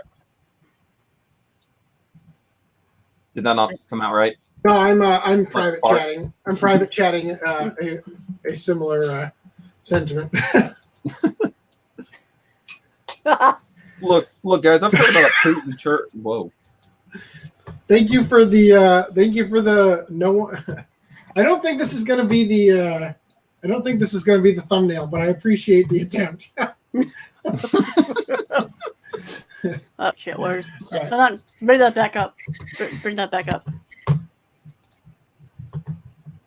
He's this guy. This monkey needs to be reincarnated into the Yeah. into the protag of the story RHYS is saying we should make. He's actually Amano. Oh, FDDNM, he's back now. Yeah. I keep going to say something to you, and then I'm like, wait, he's not here. All right. So where was I? Is the thumbnail all right? I think it needs more work, but I like the direction it's going in. I like It needs more. It needs more monkey dick. Footnum up. Jeans. Check the Discord. Speaking of what RHYS just mentioned, look at dysfunction because there's a question in there for you. Yeah, the fit whammons. No, it's before that one. It's of the sky making a very weird pose towards the Mother earth. Nature. Okay. Yeah. Okay. All right. Moving on. Back to work. Okay. Mother Nature So- needs a condom. What are you judging? Mother Nature's trans.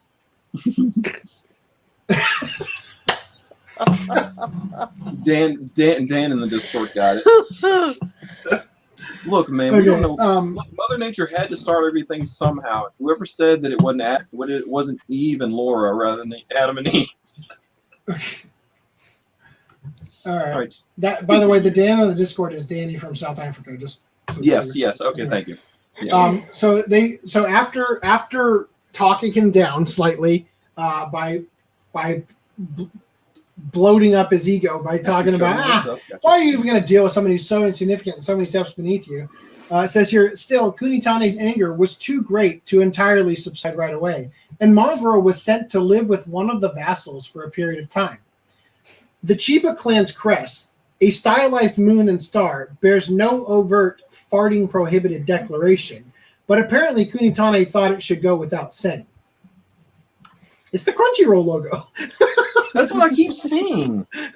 But I'm like, something's wrong. That sounds like plagiarism to me. Sounds like someone's gonna get sued. Can we acknowledge the top knot dickhead? Oh your God. Guys, Tifa from Final Fantasy VII punched him a little too hard. Okay. So eventually, though, Kunitane forgave Mangoro, and he returned to Sakura Castle and once again took up duties serving as lord. But like a fart that leaves an odor that lingers long after its trumpeting sound has faded, Mangoro's resentment at the way Kunitane had treated him remained. On the night of May 1st, he crept into Kunitane's private chambers as the lord was sleeping and stabbed him with a dagger twice, matching the number of farts he had passed at New Year's.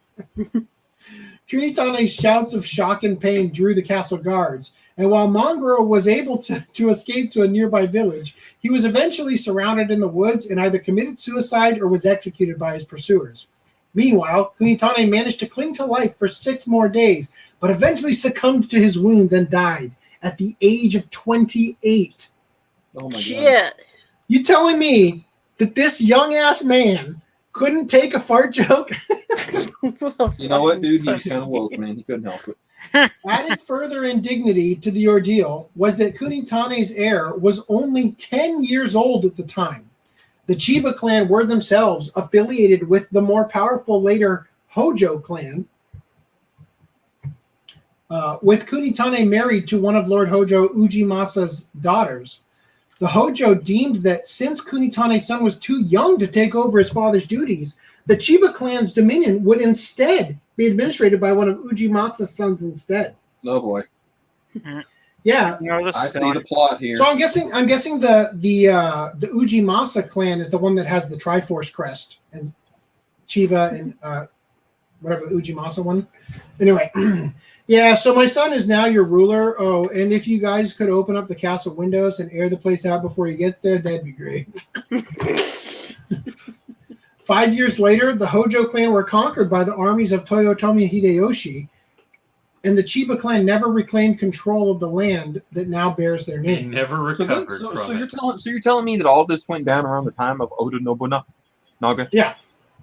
I think this particular castle was a stronghold in the reign of Oda Nobunaga. I believe. I wonder if See, Oda okay. Nobunaga could take part.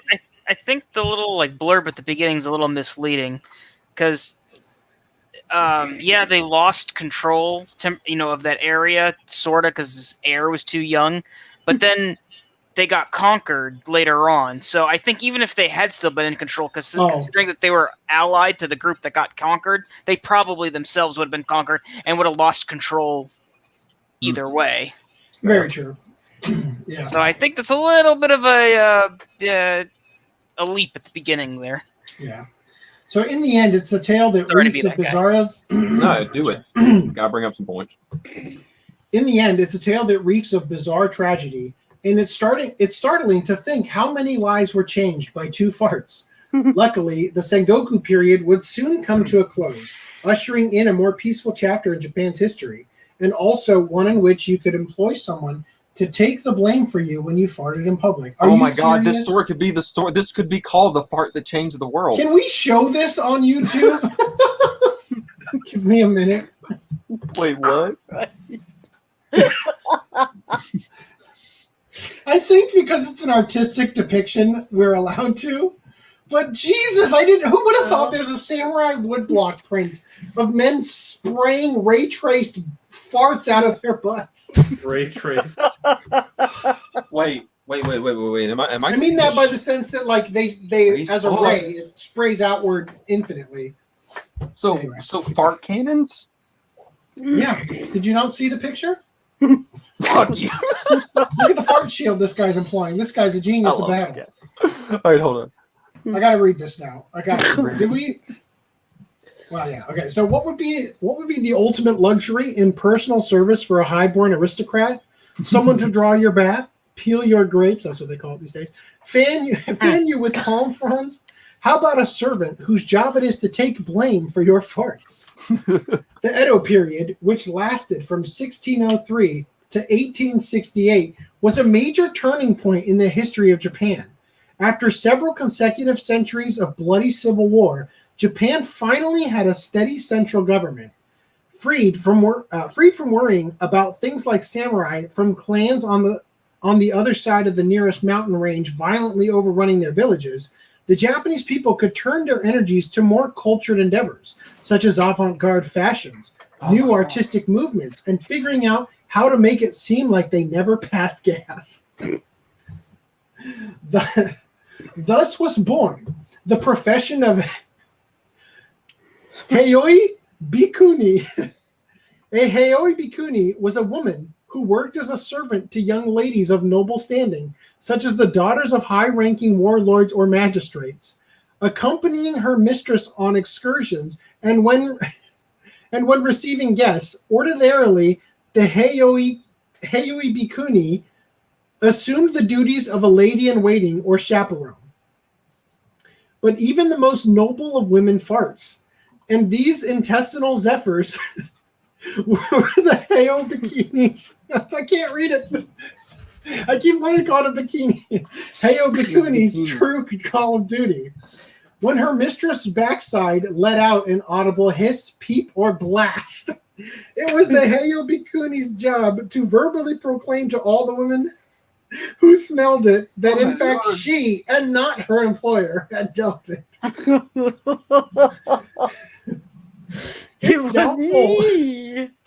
It's doubtful that anyone believed this conveniently timed confession, but no one wants to get into a debate over the veracity of an "I just farted" claim. And by taking the blame, the Heioi Bikuni allowed her mistress to save face. Some say that the Heioi Bikuni's unique services were especially prized during matchmaking sessions, and as very few people want gassy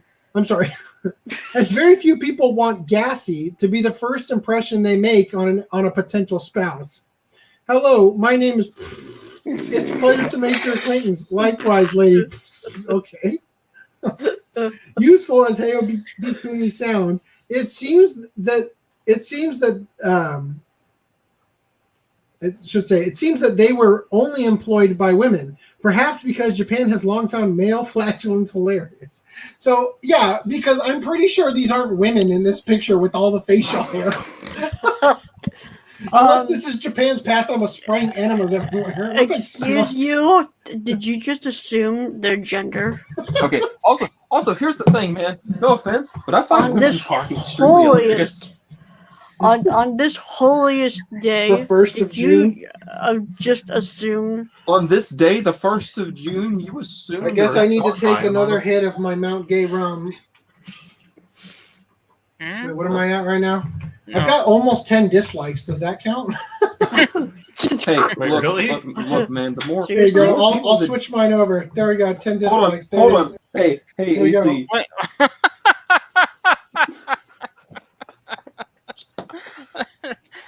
Hey. Still tastes like turpentine, but it's a rating is a rating. It's a lot more tolerable now. Look. All right. Look in the disclaimer for this podcast is gonna be the use of language, alcohol, reference to farts, sweat stains. I switched it back, and someone followed and also switched it back after I switched it. And fake beards. Right. Neck beards. What? All right, there we go. Fake beards. I heard you. Okay, so just a quick aside here. Naomi Osaka refuses to talk to reporters at the next tennis tournament. Doesn't care about fines. Then she was fined $15,000, and now Naomi Osaka withdraws from the French Open. Discusses experiences with depression. From what I understand, she was doing pretty well in the tournament too. But so wait, she whatever. got not wanting to talk to reporters? Yeah, I guess kind of like how when you are competing in a what's up? I think he's having a personal conversation. Oh, okay. So similar to how when you're competing in let's say the NFL, the National Football League is a private business, right? So or just the U.S. Open, like a BMX competition or whatever it's going to be, right? So you are abiding by certain rules that help that competition run, and those rules involve talking to press and stuff, so that sponsors get content that people want to watch. They don't just want to watch you perform. I guess they want to know your life story too, or what? I don't know. I'm assuming it's got something to do with that. I think it's in their contracts that they have to Exactly. talk to It's the part of press. a contract. You have to talk to them. In order to compete in the competition, you have to abide by part of the contract. Do I agree with it? No. I would probably also not want to talk to the sports. I would just plug my podcast nobody actually cares about. What are you doing in the National Paralympic Bowling League? It's like, well, I'm just here to promote my side hustle. Anyway. Hold on, we must first break your leg. Wait, what? Anyway, so a Japanese woman asks for advice on how to deal with the smell of her son's corpse. Gets arrested. What? Yep. So I actually don't really want to read this. I just wanted to say, I thought wow, we did guys, deja vu again. can you believe it? It happened again. Why does this keep happening? Also, Random 11, just for you. Here's a picture of some girl's feet from the from the Sankaku Complex version of the article, because apparently they didn't have any images to use of a son's corpse, so they just did the smell aspect and did this crap. So Why there you didn't go. they- I hope you enjoyed Why that. didn't they just use the fucking God? What's that show called where the boy Sankareya? Why didn't they just use the boy from that? Or Toilet Bound Hanako-kun or whatever it's That called. worked. I guess that worked. Anyway, so Protect the Nation from NHK Party becomes Protect the Nation from Old Party's Party. So What? we've been holding off on this one for a while, too. This So- part's been sitting in there for a while. Constantly changing one's mind is an interesting political strategy. Dissatisfaction with No Japan's kidding. evergreen... What's up? Yeah, I'm just responding to you. It's constantly changing with mind. It's an interesting political. I'm like, no kidding. So dissatisfaction with Japan's evergreen ruling party, the Liberal Democratic Party, which is actually basically the Republican Party of Japan, has been swelling recently with regards to the general handling of the COVID-19 pandemic and insistence on holding the Olympic Games. This has been creating small cracks in the powerful political party and thus opportunities for Japan's more chaotic politicians. There's certainly no shortage of them, from Super Crazy Kun to Yusuke Joker Kawaii. But anytime you see one of these fringe candidates emerge, you'll likely see Takashi Tachibana nearby. Here we see Tachibana kickboxing noted eccentric candidate Teruki Goto. I mean, do I actually get to see it?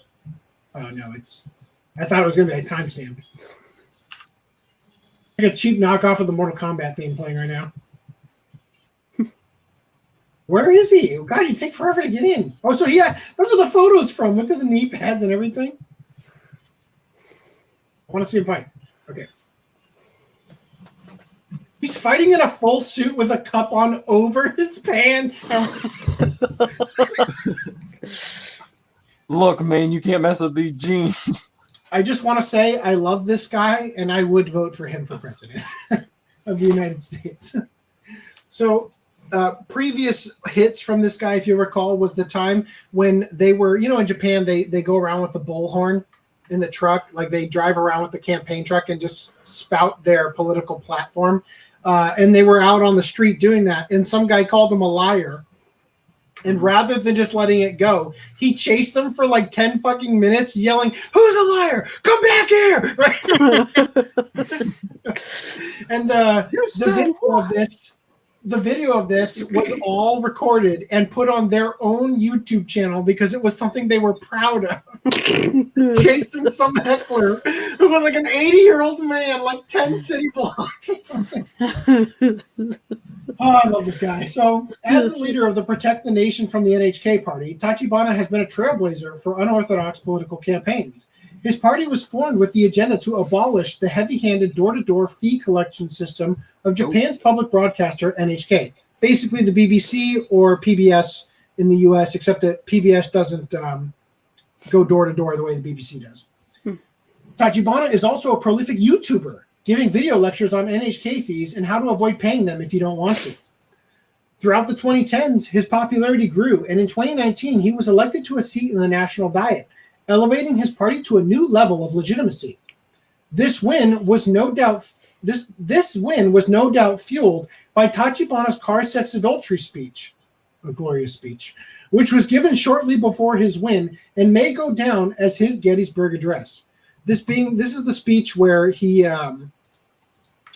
So, for those who haven't been with the podcast long enough to remember this, in NHK, the NHK is like, again, it's the publicly funded channel, broadcasting network of Japan. So they are compelled by law, whenever there's an election, to give every political candidate a certain allotted amount of time on the NHK to basically give a speech about their political, aspirations, on what their platform is and why you should vote for them. So they literally had to give a guy who founded the Protect the Nation from NHK party, they had to give him a slot on the NHK where all he did was shit on the NHK for the whole time he was on there, talking about a scandal the NHK swept under the rug, where one of their two of the hosts from their shows were found to be having an affair in a car. Uh-huh. Did the NHK do the dishonorable thing of just cutting them off like most news channels will in America, or did they? No, his entire thing was. They let him? Was shown in full. Yes. Wow, nice. They are by the Japanese Constitution. They are legally compelled to give him the full time. They had to do it. You know what? He could have said whatever he wanted. They need to do it to our stuff here.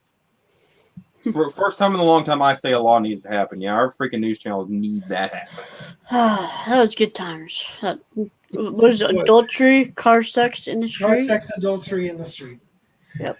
So Tachibana has since given up his seat and pursued other political ambitions, but mainly seems to be acting as an advisor to other unconventional candidates. And with this expansion of interests, Tachibana has also decided to change the name of his party from the Protect the Nation from NHK party to the Protect the Nation from Old Parties party. He explains that the party's essential goal remains the same, but he is determined that the way to truly end NHK's fee-collecting ways is to attack the source, which he says is the ruling Liberal Democratic Party. In addition, this new name gives the party the freedom to go beyond their single-minded anti-NHK agenda and ride the current wave of disapproval with the LDP at the same time. On the other hand, some people online wonder if the new name came out of Tachibana's recent court loss against NHK, in which he owes them about $40 pending appeals. We also covered that. That was great. Dang, that is literally a they said, amount of. Yeah, right? They said, quote, he couldn't protect us from the NHK, so how is he going to protect us from huge political parties? He never won against NHK, not even once. Fine. Then I will launch the Protect the People from the Protect the People from Old Parties party. He may be a joke, but the fact that his party got 980,000 votes in 2019 says a lot. I'm surprised at how easy it was to change a party's name. The funniest part is that I saw this reported on NHK. So the abbreviation of his new party will be Old Party then? The Old Parties party? Protect the People. I feel like this is that one person in like high school who's like, I gotta throw the party to end all parties. It'll be the party to end all parties party. We're gonna party so much. YouTuber party would be the best choice. Tachibana can't keep getting attention just by changing his party's name. So it says here a number of YouTube channel changes its name. We also lose our subscribers. A number of comments also expressed exhaustion over the repeated changes that Tachibana's party has undergone over the years. For the record, here are the past names used by his party prior to becoming the Protect the Nation from Old Parties party. The Refusal to Pay NHK Reception Fee party, the Protect the Nation from the NHK party, also known as Enkoku, Protect the Citizens from NHK party, the party to teach how to not pay the NHK reception fee. That doesn't seem like a lot, but in between each official name change, Tachibana floats even more name changes and spin-off parties to the media, such as the Golf Party, the Party to Crush NHK, and Judge Hiroshi Oshima. Yes, this is the judge that ruled that he would have to pay $40 to the NHK. So he started a party to crush the NHK and the specific judge who had that ruling. On a case-by-case basis, some ideas seem to have been shot down by election officials, while others just kind of faded into obscurity as Tachibana's mind shifted to other things. But perhaps most telling was last month when he suggested the creation of the Nothing Especially party. Okay. In the following YouTube video. In the video, Tachibana shows how support for the Liberal Democratic Party has fallen to 35.6%. While that still eclipses the major opposition parties, at the very end of the list is the nothing especially column, which is the sum of all the other parties. That particular field displays a whopping 40.1%. If all these parties were to form a coalition, then they could conceivably overtake the Liberal Democratic Party in a national election.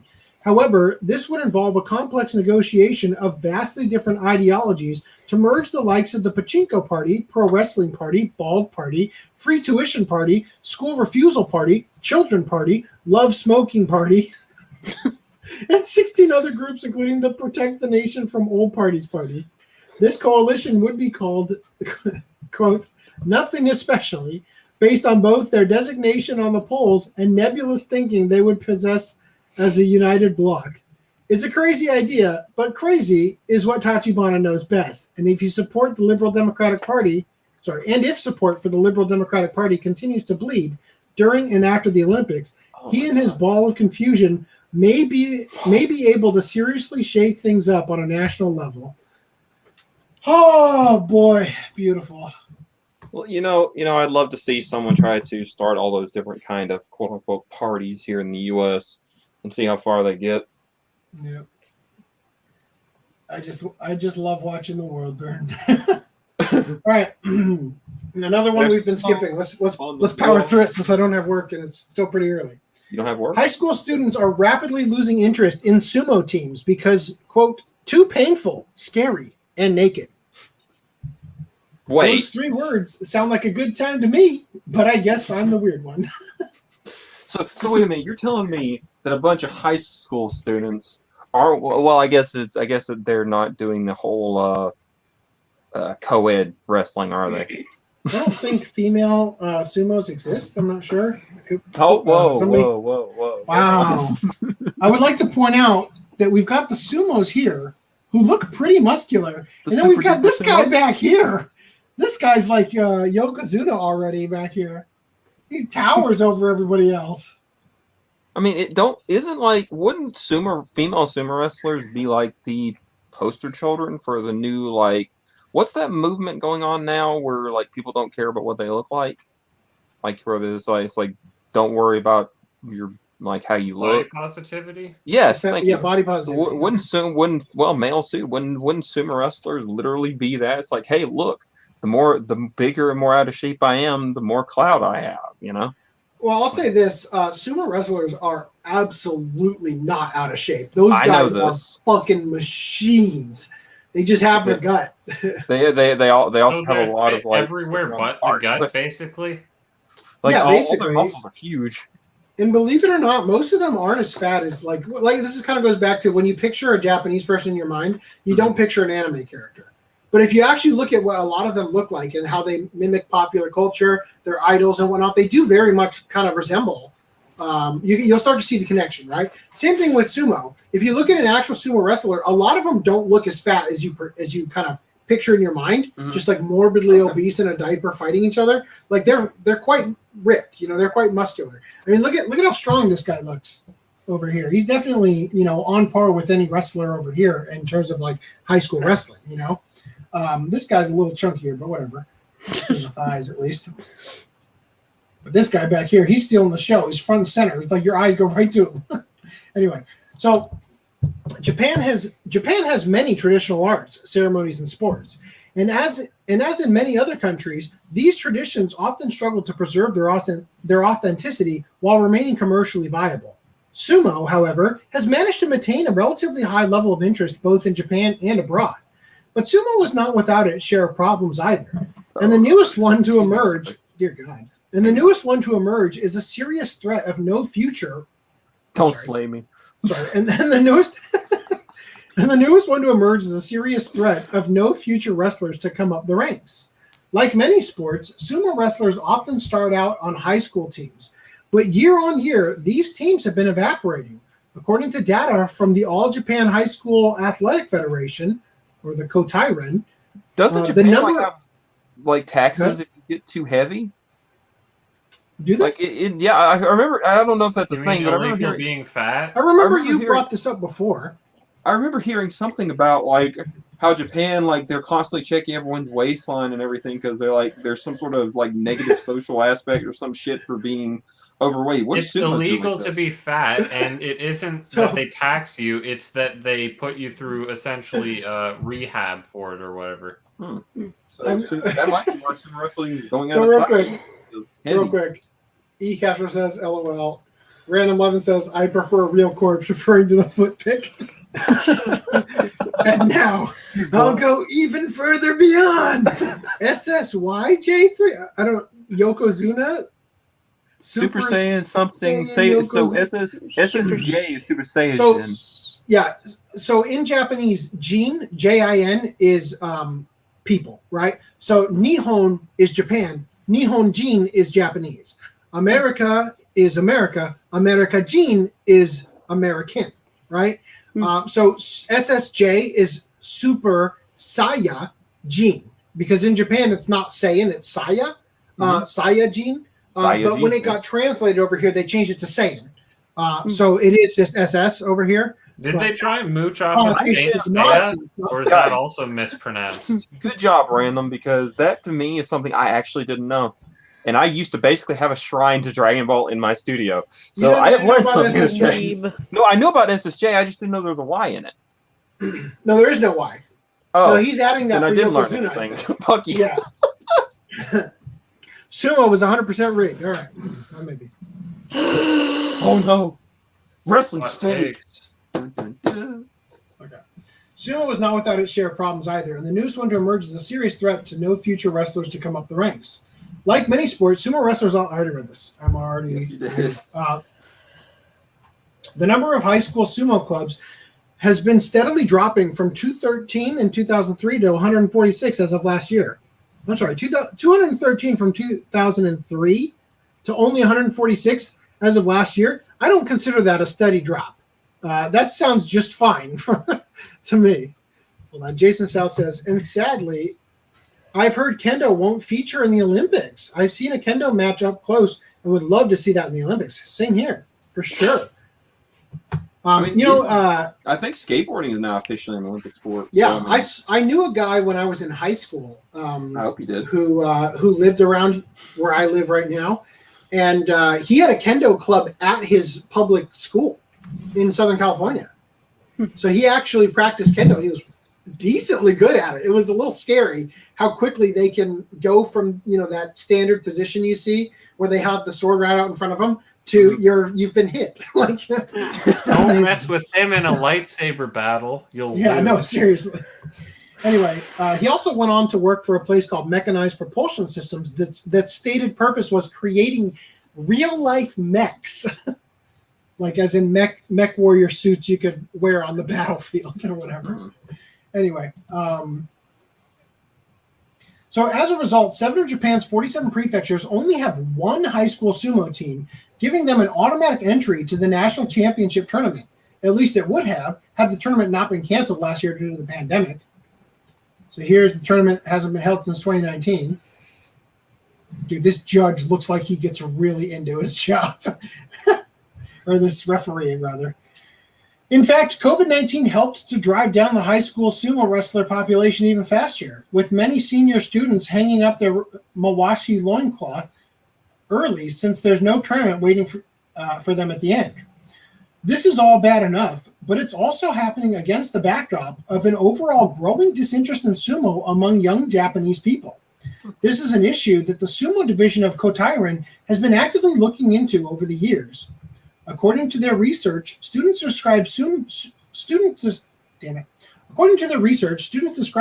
as, quote, painful looking and scary, and are hesitant to participate while wearing the highly revealing mawashi.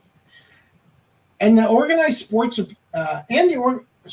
organized sports options wider than ever, including relatively new additions of soccer and basketball, sumo is struggling to remain attractive. I mean, who wouldn't want to look like this? This is like peak masculinity. You have peak performance. You don't want to look like Yeah. performance. This is the ideal gamer. I mean,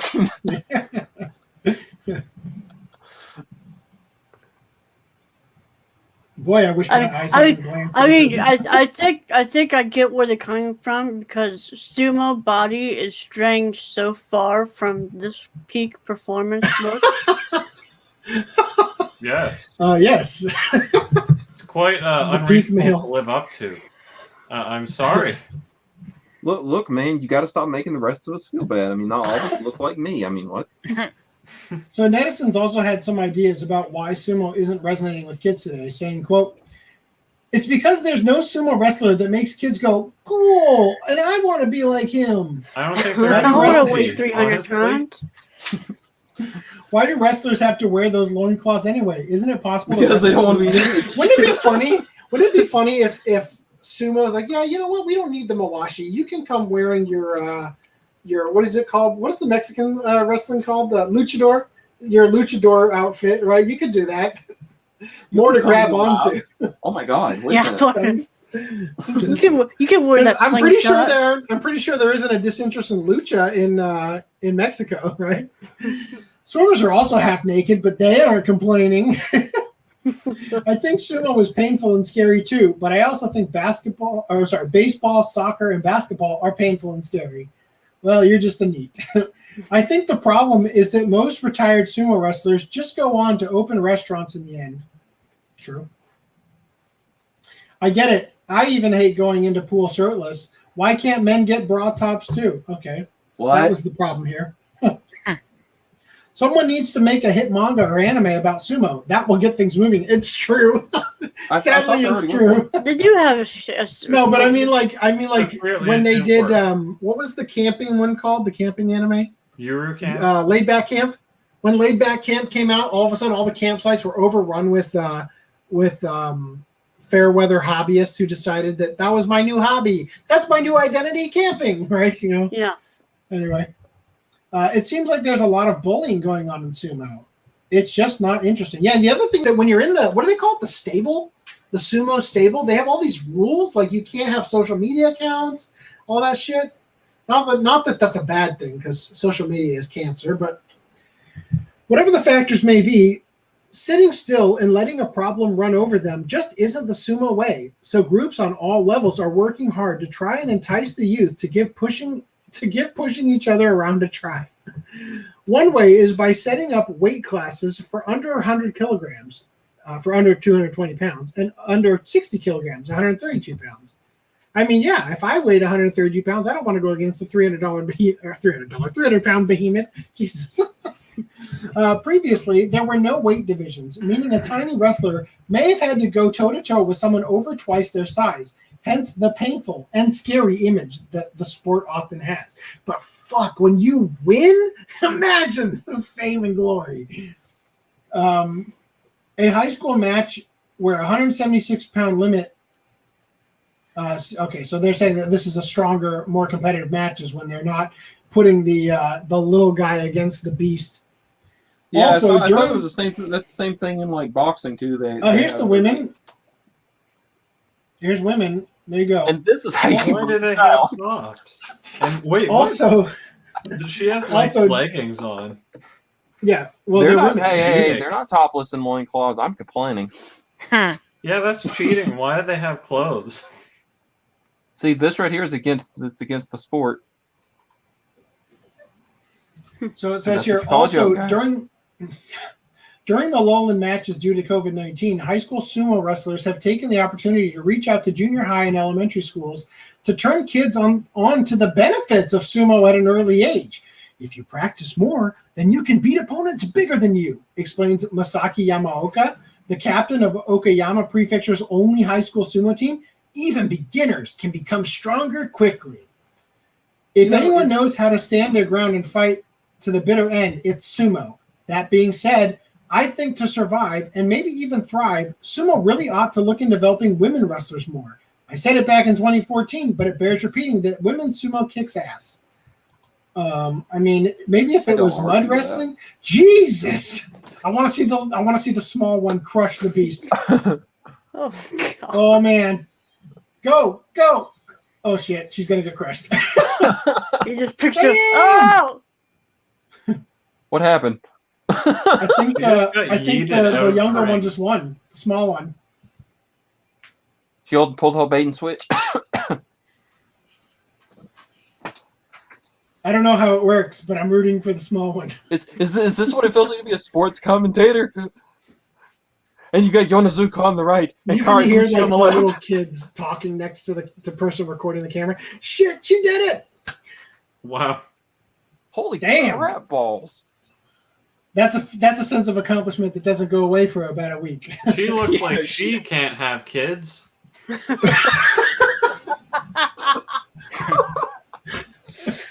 Oh no!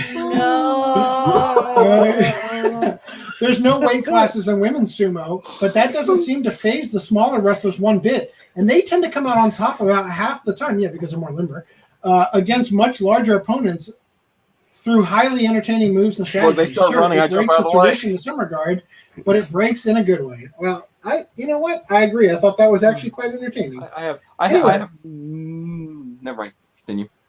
All right, so here we go. Oh, let's talk about the welfare state. So a Saitama welfare official was threatened into giving executive level salary worth of benefits. What? Okay. Executive lever. What does that mean? Executive leverage? Relentless threats resulted in a person or persons getting over 12 million yen in benefits. Welfare systems can be a tricky business in any country, and Japan is no different. On one hand, there are complaints of extreme insensitivity on the part of the officials, while on the other hand are complaints of the public abusing the system. And then there's a whole different breed of problem that emerged in Sakura Ward of Saitama City. On the 25th of May, a 43-year-old employee was fired after it was discovered that he funneled extra welfare benefits to a single household, totaling 12.71 million yen, or US $116,744. The payments were spread out over a 10-month period from April of last year. 10-month period from April of last year to January of this year. To put this in perspective, the average entry-level executive and management salary in Japan is estimated at about 12 million even, which this household surpassed in less than a year. Guys, to put this in perspective for anyone listening, someone usually on, if I'm right, it's welfare and or SSI, usually rarely makes over $750 a month. Are you serious? Because I thought the COVID thing was $300 a week. That's fucking unemployment. Right? Yes. You literally have to sue and get a court case to get on disability and SSI. But for the love of God, man, how the hell did they pull that off? Continue. So I like this, literally on welfare like a boss. So hold on, I want to address these real quick. Random Lemon says, seriously, they've done studies and proved high-ranking sumos were taking dives once they locked in the specific number of wins they need to move on. That's interesting. Using statistics. Wow. The villain of a female sumo manga is the international competitor, blue-haired whale. Oh. What the hell? She looks like the girl from Keijo, the teacher that was past her prime. That was just basically just a beach ball, right? Anyway. When the municipal government noticed the large payout, an investigation was launched, and the employee responsible said that he had received, quote, relentless threatening phone calls and emails, demanding that he bypass standard procedures to allot this household extra money. See, I don't know what it is about the mental fortitude of the Japanese that survival of the fittest really thrives there. Because some of them are so goddamn bullish that they can force somebody over the phone to click buttons. They can shame them enough to click buttons to deposit government money into their bank account. Blackmailing Amazing. is real. Dude, come on, man. Amazing that they have happens the ability to do everywhere. this. It happens everywhere. It's just, at least in Japan, they'll talk about it. Yeah, but it's just like, look, if you threaten to me like, well, yeah, I'm going to kill you and your whole family if you don't give me that 12 million yen, it's like, all right, I'll see you in a few days then. Click, whatever. Brad, hand over your anime collection. You'll never find me, Lance. Yeah, it's like just give me your address so I can make sure that the checks are sent to the right place. All right, and forwarding to the police with this taped call. There you go. See you soon. But that's illegal in Anyway, your so- state.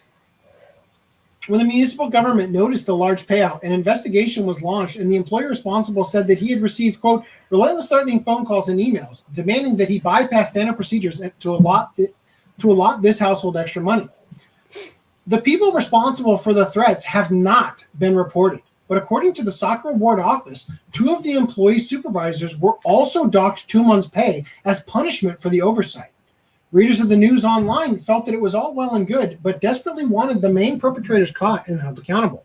They said things such as, quote, print the name of the person who made the threats and arrest them. Why did they fire him? It wasn't a mistake. He was scared for his life. The real mystery is why it took them 10 months to find this. That would have been 15 million yen a year, equal to the salary of a management at a top company. 1.2 million a month, and I'm working like a sucker. I wonder if this is a Yakuza scam, and they're scared to go after the beneficiary. That's an interesting concept. That is a thought I didn't actually pontificate. It's ironic that a welfare recipient puts someone else out of a job. Whoever that was is a skilled pro at not working. I understand why they fired the guy, but why isn't the beneficiary arrested? This appears to still good. It's here in the U.S. It's hard for them to. It can be difficult for them to get the money back. I'm guessing since it's the way it's distributed, because I've actually seen SSI drops where they gave it to the wrong person. And I've got a few friends that have been through this. What is SSI? Social Security. Social Security income. It's the one. It's the one Yeah. where you can get without being an American, without literally Without being an American, I'll apply for it. How do I put this?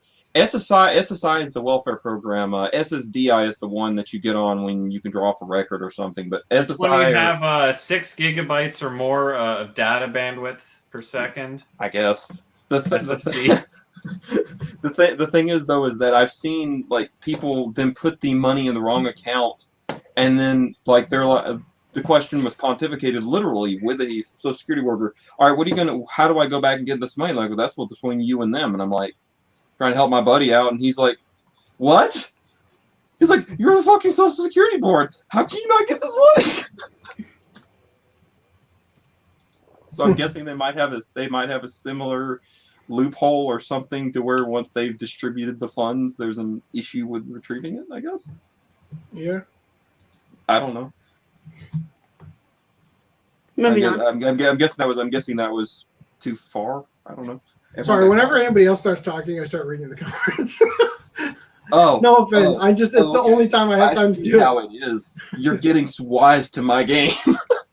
I have no desire to work whatsoever. The husband. Okay, so this appears to still be early in the proceedings, and proving that the employee was responsible was relatively easy. However, it might take some deeper investigation to determine who made the threats and if the beneficiary was even involved before any arrest can be made. It may be a lead that the suspect here demanded Japanese yen, suggesting the work of a pro rather than previous would-be extortionists who misguidedly demanded Bitcoin from rural municipal officers. Well, yeah. I think you're okay with that. I mean, if they're stupid enough to hand it over. All right, so a crackdown on illegal maid cafes looks to be making maids a rare sight on the streets of Akihabara. What, pray tell, is an illegal maid cafe? What? They have AIDS. Just selling AIDS in a cup. Yeah. So Tokyo police bust 5 maid cafes for violation of adult entertainment business regulation law, and they're looking for more. What? In recent years, Tokyo's Akihabara neighborhood has become almost as famous for its maid cafes as it has for its anime and video game specialty shops. Ordinarily, you don't even have to set foot inside a cafe to feel their presence, as side streets often have maids out on the pavement passing out flyers and beckoning passersby to come to their establishments. However, over the last few days, locals have been reporting seeing notably fewer customer pullers, as such on-the-street staff are called. Customer pullers, as such on the street staff are called, And the change follows a recent police crackdown on illegally run maid cafes. Definitely doesn't have anything to do with COVID and the state of emergency Japan's back in. Definitely not. Streets without maids in Akihabara. Hot damn. There's none. Last Thursday, the Tokyo Metropolitan Police arrested 5 female Akihabara maid cafe managers between the ages of 20 and 24 and one 47-year-old maid cafe owner over violations to the Adult Entertainment Business Regulation Law. Essentially, in Japan, there are different regulations you have to follow depending on whether you're running an ordinary restaurant or bar called an inshokuten or a social restaurant and bar called a shako inshokuten. Okay? Damn, we called it the wrong thing. Shit, right? No. Where the wait staff also socializes with the customers and keeps them entertained. Okay. So in the U.S., I guess Hooters and regular restaurants would be considered different. I would not. I've never been to a Hooters. Me neither. According to Adult Entertainment Business Regulation Law, social restaurants are required to close at 1 a.m. Ordinary restaurants, though, are allowed to stay open as long as they want. Okay, so this is some bureaucratic bullshit that's shutting them down. So the thing is probably the fear of it becoming a sex business in a sense, since I don't think it has anything to do with that. I think that being allowed to be open past 1 a.m. is just something that they're trying to take advantage of due to the fact that, when the COVID restrictions have come in and places are not allowed to stay open, they have limited hours. And it's such bullshit because obviously if you're going to limit the operating hours, you're actually going to force more people to go during those hours rather than letting it be spanned out across, longer periods of time. So I'm assuming that staying open longer, they're just trying to bring in more cash to keep the lights on. But that's just my entrepreneurial. I see 100% where you're coming from. The biased thing is, look on it. The thing is that in the COVID situation, like it depends. If this is just because of the COVID situation, riddle me this: if they were to have this social interaction, wouldn't it technically be breaking the rules in and of itself, even to have if Japan's back on lockdown? Like, how is anyone even like going in these places and being near everybody? Is Akihabara inside of Tokyo? I think so. Because that's where the lockdowns are happening. I think Akihabara is a district of Tokyo, isn't it? Something like that. Did I just disconnect my microphone? Hold on. I'm still hearing you. Okay, cool. All right. So social restaurants are required to close at 1 a.m. for whatever reason. Ordinary restaurants, though, are allowed to stay open as long as they want, since their primary business is supposed to be providing food, and people who work night shifts or other irregular schedules might need nourishment outside the standard breakfast, lunch, and dinner times. They also need to be hit on by cute maids. True. That's true. Come on. I guess, so all else equal, good. No, I mean, never mind. Never mind. Hey, no boners after 1 o'clock. Good thing it's not even 10 over here. We're safe. My penis identifies as another time. Is that? I wonder if Lance is right. I wonder if it's because it's some kind of anti-prostitution thing. It could be. It very well could be. But it would make a lot of sense. Japan is extremely lazy with their sex work laws and they have all these laws where they're just sort of going through the motion. Like, hey, it's illegal to gamble for money in Japan. You know that, idiot. But go to that pachinko parlor where you gamble for pachinko balls, and then you take your winnings of pachinko balls across the street to a place where you can exchange the pachinko balls for prizes such as cash. Right? See, the thing is that it's this whole psychological loophole bullshit that they're forcing on everyone, because I don't understand. Like it happens here in the U.S. so bad. It's like, okay, look, we have these rules. By the way, these rules are different depending on how you do this. So basically, if a spade is a spade, but you slightly colored a different color, I'm fucked, by the way, you all of a sudden don't have a spade anymore. So yeah, it sounds like bureaucracy, right? Like there happens to be a regulation for this thing, and now they don't have anything else to police, so they're coming after the maids. You know what I mean? Yeah. So and also, yes, Akihabara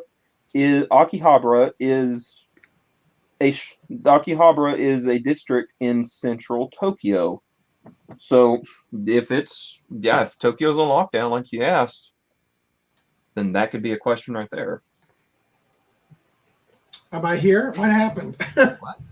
What I do? All of a sudden, in Akihabara, what? I disconnected for a second. Akihabara is in central Tokyo. So to earlier, is it a part of Tokyo? Right. And would be part of the lockdown, probably. All right, so let's see what it has to say here. So it says, so all else equal, it's better to be classified as a normal restaurant since you can stay open and earning past 1 o'clock. However, investigators judged that 5 Akihabara maid cafes, which claimed to be regular restaurants, were in fact social restaurants, resulting in the 6 arrests of the managers and owner. Of course, one could argue that all restaurants that employ friendly, chatty, or even just polite wait staff have a social element to the services that they're providing. However, there's a difference. What's up? I was going to say, I mean, I've been in a restaurant where even though I didn't provocate it, I mean, had a 5-minute conversation with the waiter. I sure as hell didn't complain. Yeah, it happens all the time. It happens. Sure. Continue. They're definitely not just fishing for tips. However, there's a difference between service with a smile and a smile being the service itself. One of the cafes connected to the arrest, for example, was found to be charging customers as much as 7,000 yen, $67, for a bottle of cola that would cost around 200 yen in a convenience store, but with a promise that a maid would sit and talk with them until they'd finish drinking the whole thing. Another maid free shot of what's usually Akihabara. So yeah, no, yeah, you're gonna unless have to close at 1. Otherwise, the maids would never go home.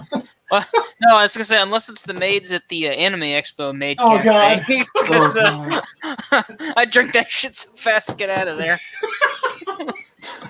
I need to hear this story. So I do need to hear this Anime story. Expo has a maid cafe. And, Well, I mean, it's staffed by volunteers Okay. yeah, who have a very high opinion of what they look like in maid costumes. Oh yeah. What was it? I texted you like I think I made a mistake, and then like 5 minutes later, I was like, okay, I definitely made a mistake.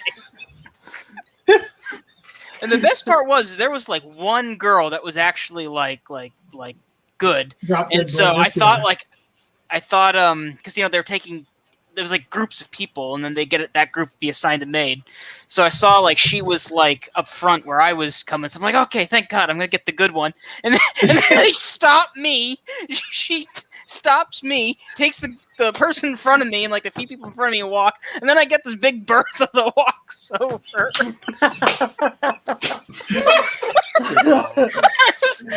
I was so tempted to just turn around and walk out right then. You were like, look, this isn't what I wanted. And she's like, what are you talking about?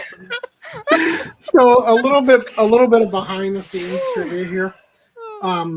So I did a grab bag video for 2016 and 2017. Those are up on the channel. I also did one for 2018. Oh, you know what? No, I did one for 2015. The 18 plus one too, where they're all in bunny costumes. Right. So, it was even So worse. I did one for 2015 and 2016. Those are the ones on the channel. Mhm. I've also done one for 2017, which is almost completed. I just have lost all of my willingness to work on it because it's not going to be monetized. The second it goes up, I'm going to get demonetized for it.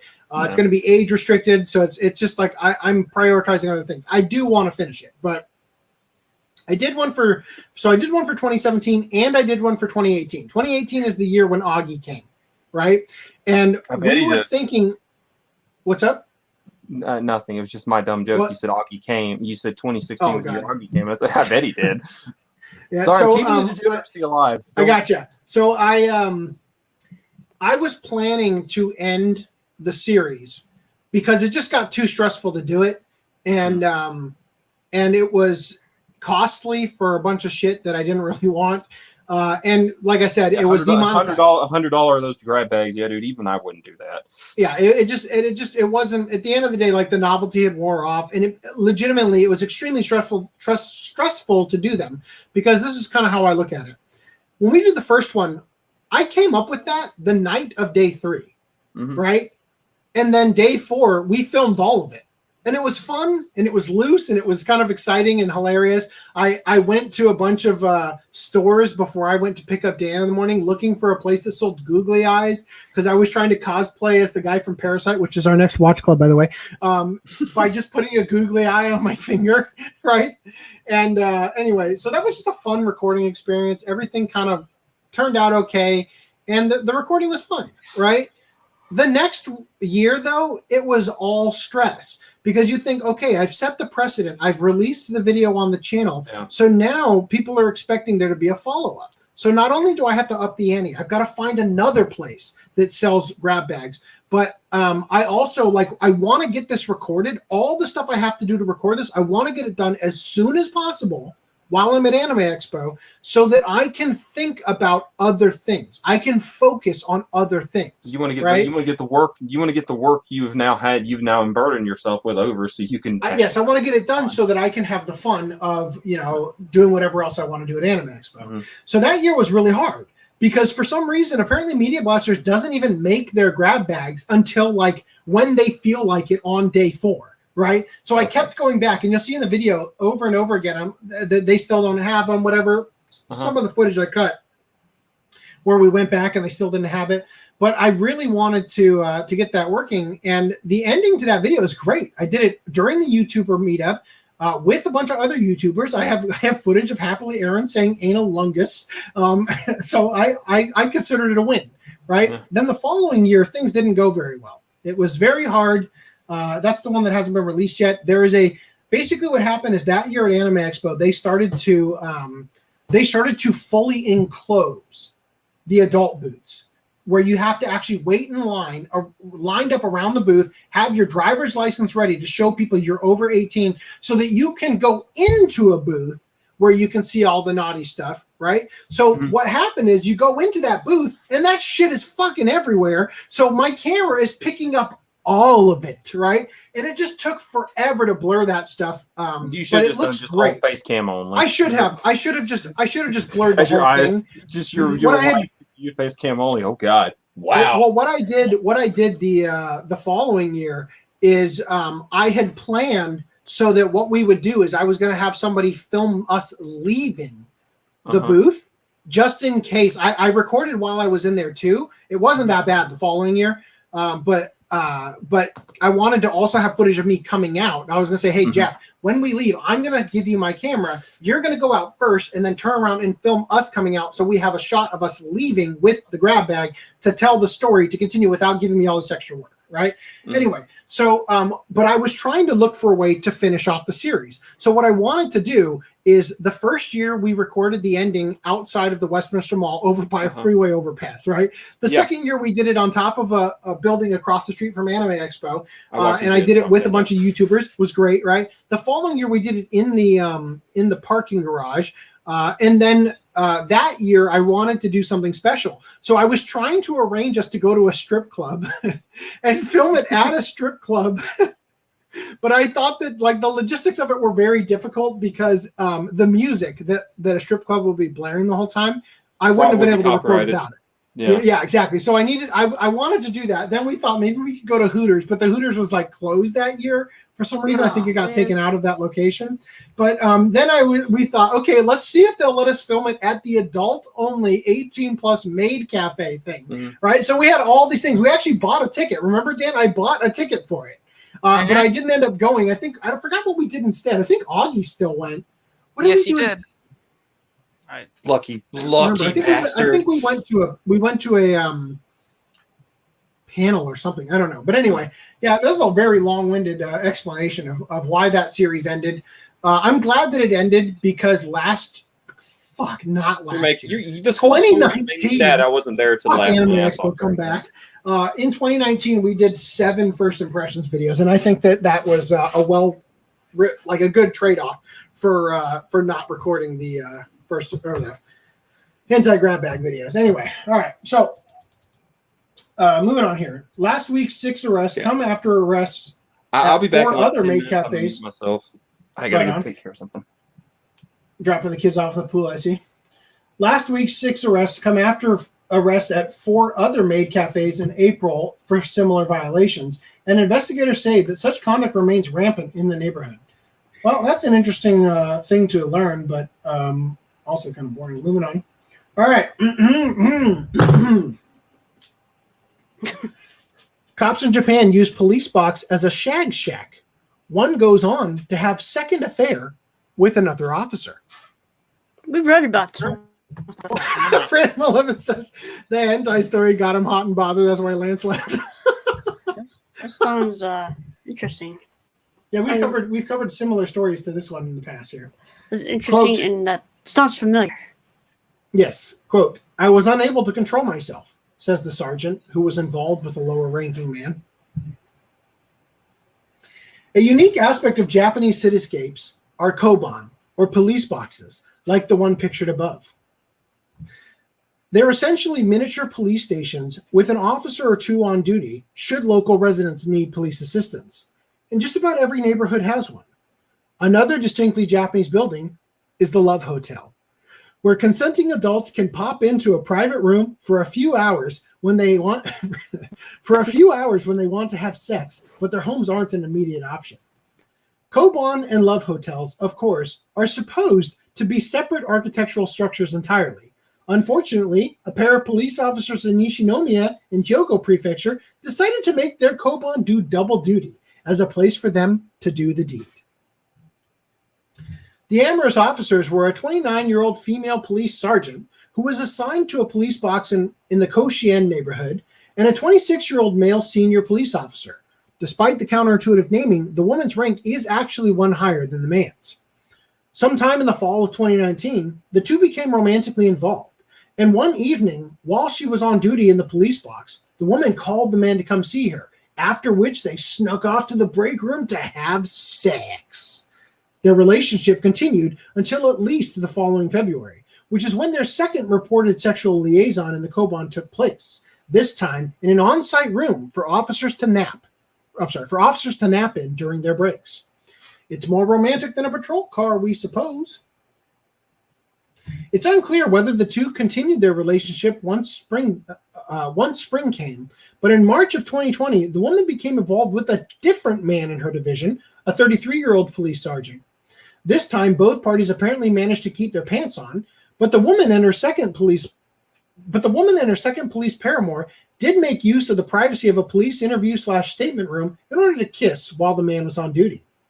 Eventually, a whistleblower, the first guy probably, a whistleblower came forward and reported the woman, triggering an internal investigation that revealed her relationship with the two men. The three members of the love triangle, which is in fact part of an even larger and messier love polygon, as all three of them were married, have admitted to the conduct, with the woman saying, quote, I was unable to control myself, and the younger man saying, quote, I got carried away in the excitement. Both men received official admonitions, while the woman's pay was docked by 10% for 3 months. The disciplinary discrepancy may have something to do with the woman being of a higher rank than the younger man, and the older man not having engaged in sexual activity on police property while on duty. In police property and / while on duty. Anyway, the reduction in pay may turn out to be a moot point, however, as both the woman and her younger man as the woman and the younger man resigned from their positions on Friday, the same day as their punishments were announced. The situation brings to mind the incident last year when two other Hyogo police officers were also found to have been having sex at their police box. In that case as well, the higher-ranking officer, a man, had his pay reduced by 10%, while the lower-ranking officer, a woman, was reprimanded without a reduction in pay. Additionally, in 2017, yet another pair of officers in Hyogo were found to have engaged in sexual activity inside the locker room of the prefectural police martial arts training dojo. With the Hyogo Police Department no doubt wanting to put a stop to its recurring embarrassments, it would probably be wise for them to focus on serving and protecting the community rather than servicing each other. Dan, you there? Yeah, I'm I here. don't know where did RHYS disappear to? Mm. I got real nervous in the middle of that because I couldn't hear the white noise coming from RHYS anymore, and I thought, shit, I'm disconnected. All right, well, Sankaku Complex had this to say.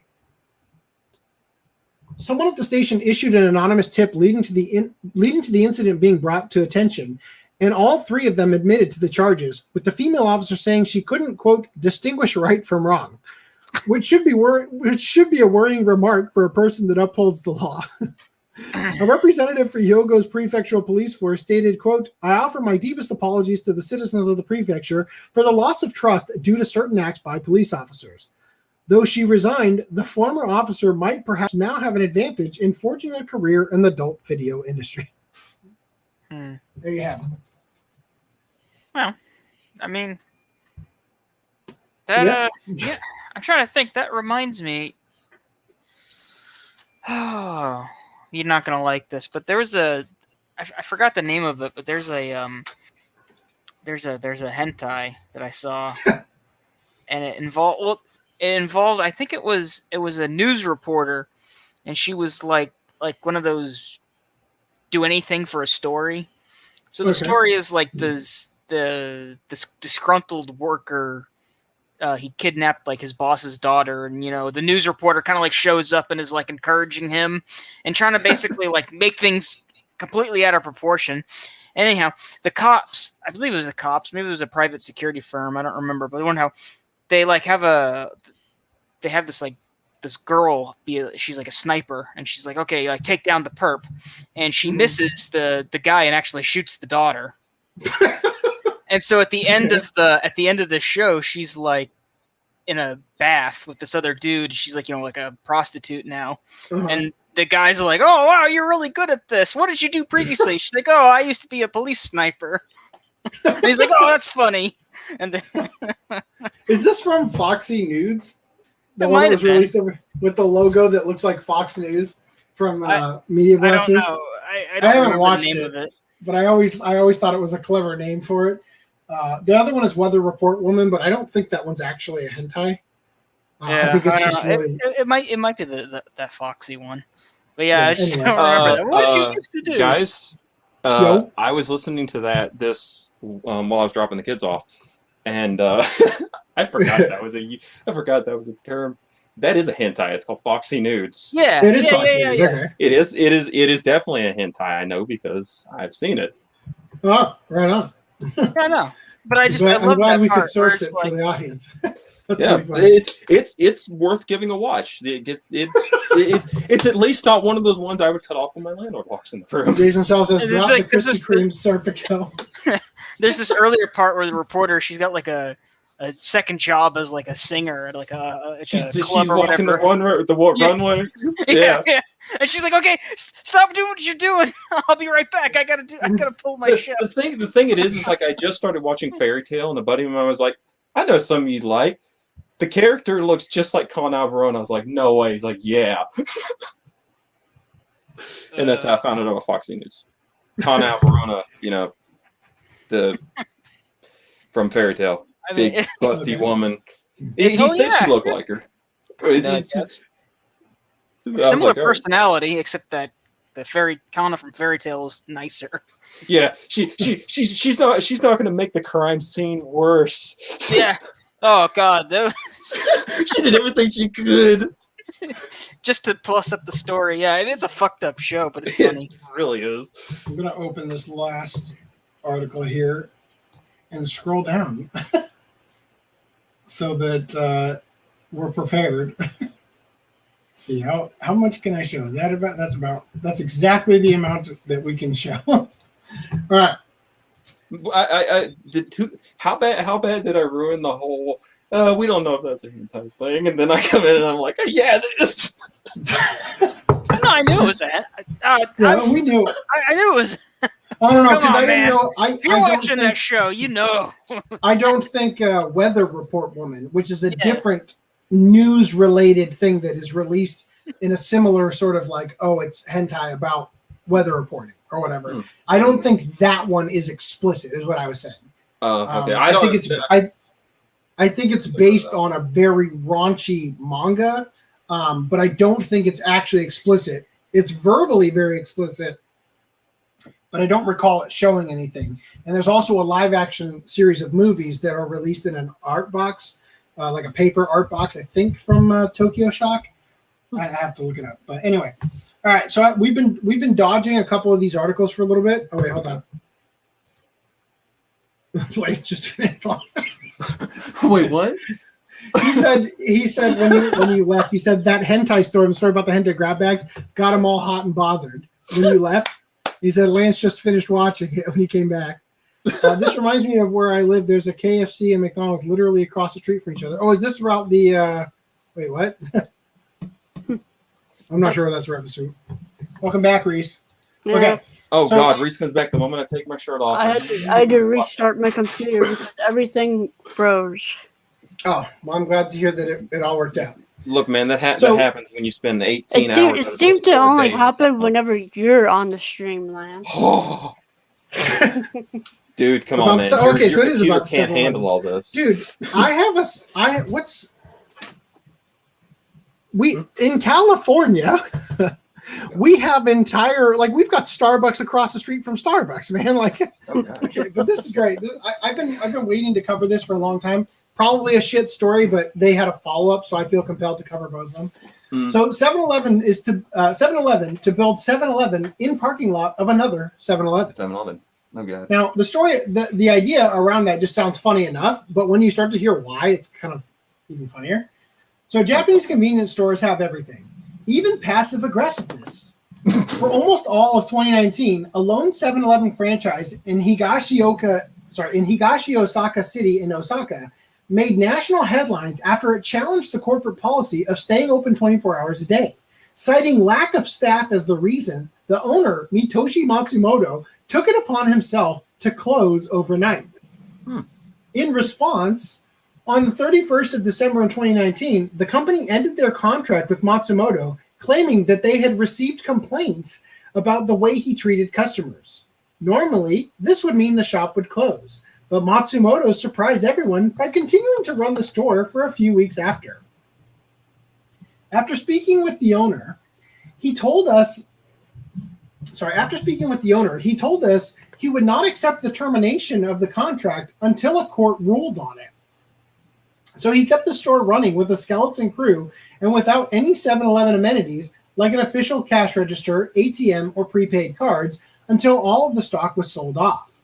Afterward, the store stood vacant for most of 2020 with a sign in the window that read, "Closed due to legal battle and COVID-19. The head office apparently was growing impatient and issued an ultimatum to Matsumoto that if he did not surrender ownership of the store by the 29th of March, they would build another temporary shop in the parking lot of the existing one. The courts attempted to intervene, fearing the situation might escalate, but Matsumoto said he would never give up. He would never give up because it would appear as if 7-Eleven was in the right. So a few days later, on the 1st of April, construction began on a 7-Eleven in the parking lot of another 7-Eleven. So here it is on January 4th. And here it is on April 2nd. They start building it, right? One of the benefits of this store is that it has a relatively spacious parking lot, big enough to accommodate another building, in fact. One of the benefits of this store is that it has a relatively spacious parking lot, big enough to accommodate another building. In fact, it was reported that some of the supposed conflicts between Matsumoto and customers was over the misuse of the ample parking.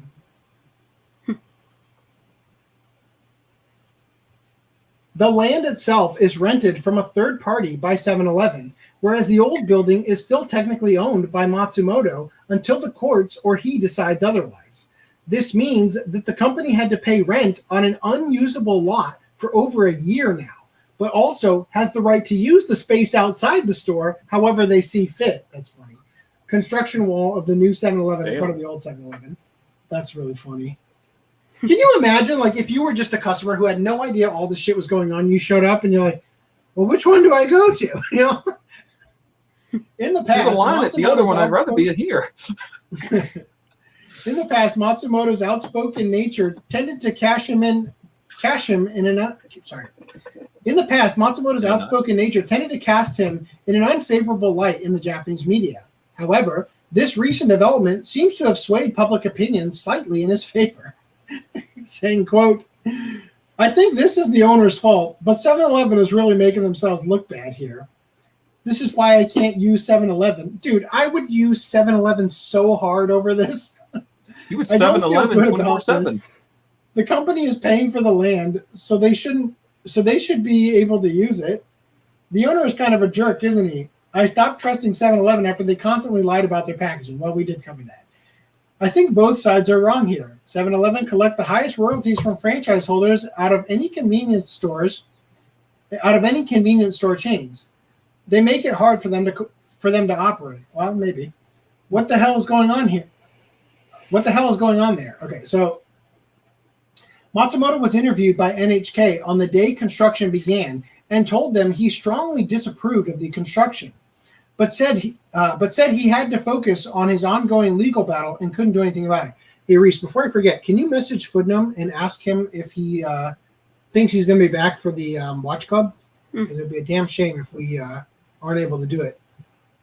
Just like to know. Anyway, so the paper sign says 7 headquarters. Please stop the improper use of force. Okay. Is that the wall? The Great Wall? Is this the wall that is in front of the other store, or what? Or maybe somebody else put this up. Like maybe somebody else put 7 headquarters up. I don't know. That's interesting. Anyway, local residents have mixed feelings about the situation. Many find this new development bizarre and a nuisance, but some are happy they can finally have an operating convenience store in the area again. This location was the only convenience store near a number of factories and warehouses. The new structure is expected to be complete by the end of April, and we'll be sure to check it out when it opens, because regardless of who is right or wrong in the situation, it is definitely going to get weird. Dun, dun, dun. 7-Eleven in parking lot of another 7-Eleven opens for business in Japan. So they kept true to their word in that last sentence there. And they didn't think to go back and retroactively add a link to this article. I like this. Jason South says best April Fool's joke ever. Right?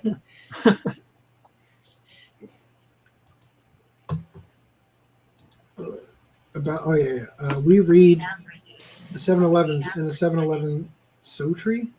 We read this. We already read it. He's saying. Oh no, the story. Okay. I don't think we actually read it. I've brought it up numerous times, but we've skipped it each time. We have a Mickey D's in the parking lot of a Walmart that has a Mickey D's in it. What's McDick's? Is that Mickey D's? I get it. Anyway. All right. The McDick is what they can't put on the children's menu. Yeah, the cream pie. Was it? Remember the God? That was.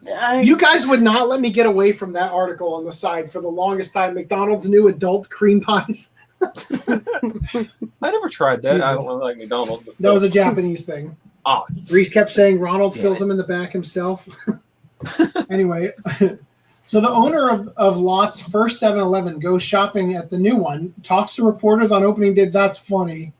So the owner of the original went to the new one to shop. About a month ago, we reported the construction of a 7-Eleven convenience store in the parking lot of an existing 7-Eleven's in the parking lot of an existing 7-Eleven store.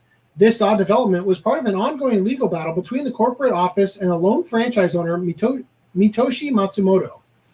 It all began back in 2018 when Matsumoto declared he would no longer keep his store open 24 hours a day, citing a lack of staff as the cause. He said that the percentage of revenue taken by the head office made it too hard to pay his clerks a decent wage. Here's the original 7-Eleven. This caused a stir, and by the end of 2019, 7-Eleven decided to cut ties with Matsumoto and end their contract, claiming that they had received too many complaints from customers. However, Matsumoto refused to relinquish the store, keeping it open for a few days in defiance of the company, and then leaving the store vacant for over a year. Keeping it open for a few days in defiance of the company, and then leaving the store vacant for over a year with a sign that read "closed due to COVID-19 and legal dispute" in the window. Hey, Footnote, how's your connection? It was terrible, so I let it cool off. Okay. And it doesn't seem terrible now. And then you left and started masturbating, and you got distracted, and then you never came back. he was watching Foxy News. I got a wall of text that I had to write a intelligent reply to. Oh. Well, that's always a valid excuse. Just like On putting the your 4th of phone May. on silence.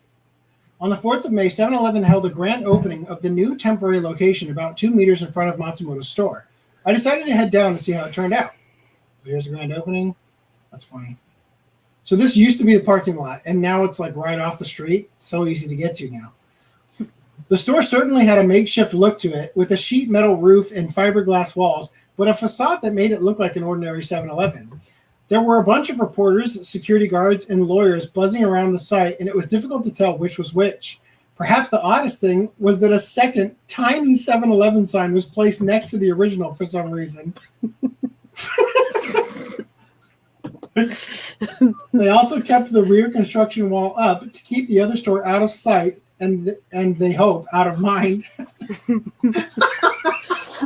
So there's like just a wall right behind this one, so that when people go, yeah, I'm going to go to 7. See, because I picture them as right next to each other, but it's actually more accurate that one is in front of the other. That's pretty funny. The rear wall of the new 7-Eleven in the front of Matsumoto's 7-Eleven right here. It had the opposite effect on me. Though, and my first instinct was to pop back there and see what was going on. Much to my surprise, Matsumoto was there giving a press conference by his paper sign that read, quote, 7 headquarters, please stop the improper use of force. So it was him who put it up. Oh, God, that's funny. Ever the showman, he had just walked over to the new 7-Eleven to buy a coffee from it and came back to his own store surrounded by a flock of reporters.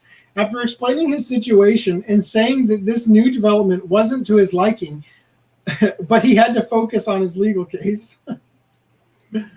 After the press conference, I was able to pull him aside for a moment and tell him about the response his story had gotten from our readers outside of Japan. He thanked everyone for their support and gave the following message.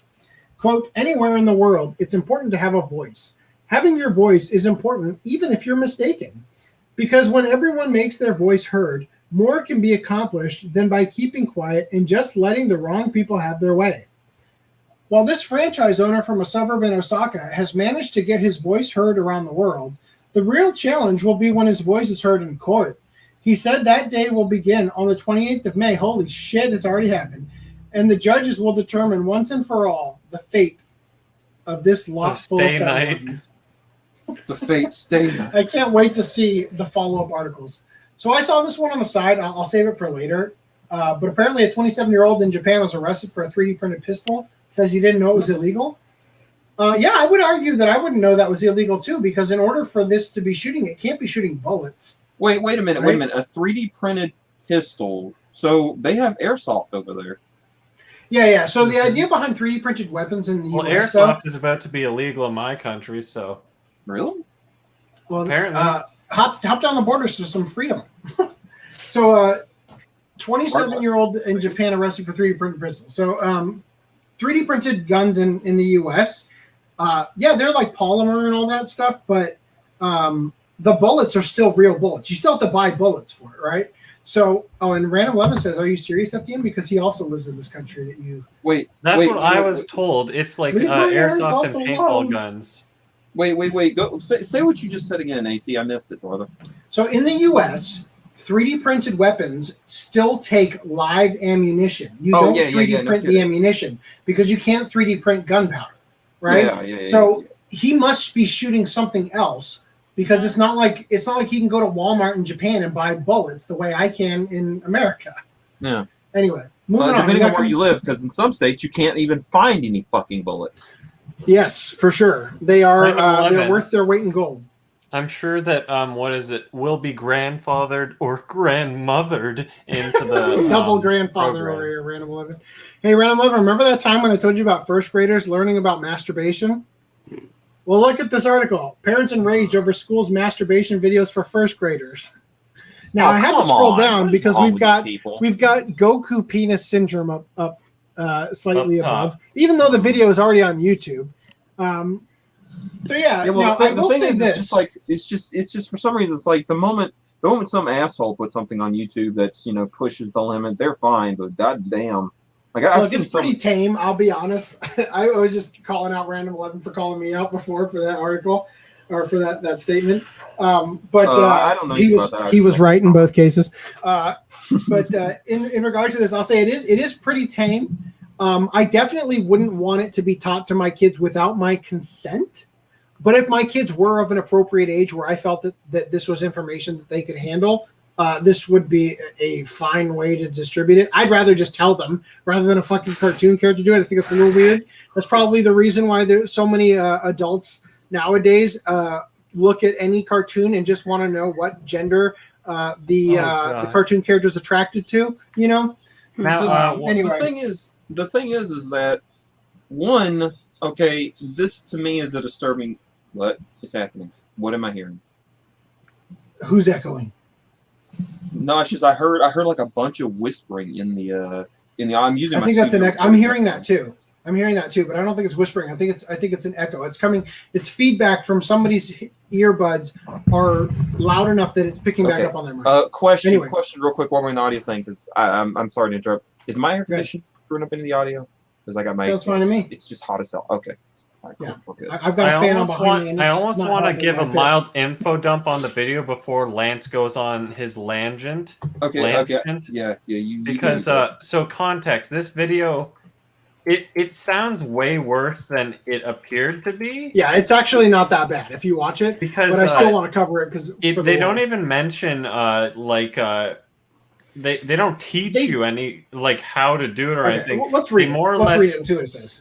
And then we can hold come back on. to this. Yeah. Good. So you watch it and you're like, oh, that was it. Now, to be clear, I wouldn't want you to unprovocatively just show this to your one-year-old. No, your first grader First kid. grader, yeah. Roughly 5 years old. I feel as if for reference, my son is in second grade, and I haven't had the sex talk with him yet. Although I think there are some kids in second grade that could receive that talk. I feel but my son is not very mature, so I want to bring up that I did not have sex ed until 6th grade. Until 5th. Now, Really? Okay, so hold up. What I was You getting mean school? Okay, sorry. I'll let I want to comment on that too, but continue, Putnam. I just want to finish the point. Good Do God. it. We didn't. We shouldn't have this until we hit puberty, not 5 years disagree, before but go they ahead. hit puberty. Now hold up. So Putnam, what I'm continue. saying is, I don't think you should just show this to first graders straight up. I feel as if this would be an appropriate video to show kids who are smacking off in public. But if you show it to someone who's like unaware, it could provocateur something, giving them that knowledge. Whereas, like, it's just normal to try and yank it in the middle of class. Yeah.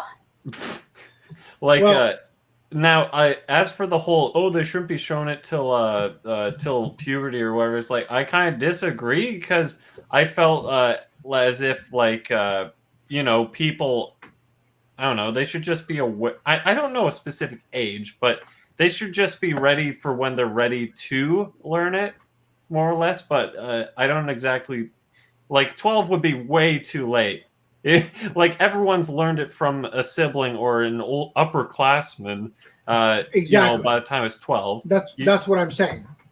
So real quick, Random 11 says kids under 12 should not be taught about this shit, not even the idea.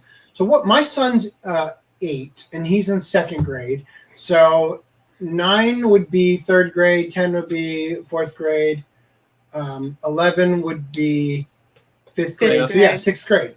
12 would be 6th grade. So I disagree with the idea that it should wait until puberty. I think you should be taught before puberty because I think the problem that occurs is that it's too late once you learn it and you're like, well, that explains all the blood on the think floor. that naturally this is the sex talk, not specifically learning to masturbate, by the way, that I'm describing here. I think that it should happen beforehand because naturally in most cases, see, my kids are homeschooled right now because I live in California where it's oppressive as fuck.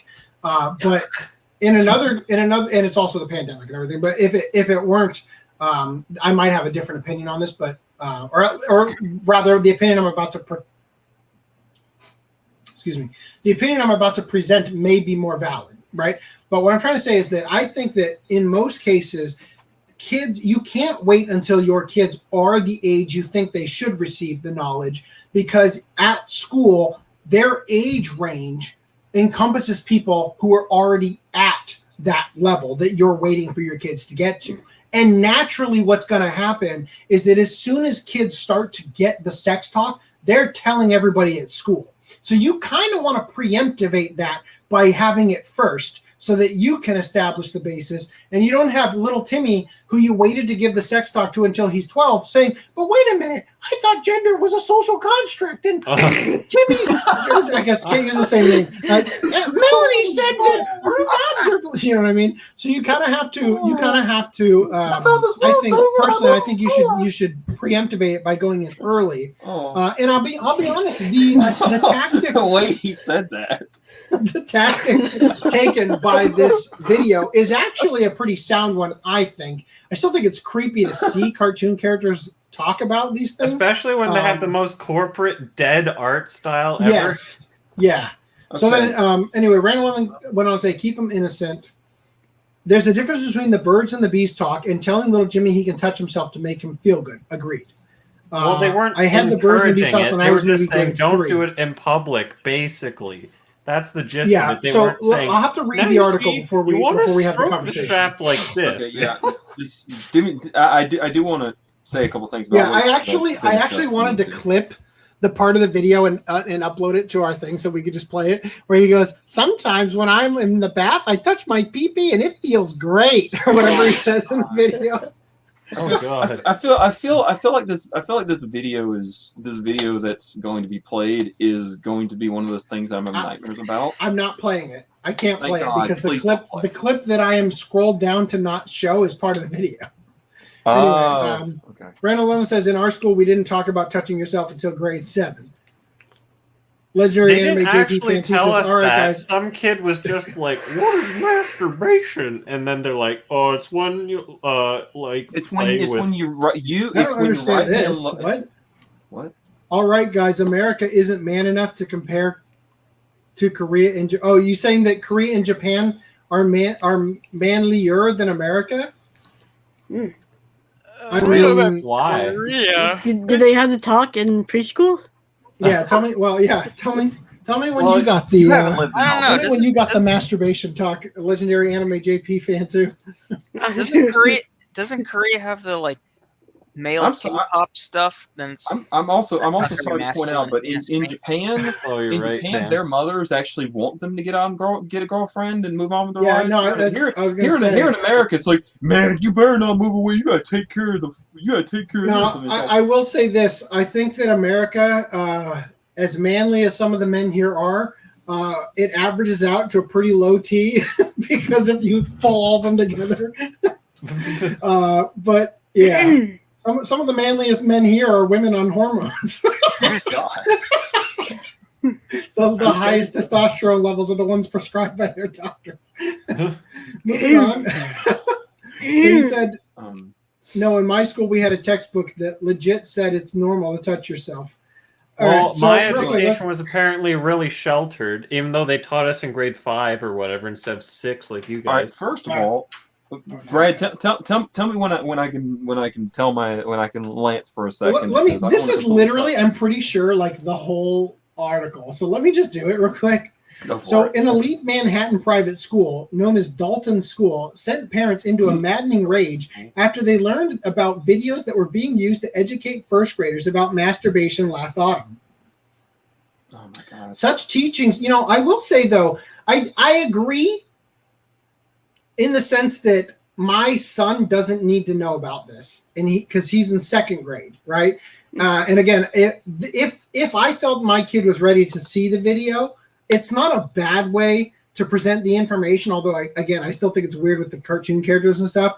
It's not a bad way to present the information if you were to just do it verbally as the parent rather than show them the video, but convey it the same way, so to speak. It's not a horrible way to present the information, but unprovoked, just showing it to an entire 1st grade class without parents' consent is fucked up, right? Yeah. So anyway, such teachings for youths often being described as one of the first steps in child grooming, definitely. When the concerned parents confronted the school administration over this blasphemy, they were told that they had, quote, misinterpreted what Dalton's health and wellness educator Justine Onfanti was teaching. a woman who previously led a porn literacy workshop at a different elite prep school. So you can watch the video. Now, here's a picture of Justine Ong Fonte. And I know what you're thinking. Oh, that's what pedophiles look like after they shave, right? Oh my god. Wow. Fonte noticed she doesn't utter the word masturbation during class and instructs that children shouldn't touch themselves when in public areas. This entire podcast. Continue. I think that this should be on the thumbnail, but we should blue screen out the background and put the like the, what do you call it, a mugshot photo backdrop. Oh my god.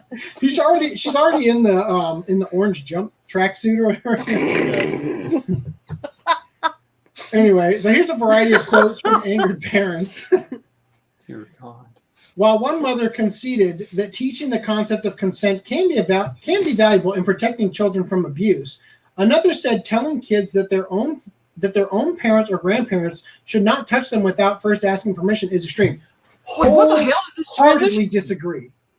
Wholeheartedly disagree. Wait, hold on. Brad, wait a minute. Yeah. Hold on. Did I stroke out? Because I've been here this entire fucking time. Mm-hmm. Weren't we just talking about them having a video talking about masturbation? Now all of a sudden we're on molestation? What the fuck is going on? No. So,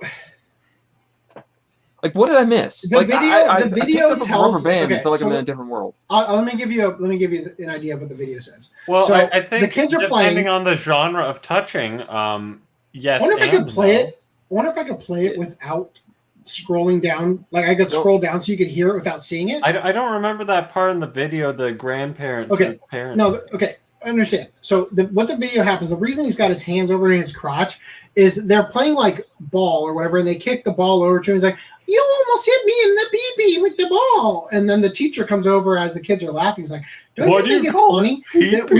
that we have words like pee-pee to refer to our private parts?" Have you ever children? Have you ever noticed that when you call it a pee-pee, you giggle, but when you call it a penis, you use a hushed voice or something? And I'm like, okay, weirdo.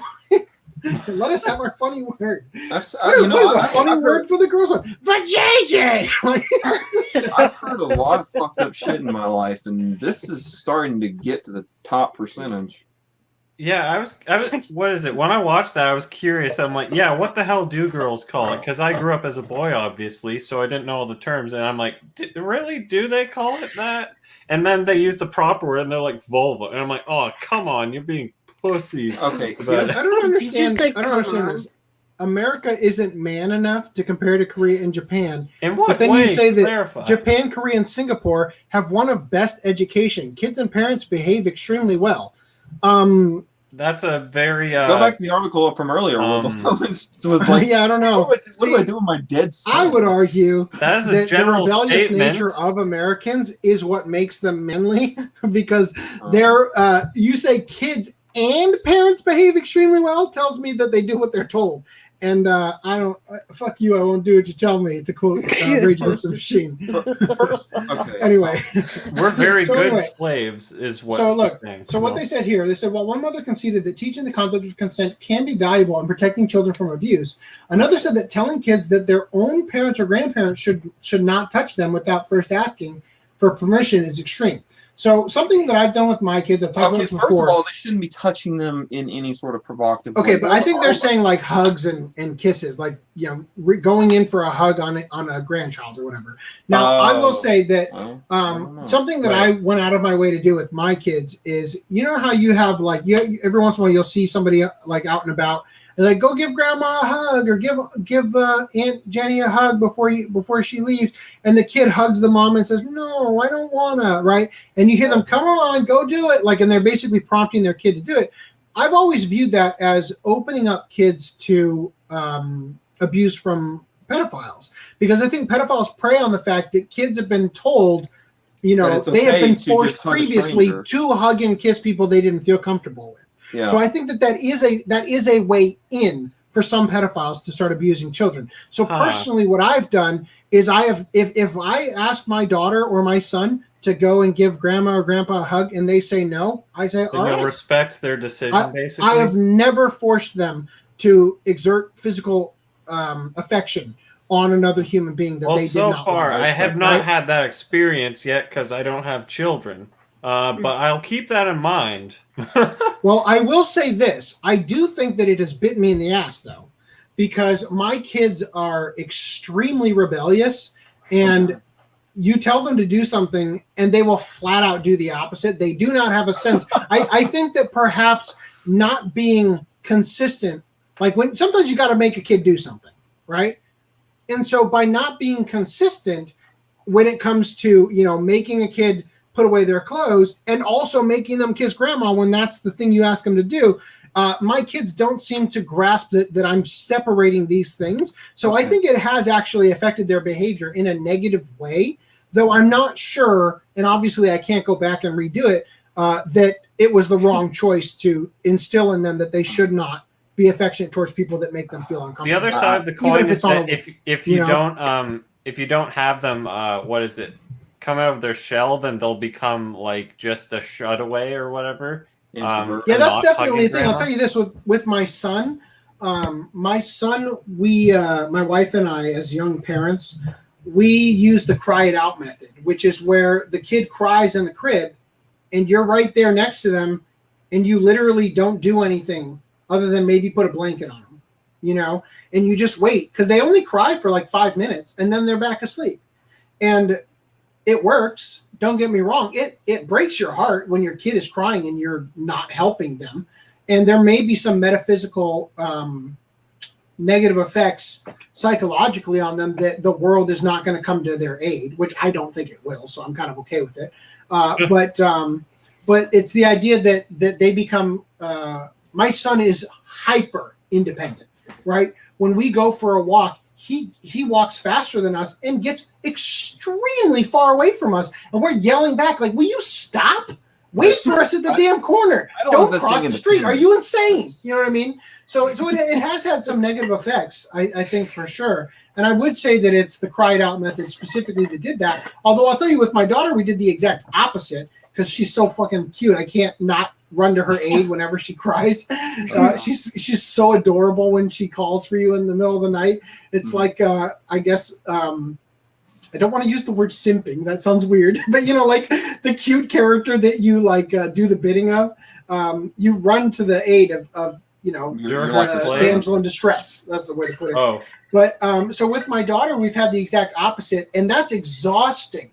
It's exhausting how much she needs to be around a parent all the time. She cannot self-soothe. She cannot play by herself. So these are all things, parenting-wise, that are very tricky. Dude, and it seems like no matter what... You had two things you did, and you got both extremes.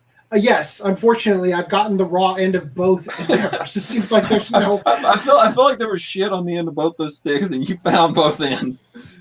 But what I wanted to say earlier, unless you're going to read some more... I will read some more, but go ahead. Well, the thing is, I didn't ever get the sex talk.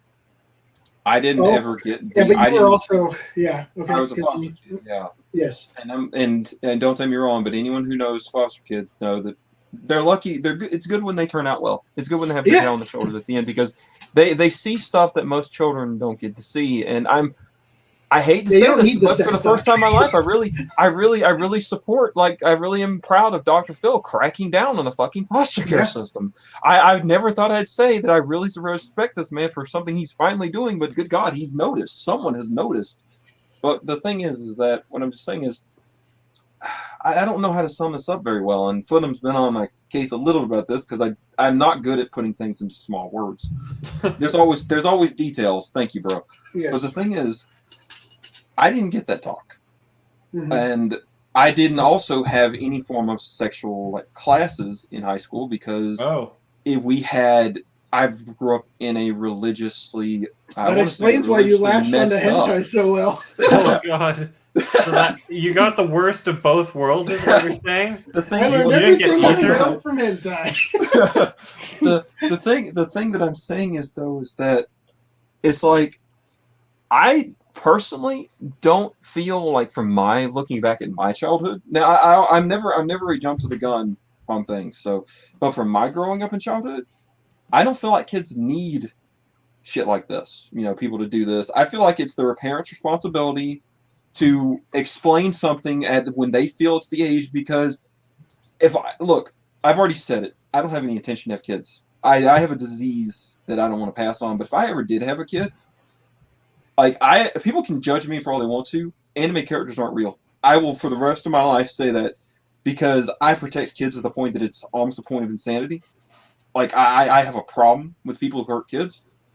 I would kick somebody's ass if they were to, I had a 9-year-old or a 10-year-old trying to talk about sex stuff to them. I would literally kick somebody's ass, because I'm like, first of all, I don't trust someone else's opinion going into their head, because, like Brad said, you can instill something. And this video, I don't support it, but at the end of the day, it's of course not my call. And what you do when you're telling kids about masturbation, that kind of stuff, it's first of all this is part of life that they are going to figure out, and you don't know their home environment, and then you tell them about grandma and grandpa and all this stuff, and hugging and all these kinds of things. You could instill something into them that can be taken completely wrong, because imagine in church settings. I grew up in a lot of church. There was pretty much lines in the church where everyone lined up and hugged each other. It's creepy as hell when you think about it. I don't know about that. That's weird. Okay, hold on. I don't like people touching me. Yeah. I literally told everyone, look, don't touch me. Don't touch me. Don't touch me. Because when I reached about 16 years old, my dad realized, okay, he's getting sick of this. Mm-hmm. So I started telling people, I started backing off, because I'm like, I don't like this. And by the time I was, of course, a grown man, I pretty much, I made the rule when I was about 18, 19. I was like, I don't like people. Back up. Yeah. And so all I'm saying is that a normal kid's not going to have that sort of insanity to build an opinion off of. I hate to say I did, but it's true. Well, and then you have someone preaching this kinds of stuff at them. You never know where it's going to go, and let the parent handle that. Let that be their problem. The school system shouldn't be doing this. That's just my opinion, though. Of course.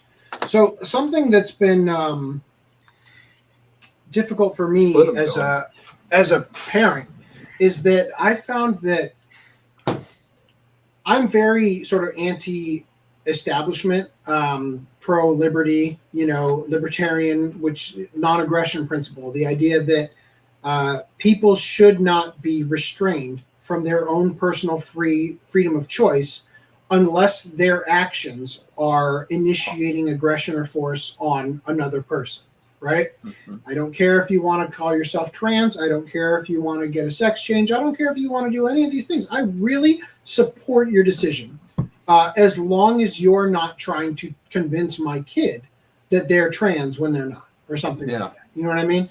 So it's been really interesting for me, because I've as an adult, I've grown to understand where statism comes from, and it comes from childhood, because I tried to raise my son in a very libertarian way, and I found immediately that you can't. Children will die without boundaries. They require them to survive, right? So I've been thinking about it. I had spent a lot of time thinking about it, where my son, for example, needs to be given, let me put it this way. Random 11 was saying, well, first of all, I just got to say this. Japan, Korea, and Singapore have one of best education. Kids and parents behave extremely well. Random 11 says, clearly not enough education to teach proper grammar. Oh! No! But Random 11 went on to say, well, you could try to make sure to always ask kids to do things they have an option to say no to, and tell them to do things they don't have an option in. That does not work, okay? Yeah. Because that's effectively the approach that I took, was that when it was something where I wanted to give my kids the opportunity to say no, and that I would respect their decision in situations such as, will you give grandma a hug before she leaves or whatever, my kids always have the option to say no. But in situations where they don't, fucking get in bed right now, for some reason they still think they have the option to say no, when you're telling them and not asking them. Now, I do appreciate this in my kids. Hello there. because it gives them the strength of character to be able to say no to authority figures in situations where it is appropriate. But right now it's really hard because I need them to grow up to make it to the level where they can make those decisions and be wise enough to make the right decision when the time comes. So you can raise a child in the way that you go. Randall said, instead of go hug Gran, as in, go hug Granny, and then they say no, just ask, do you want to hug Granny? This is effectively what I've attempted to do, more or less, but it does not work as logically as you'd expect. The thing is that you got to understand that, first of all, children are children, and they're in that state where they are learning. They are the world is 100% new to them, and it's like I was saying, like without a parent's guidance to help them understand yay or nay. I mean, what can be dangerous, what isn't. I mean, it's like I was one of those stupid kids that found out how just bad a light socket can fucking electrocute you. Well, see, and that's the thing is that, it's very difficult because kids, you literally build the foundation for which they orient themselves in life, right? So it's very difficult to constantly, meticulously modify and adjust everything and cater everything you see in how your kids are interpreting the world to try to prevent them from having a mental hang-up that causes them to interpret things improperly to where it will be harmful for them. Or to shut down and not being able to handle a situation. Well, the unfortunate thing is that, like we've talked about how in Japan, the Jikan, the people who molest people on trains, they target schoolgirls, they target the uniform specifically because they see it as an obedience to authority figures, right? It represents that to them. Adults speak up. Adults swat the hand away. Adults do different things. But children are more vulnerable. So in this situation, which I think that I got to give Sankaku Complex credit for calling it out as being, when you teach kids how to touch themselves, it is a grooming mechanic that some pedophiles use. And I got to tell you, my parents never told me, go lock yourself in your room and smack off. As this is how smack off, child. And why did you go play hide and go fuck yourself? So it's an interesting because I think that there is sort of a coming of age aspect to sexuality, and people.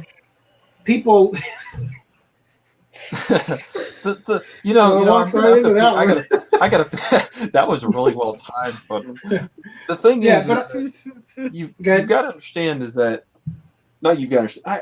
my terminology. I believe all forms of media, this video is what's prompting this in my brain, are they're just there, and as a general rule, can be a source of what you don't do. So I understand them trying to influence and bring something into the minds by, introducing a video. But the thing is that I also don't like this video from a personal point of view, is because I don't like where people use, especially on kids, media to try to assert a point like this, because one, it's teaching them that what they see in a video can be fact. Rather than they associate the media with being educational. Yes, they associate videos, and stuff as something, as in some other than what I've always my life. Anytime I believe it's fake news. Huh? Hey, so real quick, I opened up the video.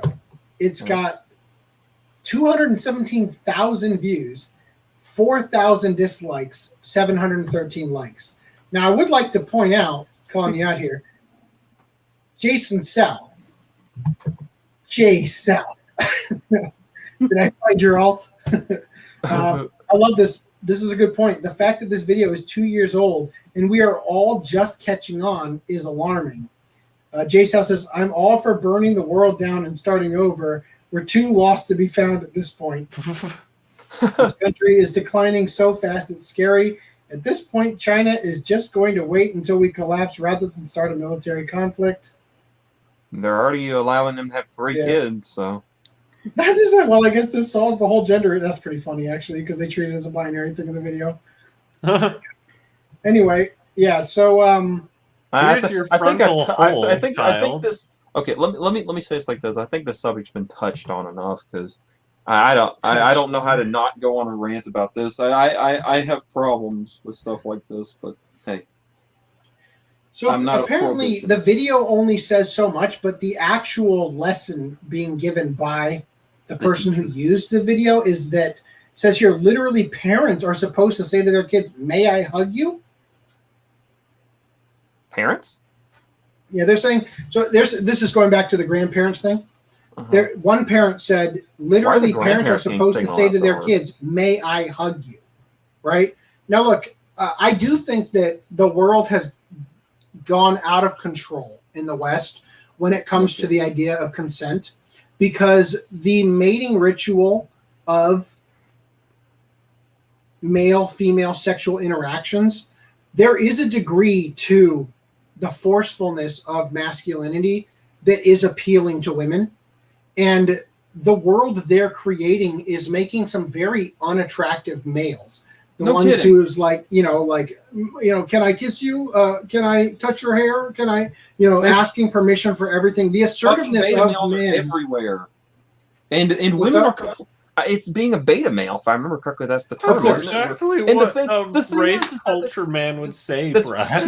That's pissing me off is that women complain when a guy's like, I've seen it.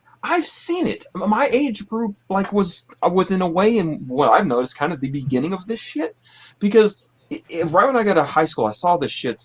It's like girls are complaining like, oh man, this guy, he touched my hair, he flirted with me, and it was weird and all this stuff. And I'm like, okay, so that's not a thing to do. I looked at it this way. And then later on, I had this girl literally complain to me, among other things, because I didn't show any interest in her. Yeah, and my first girlfriend complained that I didn't get angry enough. She's just asking for a dysfunctional relationship at that point. I think she was innately picking up on the fact that I wanted out. Oh, well, okay. Because I was sort of numb to the whole thing. It's just like, you're just like, Christ, she's just like, I'm going to kill myself tomorrow, and you're like, okay, babe. You're like, cool. Well, I support you in your decision. Was she like one of the girls I used to know who her entire thing was she wanted to fight? Dude, that's something Ron Toy would say. It's like Monica's like, I'm gonna kill myself. I'm trying to out yes, anybody. No, I don't know if I've told the story before, but I was homeschooled from 5th to 8th grade.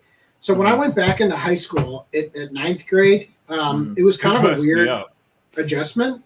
Because I had been away from other kids for so long. When you're homeschooled, you can move forward in certain classes. One of the major appeals of homeschooling is the idea that in regular schooling, when one student doesn't grasp a concept, the whole class moves on without him and leaves him in the dust, right?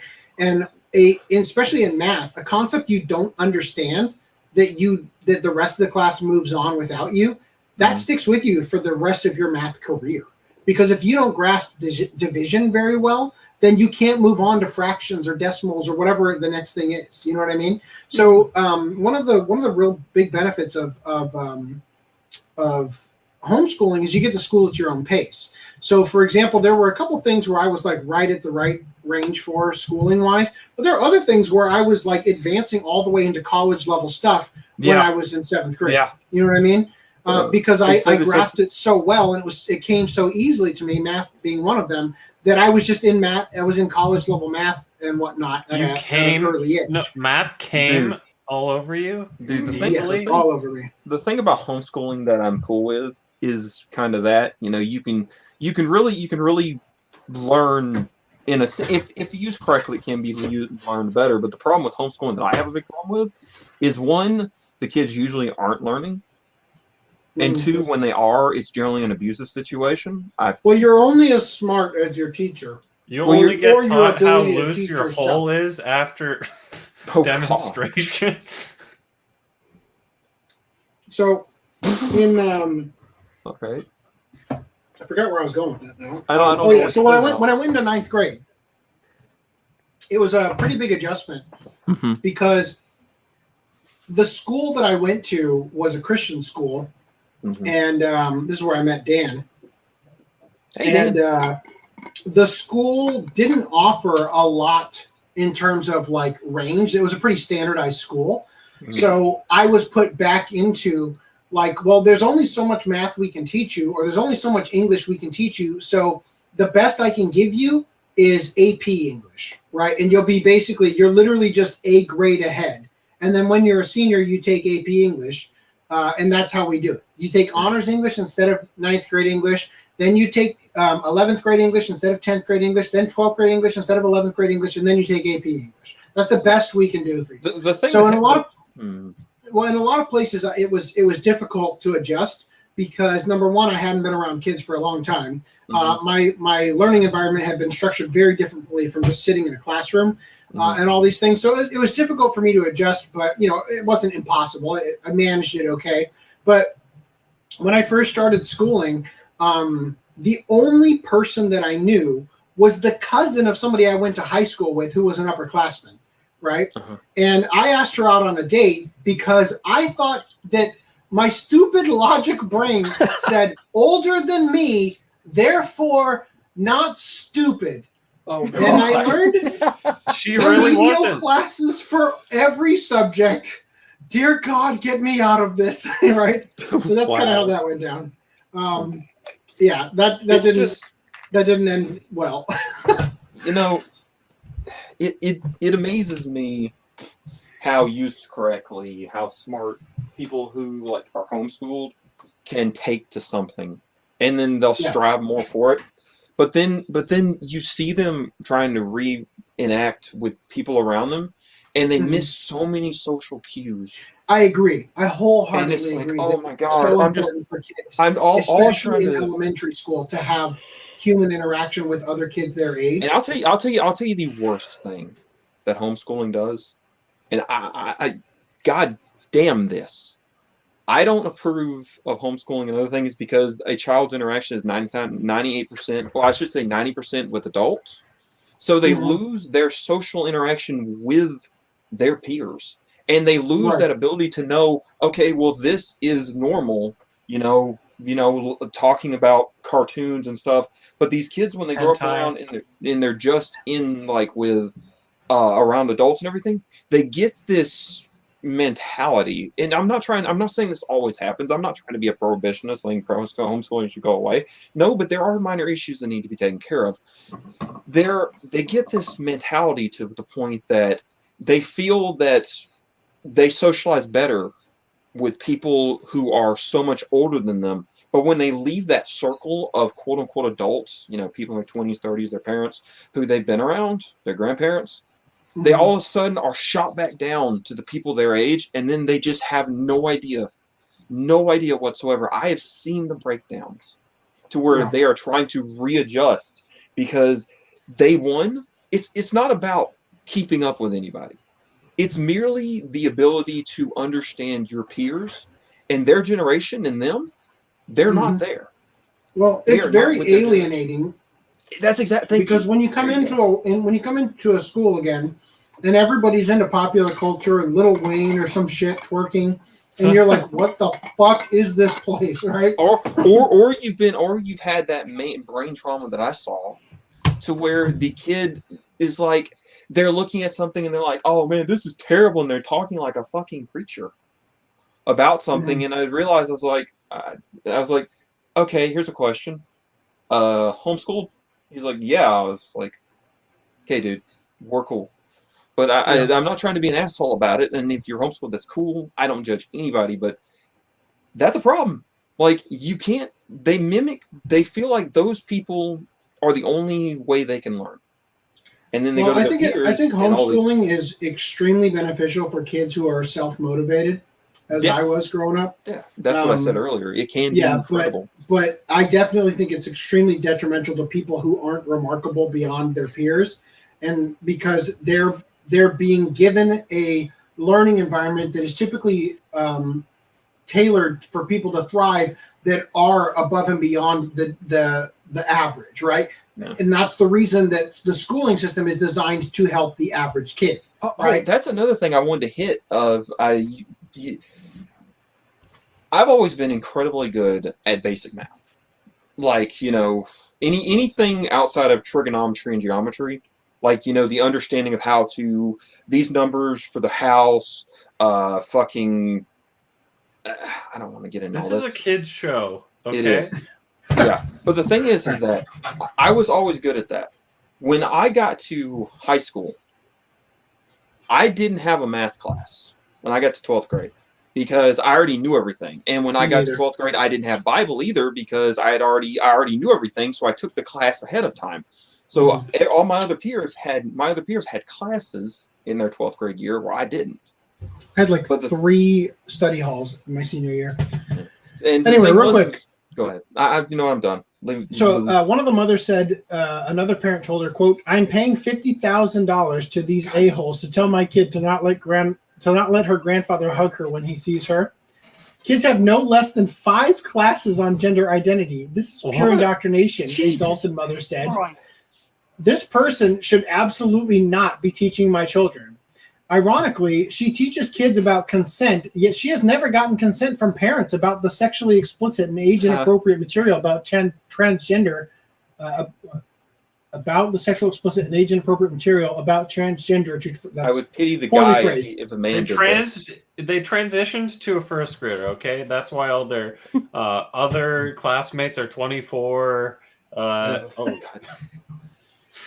I would really fear the dude if a dude did this. Dude, this is making a great case for me to Again, send I'm not my convinced children it's to not one of the pedophiles that shaved his mustache and grew long hair. If they weren't saying this was a woman, this would be on some show where how it happened. This makes me want rather than some homeschool woman children. did this. So before I forget, I do want to address Legendary Anime JP Fan 2 said forcing kids to forcing kids what to do. Kids are fragile. Number one, never stress out kids. I think kids are significantly more resilient than a lot of people give them credit for. But I do agree that you shouldn't be intentionally stressing that just to see how far you can push it. Oh no, they're look. Because kids have a resilience and an elastic sense to them, but they will break on the easiest and simplest things. And it's I think what should be noted is kids can continue to function with trauma. Yes, but they grow up to be dysfunctional adults. So I think that's probably a good way of putting it. Anyway, continuing here, just to run through this. "We are furious," a third Dalton mother told the Post. "We were horrified to learn that this was shown to our first grade 6 and 7-year-old kids without our knowledge or consent. But it's so hard to fight back because you'll get canceled and your child will suffer. It's a private school. Take your kids out. Stop paying them $50,000. Jesus." The second Dalton mother said, quote, "I'm not against all sex education, but it's not cool to keep parents in the dark about it." The second mom hit back at Dalton administrators who she said are playing mind games with parents and not fessing up to what's really going on in classrooms. The school has said that only a small group of parents complained about Fonte's class last fall and that they, quote, misinterpreted the content. At the same time, however, the school quietly removed the video about kids touching themselves from the curriculum.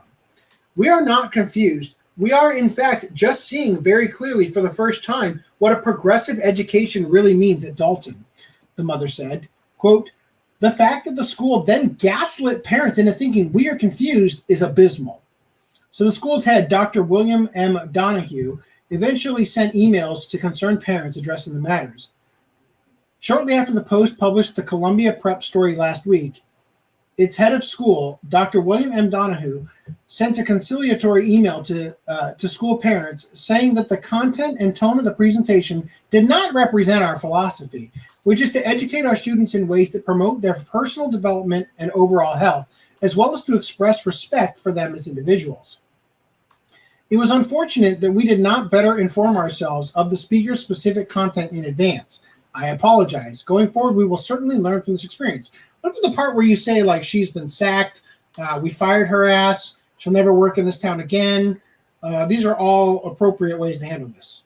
A spokesman for the school also provided a non-apology saying, quote, "As part of Dalton's comprehensive health curriculum for students, A lesson on gender and bodies included 2 evidence-based and age-appropriate videos approved for students 4 years and older. Jesus Christ. My daughter is almost 4. Fuck no. These videos align with nationally recognized methodologies and standards.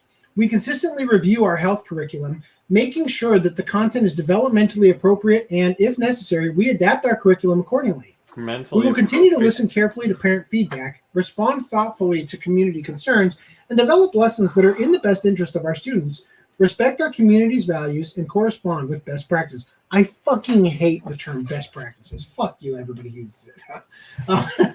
The turn of events will likely not surprise those familiar with the corruption that has been invading Western schools of the last few years, with this school in particular apparently having far more problems than just this one. An anonymous group of parents penned a letter objecting to Dalton's direction in January. Every class this year has had an obsessive focus on race and identity. Racist cop reenactments in science, decentering whiteness in art class, learning about white supremacy and sexuality in health class. The missive stated. Wildly inappropriate, many of these classes feel more akin to a Zoom corporate sensitivity training than to Dalton's intellectually engaging curriculum. Oh, there you go. How do these people become teachers? In my experience, pretty much all teachers that I know are kind of like that, actually. Very disappointed. I think I know one that isn't a total loony, but I don't know. I just don't know them enough. Look, guys, I've said this before. I've said this to all my friends. Live while you can. This whole world's going to hell.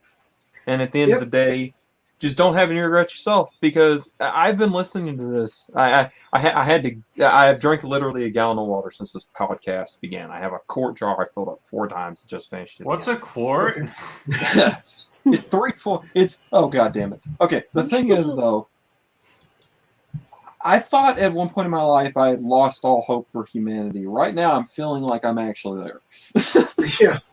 So, Legendary Anime JP Fan 2 says, well, Central America is having issues with education. I mean... Central America? Obviously. Guys, come on. They are... Look, they're having to dumb down the motherfucking math.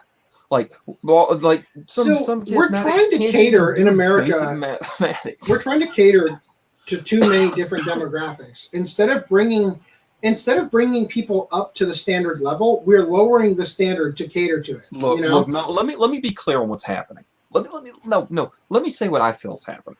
Go for it. And then we'll do our discussion on Golden Kamuy. I feel like what's happening is that they want to be lazy in their method of teaching. So instead of having teachers who are qualified and have some sort of okay, I understand all these different maths. If this kid's falling behind, okay, I can keep these going. It's my job. Mm-hmm. It's like having multiple guitar students. It's like I can keep these guys learning something while at the same time helping this person along. Getting back there with the rope and saying, come on, let's hold on to the rope tied around my waist. Let's keep running, like they do for blind kids. The thing is, no, I'm not kidding. That was the thing. Like the teacher would put a rope around the waist and they'd run and the blind kids would follow them. The thing is, though, here's the thing. Here's a fact of life. Everyone is different. Everyone's learning speed is different. And the reason your opinion? Huh? That's like your opinion? Yeah. And if each and every person learned at the same level, what do we need teachers for? Just give them the damn textbook and say read. So by doing all this crap, I wonder that sometimes myself. By doing all that crap with they're trying to put everything in, simplify everything to this insane point, we are literally dumbing our society. Mm-hmm. The math that I took in high school, I had friends who were taking classes that were 3 and 4 years older than me, right? Just to save y'all the story. I was taking math at 8 years old that they were taking in 11th grade. Mm-hmm. And by the time I hit 12th grade, I had an option as to what I even wanted to do, because I didn't need a class that year. But nowadays, you have some kids oh my God, somehow a friend of mine was talking about it. Apparently, Actually, I was talking about this with a couple friends of mine, and this kid, he was their cousin. He was like 5 plus 5 plus 5 plus 5 minus 5 divided. He won this whole thing of fives, and all of a sudden it equaled 21. I said, "What?" I was like, I want to meet your teacher. He said, "My teacher says there's a thing." I'm like, "Yeah, your teacher's a fucking retard." Even his mom got upset, and I'm like, "How the hell does a bunch of fives without like apparently adding some sort of to the power over some weird shit, or fraction, or decimals?" He just went on this whole thing of 5 times 5 minus 5 divided 5 plus 5. He went on this whole tangent. And he's like, it equals 21. I'm like, it was something that's nowhere, and I'm like, well, he could have done this. 5 it could have been 0.5 or something, maybe. 5 divided by 5 plus 5 plus 5 plus 5 plus 5. There you go. And I had an instant slam dunk logic after you. I had an instant. But 5 plus 5 minus, I guess if somehow they brought a 1 into that, it would be possible. I just told you how to bring the 1 in. You just divide 5 by 5, and you get a 1. 5. Then add 5 till you get 20 more. Plus 5, but then okay. Just continue, Reese. I'll shut up. So, well, if you finish, I want to just briefly interject about the homeschooling thing. Is that you guys have all these negative connotations to homeschooling. And while the social aspect I agree with, all of the homeschool kids I knew were ascended beings. They were so smart. Like, I'm not saying the learning's bad. I take your compliment kindly. I'm not saying the learning's bad in any capacity. I'm not saying it's all bad. I don't have. I'm gonna change my Twitter profile from lumbersexual to ascended being. Ascended being. The official Putnam stamp of ascended being. Way to go. All right. What I was trying to... Go ahead, sorry. What I was trying to say earlier was taking cans and bottles back to Walmart, nickels, right? Per can and bottle. This girl tried to give me 3 pennies at one, and it was like, how the fuck, where did these pennies come from? When I should only be getting, like, from, like, dollars and nickel increments. Why am I getting pennies? That's a half. They could have ran out of nickels. That bottle is still half full. She gave you what was left in there. Like, okay, I gotta ask this because I'm curious now. Talking about like being at a like Walmart, all those kinds of places. Has anyone other than me been in line with a person who had the sack of change, pennies and everything? No, because they've been extinct since like 2015 in Canada. Yeah, don't you guys? Yeah, you guys don't even have coins in Canada anymore, right? No, we have coins. We just haven't had pennies since like 2015 or something. You just have IOU dollars. No, we just round up or down to the nickel. Right. This guy, if this guy ever watched the podcast, he'll know me because I just started like middle school. The girl behind me, I was shopping with some friends. I knew what she was about to do. She had a bag of fucking change. It was pennies, nickels, dimes, and she was buying some stuff at a place, and I knew what was about to happen. So I went up to this guy. We used the customer checkout, right? The one where you go in, you either make a complaint or a return, but you can also check out there if you needed to. So I went back to this guy's like there, and I'm like, she's like, you think they'll take this? I'm like, maybe back here. So I went back there. And this guy's standing behind the counter, no idea what's about to happen. I walk up, I buy all my stuff. My change is like a couple bucks. And he's handed it back to him and said, dude, you keep this because you're about to really earn your pay. And I back away. Watching that guy count out the pennies just made me realize, damn, if this guy couldn't count and didn't have a decent grasp of fucking money, like I've at that time I had seen kids teenagers who didn't know how to use money, and this all goes back to it. I'm like, man, we would be in a mess of situation because he had a bag full to get to like $25. Remember when I tried to explain the concept of automation and how badly that's going to fuck over the world at a certain point? Yeah, no kidding. And unfortunately, I got cucked out of it because my connection got so bad you couldn't hear me. Now I was trying to say that because Augie was trying to argue that it doesn't matter because automation will always create more jobs. Yes, that's great for you. that's great for you who has at least the ability to work a job in an industry where once the higher, more technically proficient work becomes created, you can jump in just on the off chance your specific job gets thrown out. What I was trying to argue, and this is the part where it gets cut off on the in the actual podcast, is that what happens is, first of all, something like 90% of non-high school graduates, people who did not actually finish high school, are long-haul truckers for a living, right? So if you automate that you've got a huge population of the world, or more specifically the country, that is no longer working, right? Not to mention, we have 16 million people out of work and only 8 million available jobs. So imagine what will happen now when all the long-haul trucking gigs are automated because they've got self-driving cars, and the only part of the job that exists are the people at the center that load the truck and empty it. You no longer have the guy driving, right? Yeah. Imagine how much that number is going to go up. Now look, some of those people are smart enough that they could get another job doing whatever it's going to be, maintaining, the trucks. Sure, that's definitely a thing.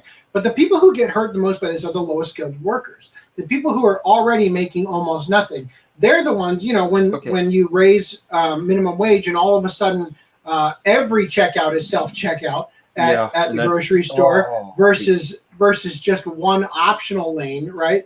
Then that's who gets hurt, or the people who have the lowest skill. Then the barrier to entry into the workforce gets higher and higher and higher for the students, people who are growing up into the workforce, and it just becomes unsustainable. I want to kind of back your statement there, so continue. But I have a thought process that I've pontificated for years.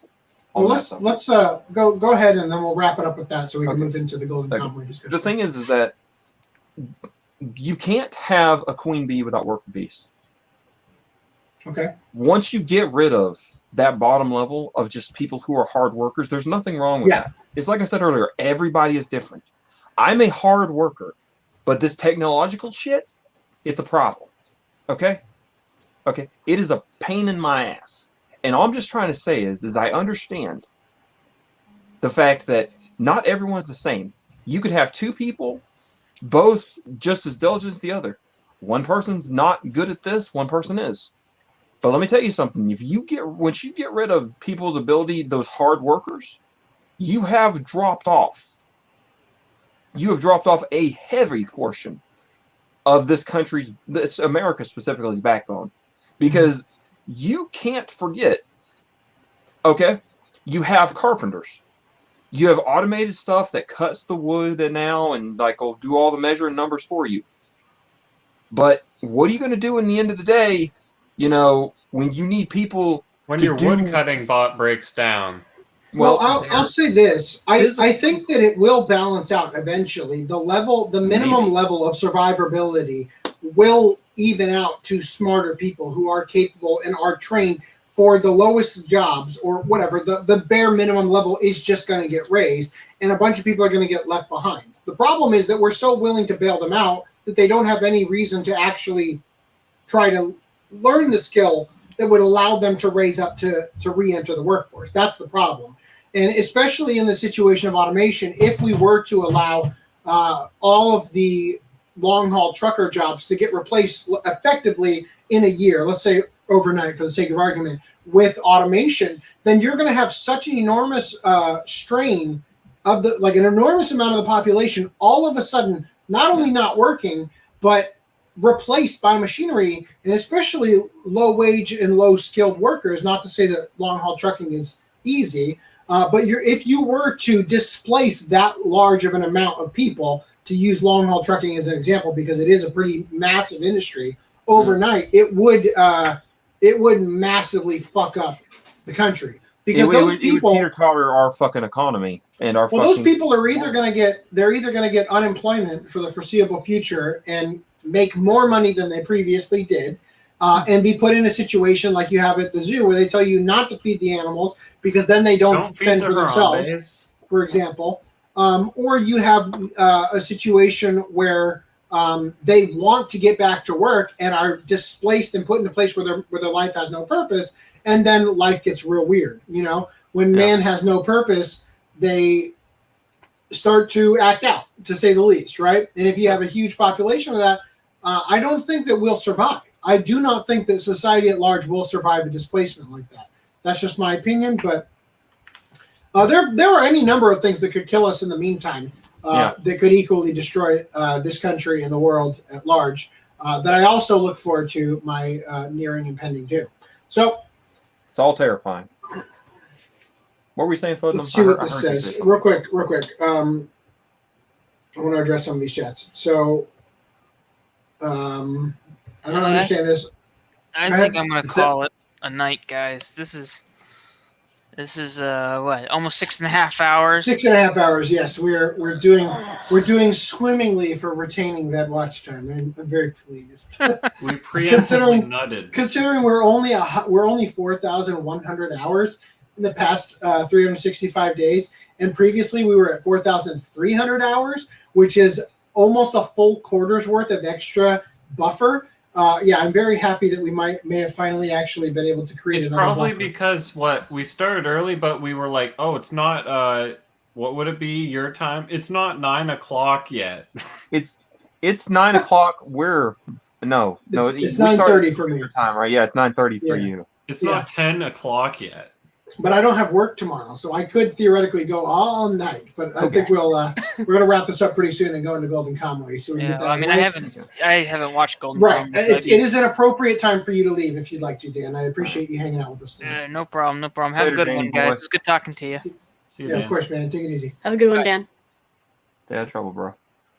Okay, so Onion Warlock says, that's cool and all, but when is the school system releasing the formula funny? Buddy, the school system doesn't have the formula for funny. Not even the comedians in the U.S. have that formula. Way to go. All right, that was the continuation of the stuff. How to fix Central America education system. I think we stopped bailing people out. Honestly, I legitimately think that we aren't letting survival of the fittest do its thing. And that if people were not bailed out, then they would be forced to step up. For example, I sort of talked about this in the Discord a little bit about the fact that my brother-in-law graduated college yesterday. Mm-hmm. And he had been in college since 2005. So, and now he's in post-grad school. Yeah. So his graduation was for his because of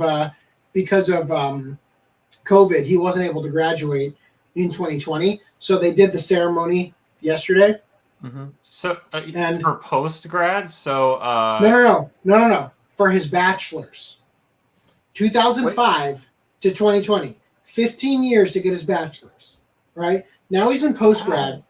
It's that there isn't a propulsion behind him forcing him to actually do something. There's no fire. So he's a perpetual student, as my mom calls it.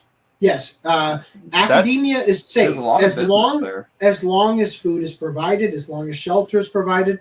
There's not a reason to do something else with your life, And I think this is a really dangerous thing that people don't realize. Human beings need to be put in a situation where you will not survive if you aren't actually competing, right? And that's what forces us to be better. Years ago, I got very intermittent, very, very survival of the fittest because I was when I almost lost my house in 2019 and I was having to change careers, I worked fucking 3 jobs. Every single day I was forced to take a day off from one. I picked up another shift for the other. I have worked my ass off ever since then. Sorry for cooking you, Mom, but I've got to applaud him. Gotten very old lately because it has not ended all this time. And things have just gotten worse because of what happened with my landlord selling my place. But yeah, I want to ask you something. Sorry, I'm not trying to cut you off. I never know when to jump in on these. I don't want to do like I did earlier, and never mind. Just sit there. Now I'm with you there. I honestly agree. People need incentive to better themselves, to step up, try. Without it, they won't. Go for it. The thing is, though, is that what do you think on people like? I'm going to ask it. The whole disability thing, like. I have my visual issues and stuff, and I've gotten cucked out of more jobs than I want to know. So, it's terrible. Like when you have a legitimate disability, there's an issue there. Mm-hmm. So you got to remember that a lot of people when they go out of work, well, let me put it like this: most people when they're out of work, The disability they're usually Brad's shouldn't have talking their about wrong. is the disability to be driven to do something. But Yeah, it is a different thing, but you are specifically asking a question because it's not what I covered. So I'm yes, I'm bringing up a variant on the topic of it's like if we're going to go this route, like I'm of course bringing this to the point I really understand is like, what do you do with those people? How do you make the market fair for them? Because okay, they look at almost anything that you have wrong with you that you can't change as something to keep you from getting the job. I mean, it was not supposed to be. See, I find that interesting because I worked with so many people who had mental handicaps, physical handicaps, and the like. When I was working at my job before I was forced to move back to California, that it almost seemed like they jumped at the opportunity because they get to check the box, a tax break. But for some reason, I don't ever meet these people. Maybe get out of your state. No shit. They seemed real eager. But see, I saw a work form the other day. I'm sorry, but I'm gonna bitch a little bit. I saw a work form the other day that my buddy got. I have a friend of mine who works with Uber. Can't drive. Woohoo. I saw a work form. Guess what? One of the requirements was got car, can drive. I was like, wait, what is this guy applying for? I think it was a Starbucks or something. I am like, what? What? So I think, if I could put it this way, I think, Lance, you're in a unique situation. But given the opportunity, I think you could do the same sort of thing I do with Stealth Weed. Maybe not the exact thing, but I think you would find another way to bring in money. If you were put to the test, I think you would come out on top by finding something such of that to bring in income. I like how you're looking at it. So what you're saying is, to be clear for anyone who might be like social stabbing at AC for this, what I think you're saying is that you think that my potential doesn't stop at the negative bullshit that might be building up, quote unquote, here in my head. Yeah, because I've been discriminated already in the workplace. I think that the adversity that we find ourselves in when we need to provide for our families or just for ourselves for survival's sake helps us to find out we are capable of things we never thought possible, good and bad. And I think that you would be the type that if you did not have disability or social security or whatever it is that's helping you to survive right now, that you would find a way to survive because you're not the type to give up. I think that in that situation, now granted, there are people with disabilities that probably would not be able to function without some sort of government assistance. However, I do think that without the government assistance, something else would pop up that would be there to help. Churches have done that in the past. I think that without the government being there, there would be other things that exist for the purpose of trying to help and get people on their feet. And I think they would do better than government because the Social Security system has been touched in 65 years. Well, what we have effectively with the government system is a give a man a fish versus a teach a man to fish. And I think that if a private entity, a church, something else was to go out and try to take donations in order to help people who were down and out, that their mentality would not just be to give them, hey, here's food for a few days. It would be an attempt to help them to get off of the street, back on their feet, and back into society, contributing to the point where they could actually maintain on their own and no longer need the handout, so to speak. Okay. So now, anyway, to fully touch like something that just hit my mind, I understand where you're coming from.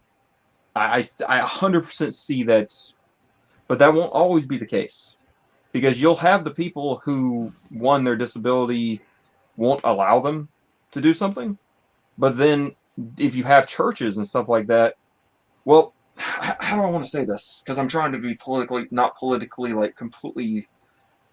Okay. My disability is my eyes, more than anything. Okay. Other health problems aside, let's say okay, I finally like had someone who was kind enough to give me a job, stocking shelves or something, Okay. All right. Mhm. Well, here's the thing. What if, unlike me, okay, what if someone's condition was their arm was messed up or they have a bad back? Well, you've got to find people, a society to the point, you got to get society to the point to where, one, businesses can't treat you, what's a good word? Because I have a lot of disabled friends. I'm trying to make this point here. You've got to find we got to get society to the point to where discrimination in the workplace don't go hand in hand in a way that, okay, look, okay, yes, you have a disability. Can you stand at the door and greet the people? Yes, you can. Okay. All right. Well, you can't have it to where, like I saw not too long ago, standing in there making coffee, half car can drive. Well, what if that person has, some sort of issue to where they can't turn a steering wheel right, but they can sure as hell, make a coffee. That discrimination right there shuts them out. I think a problem that we have right now in America is that we. Go ahead. Well, I'm trying to come up with a proper phrasing. I think that we regulate too much to the point where in any other, free market scenario, jobs would pop up like at a small mom and pop shop, and they need something that isn't that extravagant, right? Like, look, I can't even afford to pay you. Walking around. Like I can't even afford to pay you the quote unquote minimum wage, but I need help, and I am an advocate for abolishing the minimum wage because I think it does more harm than good. Especially when you constantly are raising it and it just causes hyperinflation. Minimum wage should have stayed around $9 or $10 an hour. $9 an hour, maybe. The reason I bring this up is because the government should not be able to tell me that I am not allowed to work for a rate lower than a certain amount willingly, right? First of all, what I'm getting at is that there would be situations where you would be able to find a person starting a business who would need your help in something you were capable of doing. And then through the relationship of a small business, as you grow to know this person that acts as your boss, they would start to see that you have more potential than what they originally hired you for, and they would put you to work that way.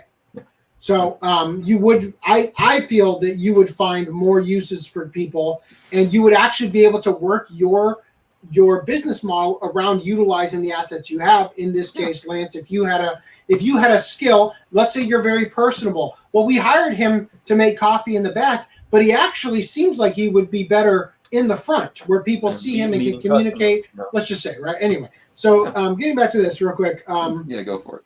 Jobs, LOL, China taking all of Africa country and abuse them. China have most of factory and parts.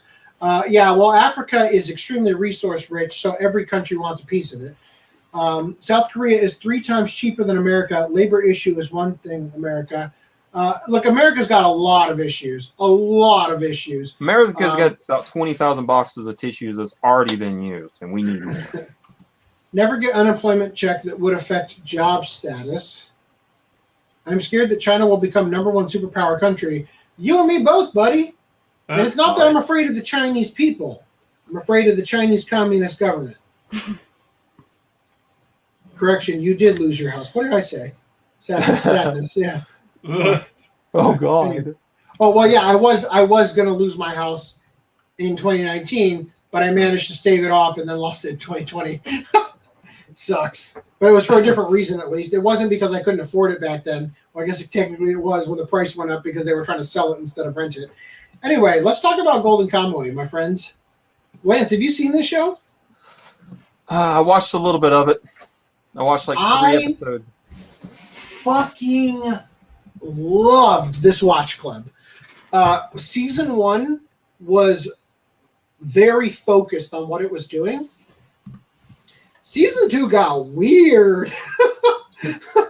Yeah. So, guys, you've been quiet for quite some time. Do you want to? Can I let you give your thoughts? FDM and Reese? So when I started off watching Golden Kamuy, because actually before I even started watching it, whenever I saw Golden Kamuy, the artwork of the characters or anything like that, I thought a Sherpa.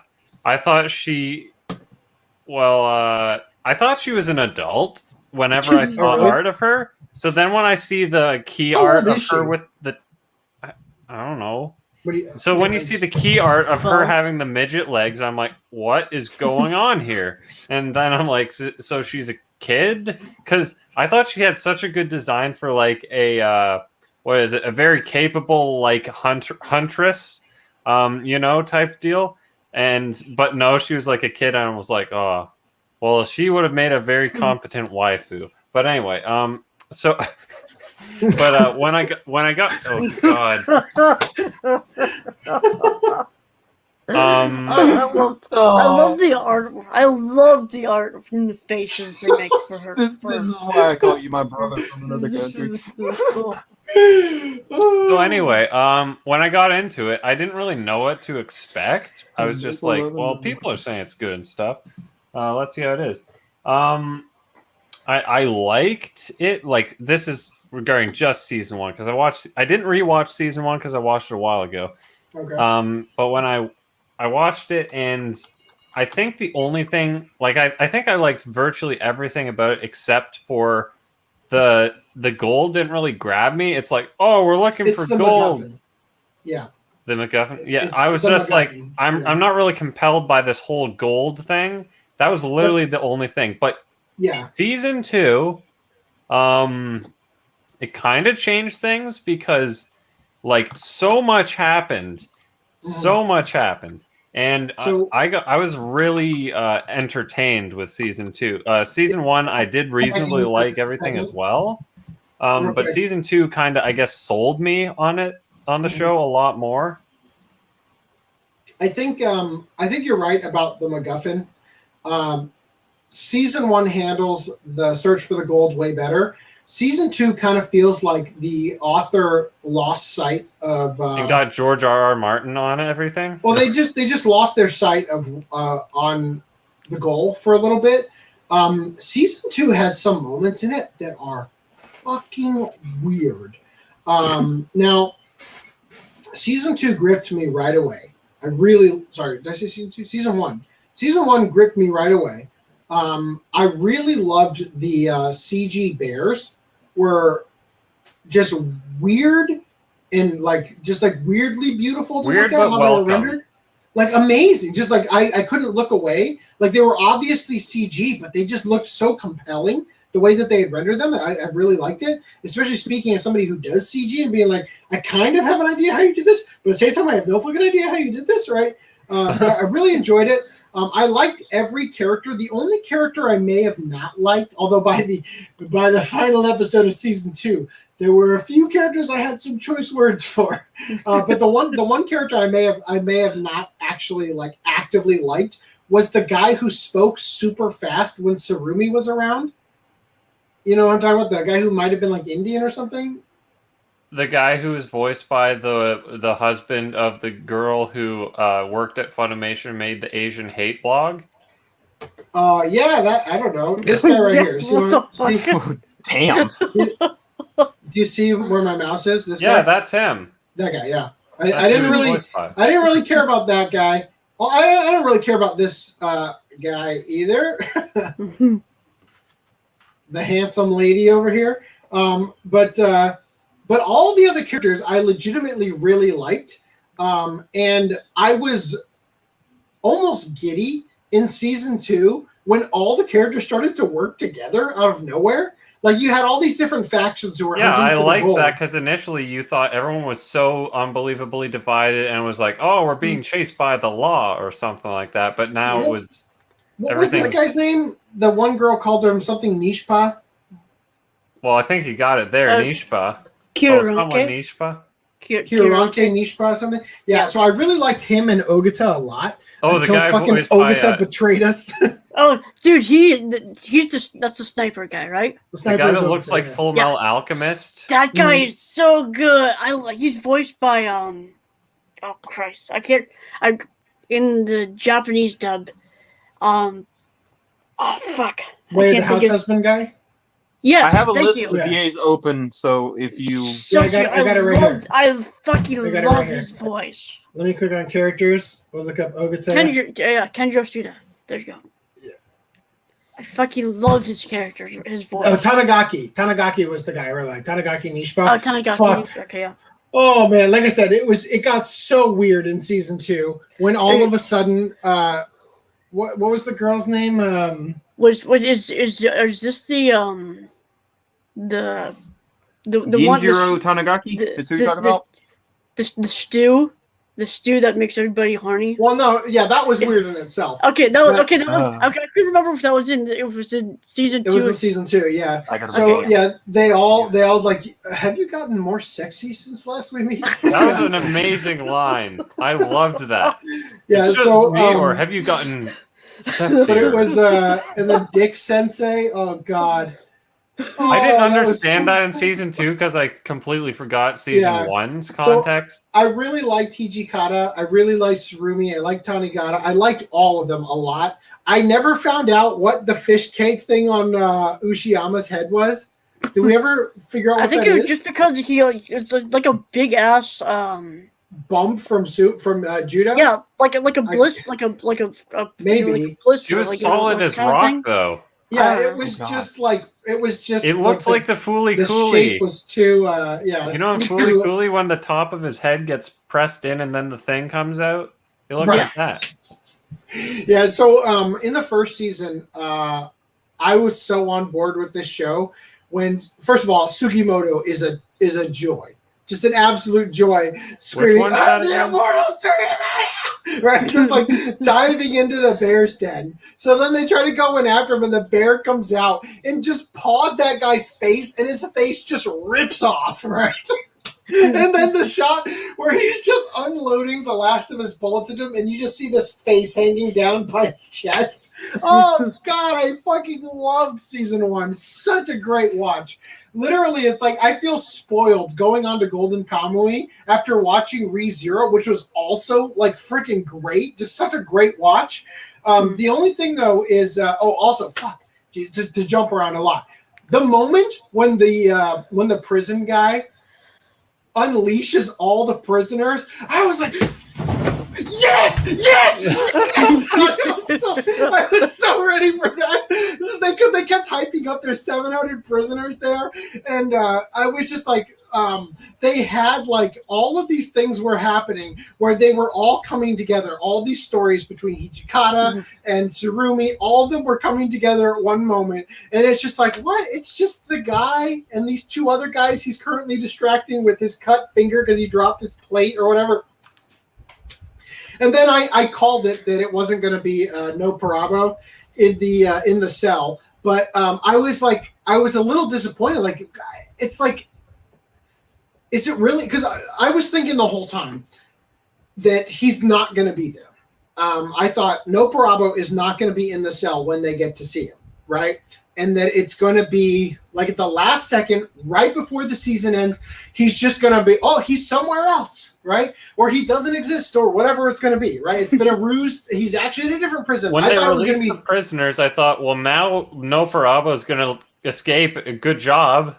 But that obviously didn't happen. Well, yeah. So I was thinking to myself that it was going to be that because the way I was thinking about it from the perspective of how you structure a story, and the fact that if they want to keep drawing it out for another season, then they can't catch him in season 2. They right? did exactly what I predicted, and they killed him before they could tell him he could say anything, really. I'm like, well, yeah, because otherwise you just throw out the entire plot of we need the skins of like all these guys. Yeah. So the audience didn't hear it, but it is possible that he said something to I feel like in season 3 he's gonna reunite with a Sherpa, and the first thing he's gonna, like, in the first exchange they're gonna have when they finally reunite is he's gonna tell him a code or something that that no Parabo told him, and it's going to be meaningful to her in a way where they're going to be like, we have to go all the way back to the village because it turns out the gold is underneath the well or some shit. You know what I mean? I think it's going to be something like that. Of the people. Right. So very interesting story. I always get like, I always forget that the early 1900s in Japan look almost exactly like, the previous 1,000 years in Japan, right? I always forget when I see it because I would have thought that this was like the 1860s or something, but it's like 1913, right? Because America was way beyond this point. So I always forget that we advanced so much more, and then after we dropped the atom bomb on them, then we brought everybody up and everything. So after we nuked those Japs, anymore. They should be grateful. Okay, so so to give you another example of how shit just gets weird in season 2, the bit where they're naked, where our dicks are out line, and then fucking a Sherpa goes into the Okay, now darkness, I have to watch and this. she grabs his ass cheeks and pulls them apart, and then Shiraishi's face is where the butthole is. Oh man, such an interesting show. It's a clever use of censorship. Oh, but I didn't understand why it was Shiraishi. Always using Shiraishi's face as because he was the butt of the jokes, is why. Yeah, right?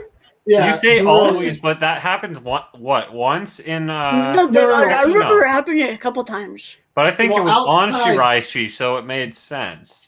Outside of usually the jokes are at Shiraishi's expense. So when it wasn't happening to Shiraishi, they still used his face as the butthole. I thought that was really funny. I assume that was mainly in season 1 when they used it because season 1 focused a lot more on the main group of what is it, Shiraishi, Sugimoto, Ashirpa. Because they were establishing characters that you are supposed to follow. Yes, and I think that's probably the one thing that season 1 has over season 2, I guess you could say. Absolutely, yeah. Season 2 almost felt like filler in some places. Question. For sure. Go ahead. Question. Like I said, like 3 episodes for me. Soraya, is that the one played by Ian Sinclair? Because I know he's Sugimoto is Ian Sinclair, the one that I complained about in your server. It's like every time. Yeah.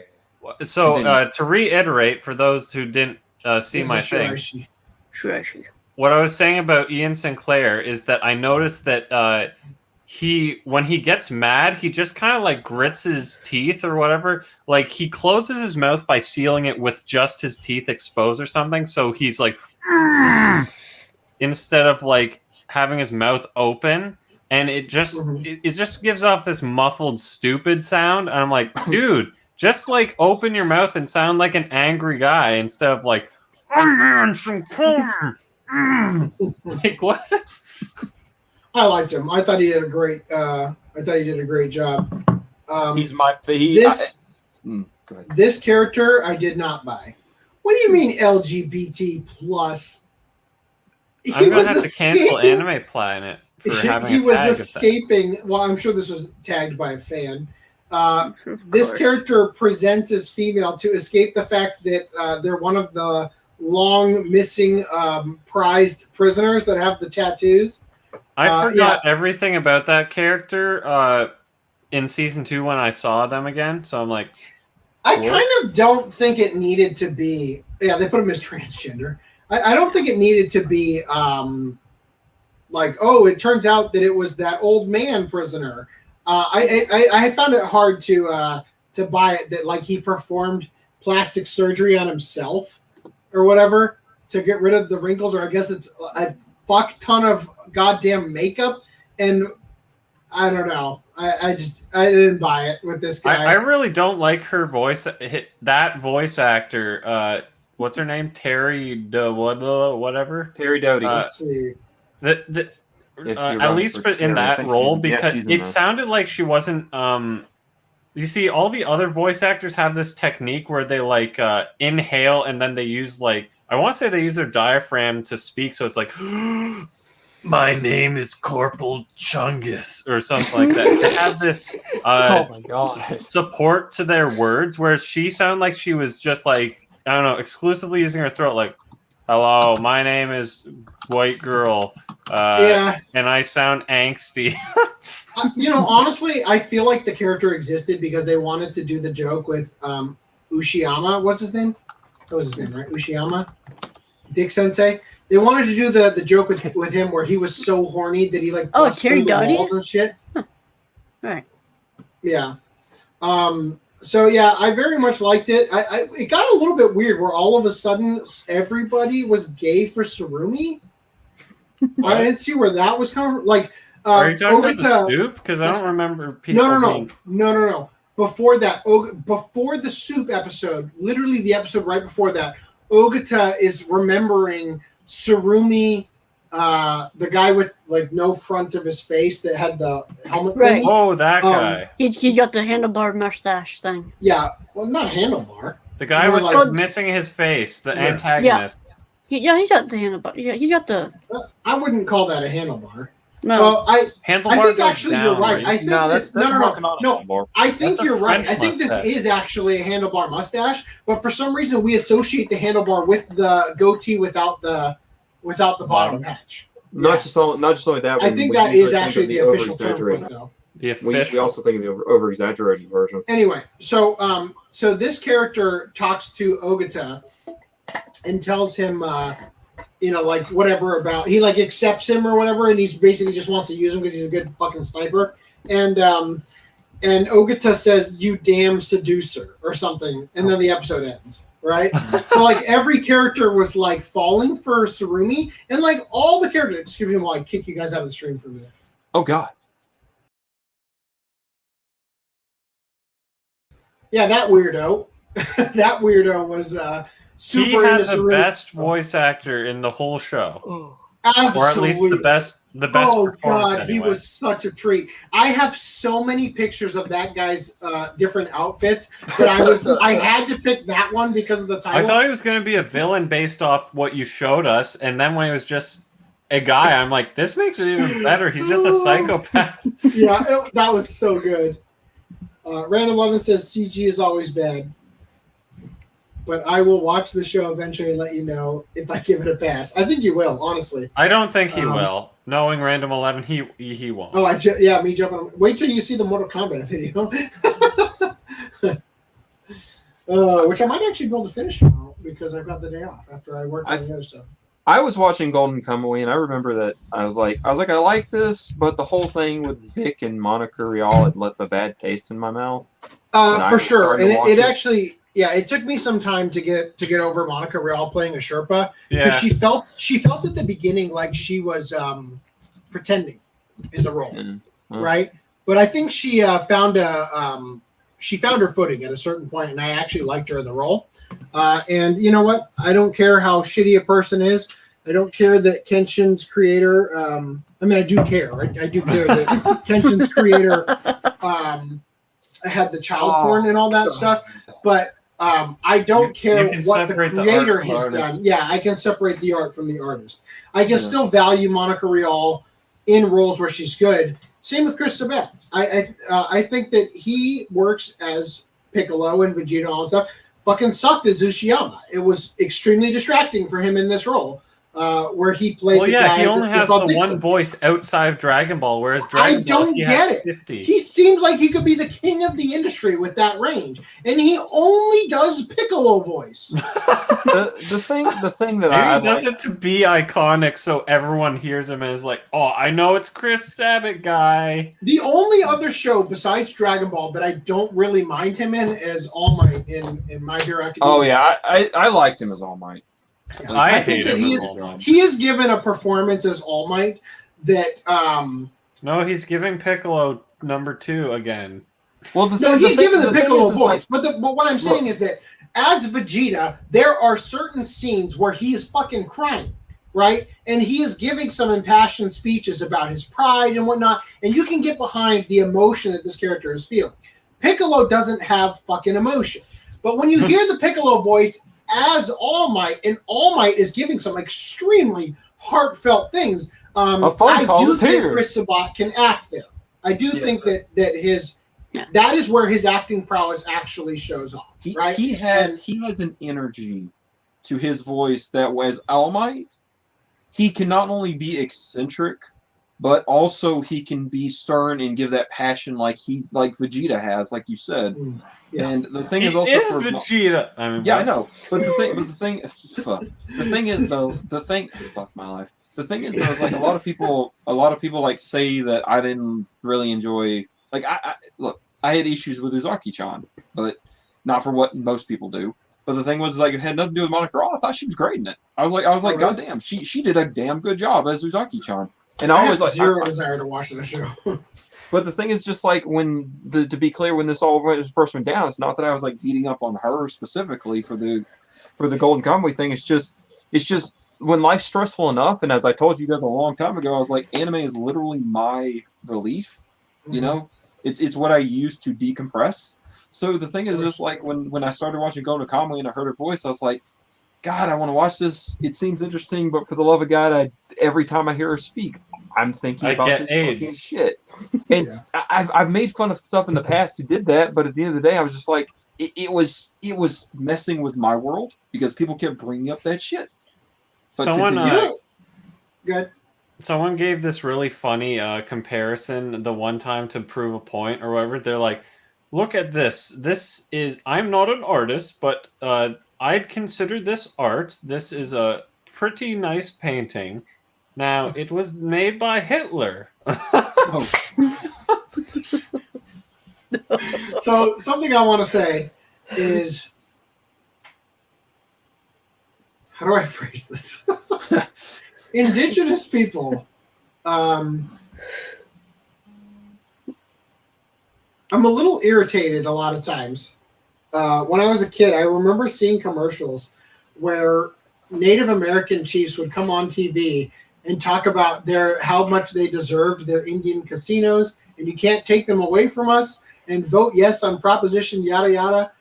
And I'm just thinking, like, what the fuck is this shit? As a young kid watching kids like Fox 11 or whatever. And I've always been very disappointed in the fact that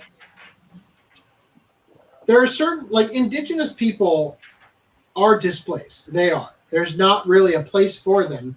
And it's weird that we have, like, as cultures, oftentimes when you don't wipe out a culture altogether, and I'm talking historically, ancient history. Are you advocating for genocide? No. I'm talking about how something that America and Western civilization has been quite bad about is that they have a heart.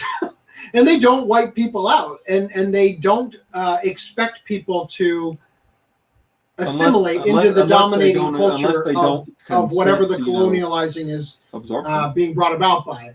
And so a lot of times, like, and this is something that just in general,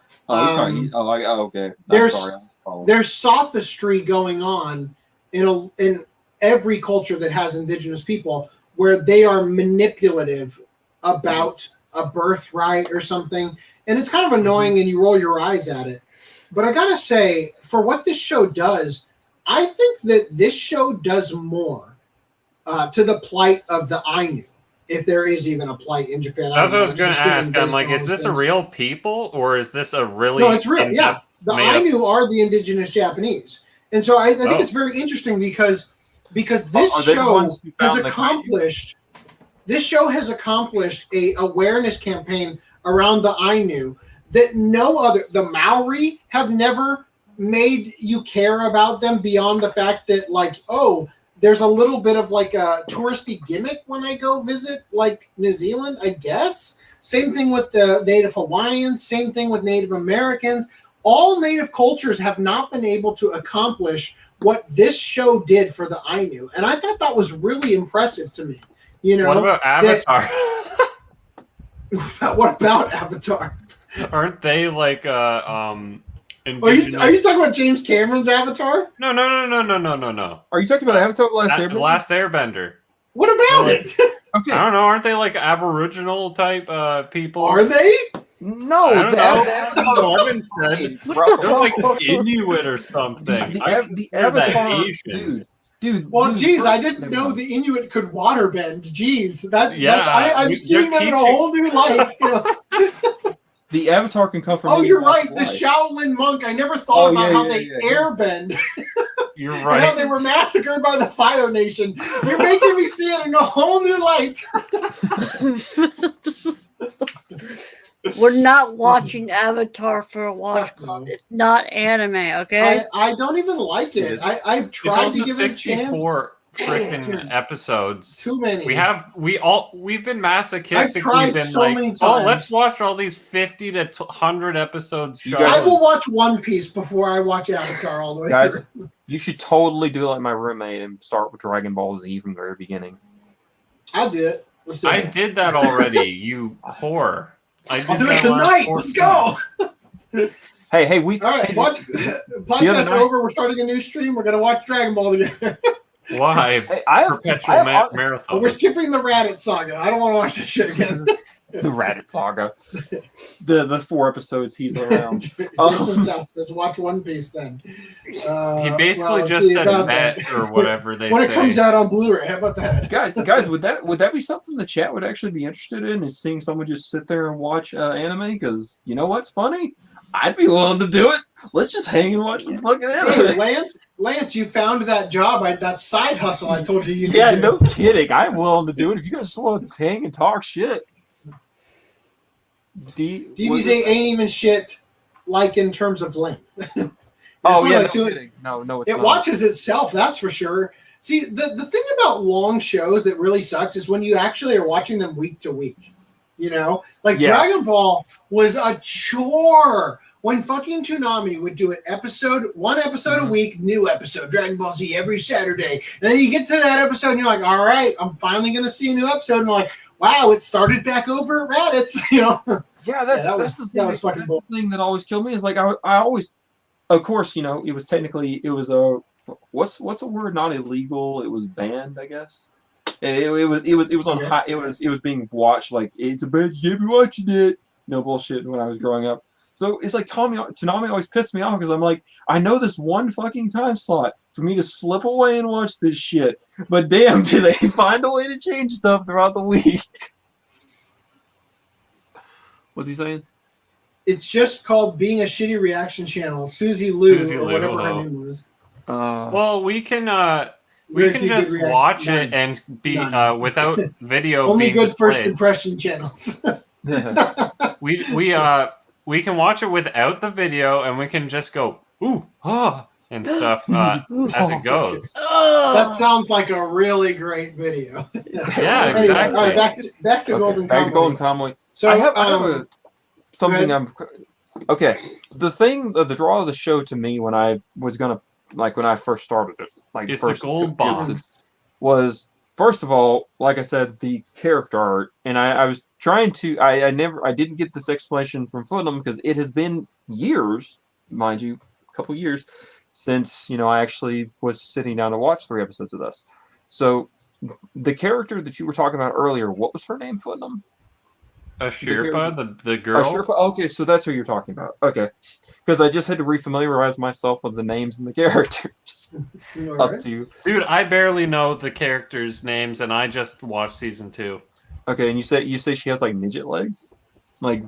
Well, it looks like it in the art, the specific art. Oh God! Here, I'll look for it.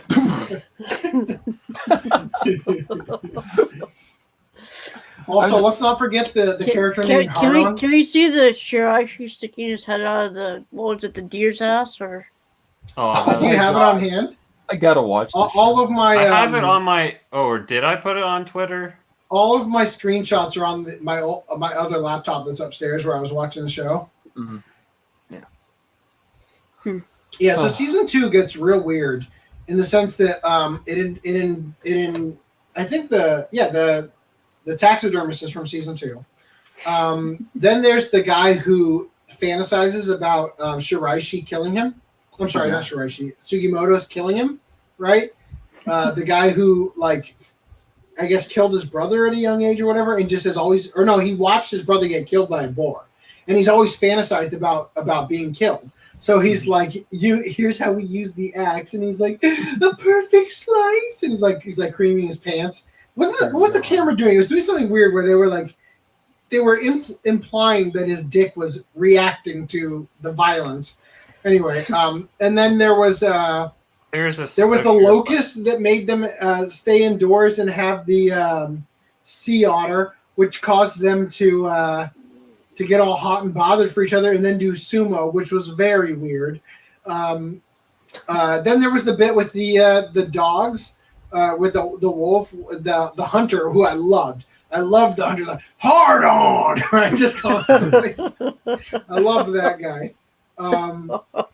So would Brad, would you say this show is a good defense for why localization teams should have a little bit of creative freedom? But that was the translation. I have been an advocate for that since the beginning. Yes, I think that they did a fantastic job coming up with stuff for the characters to say. The only thing that might have been Dick off Sensei. is what is it? There's one part where what's his name? The main character guy. Sugimoto? He's like, hell yeah, or something. Like, is that a phrase they'd use in the 6900s? It's 1913, I think. I mean, that sounds a bit modern, don't you think? Hey, y'all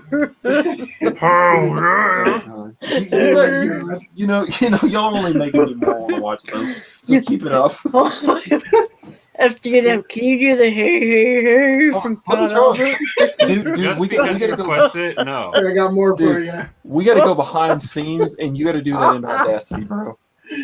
Oh God, that would be blackface with voice, though. Okay, I sent you the link of a Sherpa. Of a Sherpa. So that's how you say her name? Yes. Okay. When I was reading it, sure as hell didn't look like that. Yeah, well, the way they pronounce it's not traditional Japanese because it's the Ainu stuff. So her name was Asirpa or something like that, but they were pronouncing a Sherpa instead of a Sirpa or whatever. A Sherpa. I'm about to tell you of how it's spelled, but continue what we're doing. Let my computer load. Show the I really picture, liked Brad. What about it? Show the picture. Which picture? That's why I said in the private chat. Oh, sorry. Asirpa, yeah. Yeah. It's spelled. Okay. I gotcha. Did you generate this? What? I didn't generate it. Google generated it. Okay. Google is responsible. God, I'm in such suspense. There. So I think what it is the comically large foot wraps. Oh God! Make her look disproportioned. Like she looks like almost enormous hands. Yeah. It makes you forget to look at it, like to picture where her waist should be. Dude, if you Because cut it's off deceitful. her feet with your hand, like put your hands in the way of her feet, you could almost see her as like being an adult, right? But then you like take that away and you're like, ugh, she's a. Sounds like something a pedophile will say. Oh God! What? Oh, shut up. No, I'm pretty sure a pedophile would say, ugh, she looks too old. Oh God. The thing is, it's just like this. Is this artwork from the show? That's what it looks like in the show. Huh. So they said that she's It's old not enough to be married. It's not like the concept art I've seen. Age of marriage was 15 to 16 years. I'd say she's 14. Maybe. What are you trying to tell me? There's a whole bunch of like. Well, I'm looking it up on Google. It says Golden she- Kamuy. How old is a Sherpa anyway? Ages? Golden Kamuy Reddit. You know, like everybody's asking about it. Listen, there's she no could be answer. 25 for all I care, but they drew her like a Yeah. wreath. Yes. maybe that's a quirk of the Ainu is that they're quite shrimpy. Anyway, what do you guys think of Sugimoto? I really liked his outfit with the hat. I liked his hair spiking out. It reminds me of the hair I had when I was younger. But it looks so bad when his hat's not on. I don't even recognize him in the show. Right when he takes it off in that one scene. He has hat on in the freaking hot spring. Yeah, but I think it was just I don't know. He seemed outshined by other characters by season 2. Really? I really liked his mentality of the reason why he survived is simply because he was willing to basically do what it takes to not be killed, right? So like, a person is coming at me, well, I'm going to take him out first because they're going to try to kill me, right? So I really liked his reasoning for it. I thought he was a great character. So straightforward, but yeah, but I just the way that he phrased it, I really liked in the show. Season 1, I think season 1 was because I didn't rewatch season 1, I didn't have that fresh in my mind. So by season 2, on its own, I was like, these other characters seem more interesting. But yeah, and also Ian Sinclair didn't help it. But yes, that's okay. I hate to touch back on this, but I got to say it. Is it just me? A friend of mine, like years ago, like not years ago, back when Demon Slayer first came out, I've already forgotten her name. What's Demon girl's name? Oh, Demon Slayer. Nezuko. He a while back he pointed out to me, this show came back up, and he's like this girl from Demon Slayer looks an awful lot like what I would picture a different, a little bit different art style and younger version of the girl from Golden Kamuy. And I had all forgotten about the Golden Kamuy, and I was like, I don't know what you're talking about. Are you talking about the older lady? Well, she's not old. But she's the one who slept with Guy. What? I'm talking about a Serpa. Asper. Yeah. I think your friend was talking about the one who slept with Guy. Maybe, but I see it kind of in her. I see this like a. I see it not. I kind of see what he's talking about.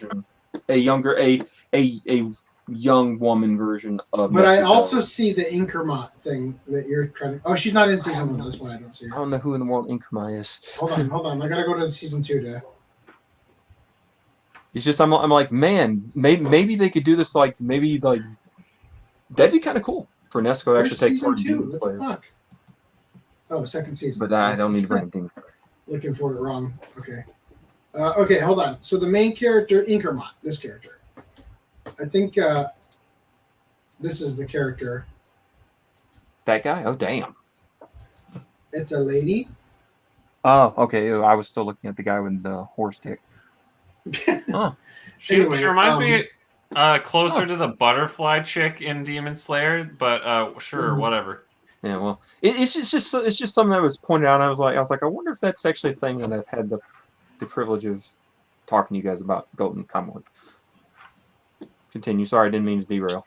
Well, now that I'm thinking about it, I have to let everybody know that I heart these characters. So I'm going to just go ahead and open up my favorite characters here. Tanigaki, liked him. Sugimoto. You're going to have to give us visual aids to aid us in our visual aids. Oh, she's the one who was voiced by. She was voiced by Felicia and Jelly. Am I wrong? Or was it Terry Dogan? I wouldn't know. Felicia Jelly. The girl. In Inkermont. Why does she have Saiyan titties on her profile picture? I don't know. What did you guys think of Nikaido? Who's that? I can't even see it. He went completely insane after they cut off his ear. The guy who had that twin or something? Yes. And once they cut off his ear, he went completely. That was the part where the show just went off the rails. They cut off his ear. They give him the fake ear. In fact, I've got the tweet on it. Let me pull up the tweet. Yeah, I was confused. I thought that was his ear at first, and then I'm like, wait, it's not? Well, I presume it's his ear, right? I don't know. No, the taxidermist, they just took all of his his taxidermied equipment, and I don't know. Okay. I said, I feel compelled to draw attention to the fact that Nikaido's helmet cap thing doesn't just have his ear on the chin strap, but also has nipples on the forehead coming out like horns. This scene, when the guy shows up to Surumi and he gives him the gun, right? The leg gun. And they're like, there's someone here to see you. And some guy walks in, he's like, oh, who is it? And like, who the fuck are you? And he pushes him at the side. That was where the show just went off the rails. Because all of a sudden it just became a comedy. And it was so freaking funny. I laughed so hard. Because it was so out of character. It was so out of character for the whole show. I thought, was he wearing a helmet? When he gives him the leg, he's like, thanks, guy I've never met. Like,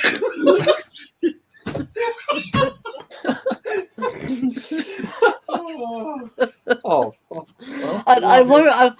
Speaking of going off the rails and out of character, Yeah. I love how the seconds. I remember I watched the openings just to reacquaint with myself with them. How the second season basically turned into a food show for a while. The first season was also a food show. Yeah. But it seemed like the second season was more so. See, the thing that felt like the biggest betrayal is, spoiler alert, at the end, Ogata snipes Sugimoto, right? Yeah. And I feel like there's going to be some sort of like bullshit like, oh, that was all a part of a ruse. I'm like, no, because you fucking said, oh, shit, a little to the left and I would have killed him or whatever, right? Because he like grazed his head, went in and out, they had to take out part of his brain and everything. The part when they got Ogata to finally say, what is that thing they said? Chikapa or whatever they were saying when they were chopping? Chinchapa? What was it? Chitata. Chitata. Right, yeah. Or Chitata. They finally got him to say it, and I'm like, all right, he's in it for the long haul. Fuck no, he shoots Sugimoto in like 5 episodes. You know? Top 10 anime betrayals. No, that's what I said when I watched the live. I'm like, top 10 animated betrayals right now. I'm like, now, I thought. What? I hate. Hold on. Only one rainbow matters during Pride. That happened last year, didn't it? What the hell? Skittles. This is Photoshop. It has to be, right? No, this happened last year, didn't it? Or maybe this is the same hoax as last year. Oh, Either that's way, funny. this has been a thing in some capacity, real or fake. Oh God, it has. Do not misunderstand. I am gay. I am gay and eating these cement spheres. Okay. Cement. Our heads are the same thing. Oh, the white mystery flavor. I mean, you know what they mix in to get that. I mean, never mind. All right. Well, yeah. Hold on, So I was gonna say, before we go, hold on. You reminded me of something. oh, And I'm sending you. do you have the woke PSD open? I think they have can. some adjustments Don't to you make. have a copy? Hold on a second. I do have a copy, but I don't have the Pride logos ready. I don't either. Damn it! That was your one job. I thought that's why you were late and gay. No. We were going to update the woke chart with all the companies that just updated I mean, we can. their We icon. can. We can I think do we it should next do it week. live. No, let's do it now. No, I'm saying we can do it next Hold week, so on. then we have time to permeate the wokeness of. Right. I sent something in the private chat. I thought it was hilarious regarding Ogata and something that they for the Nendoroid figures that they had to include. All right, it's loading. Hold on. Loading. You talking about the butterfly? No, I think he's talking about Oh, the holding the gun Chitapa? as he's about Yeah. to kill him. Chitapa? Yeah. And I'm much like just like the Abachu and his teapot. Yeah. They had to include that. So with the we haven't figure. yet learned where he got the scars, right? They're symmetrical. That was really funny. The mole guy when he tattooed them on. No, he drew the stick figures running He away from each tattooed other. them on in the specials. Oh, did he? I didn't get to watch the specials for season They're like 2 yet. 26 That's funny. seconds each, but literally the one it's like, why do you still have those stupid things on your face? He's like, I got them tattooed on because Guy did it to me. Oh, fuck. Kasarumi? Yeah. Jeez, these guys were worse than like a 13-year-old. Remember? Do you guys remember when we covered that woman who was like in her late 20s that pretended to be a preteen boy and like molested all those girls, and she put like a sock in her pants to make them think they were touching a penis or whatever? No. And yeah, we covered this thing years ago on the podcast. I vaguely it was in remember. like because you know why you don't remember it, Ethnium? Is because this was during the podcast when it was just Reese and I for a couple podcasts. Again, 77 through 80, best podcast we've ever done. But Oh, okay. yeah, so this Favoritism woman is real. pretended to be a man. And we're reading this thing, and it's like, geez, this is fucked up that she did this and all that. And then we read the testimony from her victims, 13-year-old girls who say, when I found out, my heart exploded. I was so in love with him, right?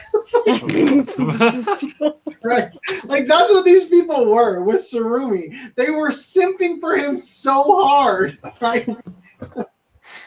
Oh, geez. Okay, so I want to pull up do we have a watch club doc for 20 like for the last year, or have we not made one yet? You son of a bitch, we've done it. Great job. I never did a watch club year review. I'm kind of curious. Nice Comic Sans header. Hell yes, Comic Sans. Thank you. I did that. So The Girl Who Leapt Through Time, Proud it's all right. I loved the live action movie. Marduk Scramble, definitely leave it. Don't take it. Amun Saga, the transfer on the DVD is fucking awful. We've done Weathering this. Continent, Worms. Yeah, you guys did it without me. Warm No, Spot in My I thought we Heart. were here. Inux Boku, Secret Service. I liked the S&M guy. Hentai Prince and the Stony Cat. What was the name of his body pillow thing? Susan Son or something weird. Anyway, Pansy Saga Wasn't hated Sheila, that. was it? Hughes hated that. JoJo, great. No Game, No Life, great. Movie sucked. Or Battler Dunbine, fantastic, but did not live up to my rewatch. Garzy's Wing did live up to the rewatch. Master Mosquito, fucking great. Bastard, I don't even know if I rewatched that, actually. Boy and the Beast, decent, but forgot everything about it, except for the whale. Watamote, only remember the panties thing from the... Oh, God, that show. Lord have mercy. Hells didn't watch. I wasn't there for that. Goblin Slayer, great, but not... I wish... I just wanted Doom Guy in medieval times, unfortunately. Didn't get it. Rising of the Shield Hero, probably still the best thing we've watched. I think. I honestly think I liked that more than Golden Kamuy, for sure. Bacano, unfortunately, wasn't as good as my rewatch, but still a damn good show. We don't need you on here anymore. Hey, wasn't as good in my rewatch. Like, wasn't as good as I remember, but still a fucking awesome show. And my original watch still holds a really great place in my heart. Case Closed episode 1 sucked compared to the original show. Tokyo Revelation was great. I'm just going through I'm trying to see what we watched over the last year and a half. Anohana, I skipped that one. I wasn't there. Recovery, I'm joking. I wasn't there. How Heavy Numbers Left. Recovery, I'm joking was the first one I was ever here for. Blood the Last Vampire. It is what it is. Okay, so Millennium Actress, this is where I sang to you folks. I sang you Silent Night with Reese. Yes. Promise Neverland. Train, right? Great. I hear the sequel sucks though, unfortunately. Summer Wars. Summer Horrors, as we called it. Ninja Scroll movie. Great. Not as good as Vampire Hunter D. Ninja Scroll series. The Right to Bear Arms is the funniest part about it. Mob Psycho 102 is good. Tokyo Godfathers, whatever. I've seen it too many times. And then now here we got, this is where I work. Okay, so Vexiel's still good. Wolf Children has a great soundtrack and weird stuff that I don't want to remember. Demon Slayer was overrated. Cells at Work, I still haven't finished. 5 centimeters per second. Still going down. I didn't even rewatch that. That was the year. That was the week I had the tax appointment that I fucking cucked myself on. Juden Chen, way better than it had any right to be. Shimonetta was okay. One Punch Man season 1 and 2 were both excellent. Judge Dark. Okay, so this is where we're at. All right. Well, Golden Kamuy was better than most of these. I'll say that. All right. There's my year in review. All right. Okay. So, do you guys have anything else you want to say about Golden Kamuy? It's been I think I pretty much said everything that was in my tweets. White Airheads were good, yes. He Airheads says in were general as were if they stopped making them. I'm pretty sure it's a regular product, right? Reese Rage, hold on. Okay. Me, Diamond Hands. Yep. Reese Rage, you mean Reese with an E? You know, Spell it right. Did you guys see that JT Master Jedi thought he had a heart attack the other day? What? No. Yeah, so he just got done flexing that he made $24,000 in AMC stock, and he said, "Guys, I think I had a heart attack and I can't afford to go to the doctor." I'm like, well, buddy, I've got a solution for you. I told him he could either sell his AMC stock to go to the doctor, or he could diamond hands to death and just transfer them to me. And I said I would respect his decision. I'm pretty sure his heart attack is that he probably got the COVID vaccine. Idiot. Let's see. Pretty sure I saw it on the Young Turks. What? I don't know what this is. Nice. Oh, the story about the girl with the 13-year-olds. Yes. All right. Ugh. So, yep, that's it for me. Thank you guys for joining us. It's been a hell of a good time. I'm glad we got through so many articles we had been pushing for so long. We survived the raid. Wow, Jesus. This We'll podcast, see. I was expecting this podcast to just all of a sudden not be here. Honestly, I kind of feel like for it to disappear. I kind of feel like the Stupidity. second I end it, YouTube is going to send me an angry email, and I'm going to be gone. But I've enjoyed the time I spent with you guys, regardless. So I don't know what that was all about. People just, I don't know. That was really weird. That right there was a lot of hate that was wrongly aimed at this channel. The thing that was alarming about it wasn't that people, because I highlighted that one comment where they said, like, you're done. You're canceled, Anime Collector. It wasn't that people were upset with us over quote-unquote anti-Asian hate or That rhetoric. one comment was. It was... Yeah, but it was the fact that when I looked over, every other comment was saying like N-word this, N-word that, and it was just like spamming. I was like, Jesus Christ, man! Someone was. Well, they're doing it to get the channel canceled. I suppose. I'm assuming that the person that was pissed off at you is responsible for that. Exactly. That was my interpretation as well. Because it was clearly a bunch of bots that came in to just post, which I don't know if there's a way for me to change it so that if you post, I think there should be a way. YouTube should have. I don't think they do. You could turn on slow mode. AC. I could, but yeah, that's not exactly. Remember who's in this podcast with you right now, who you were allowing to be here. I kept getting cucked by the system because I was permitted by my friends to talk crap in their chats. We were having fun, but the system started picking up on that. I'm damn good well. Yeah, it says slow down or something like that. Yeah, you can literally put in, hey, you're posting too much. There's nothing wrong with you doing that either, because you're talking about Discord. I don't know who these people are, but I got stuff like this. You will never have an Asian woman without paying first. I was laughing my ass out from Fantasy Island. Other things I'm not going to say. N-words are not human; they are animals.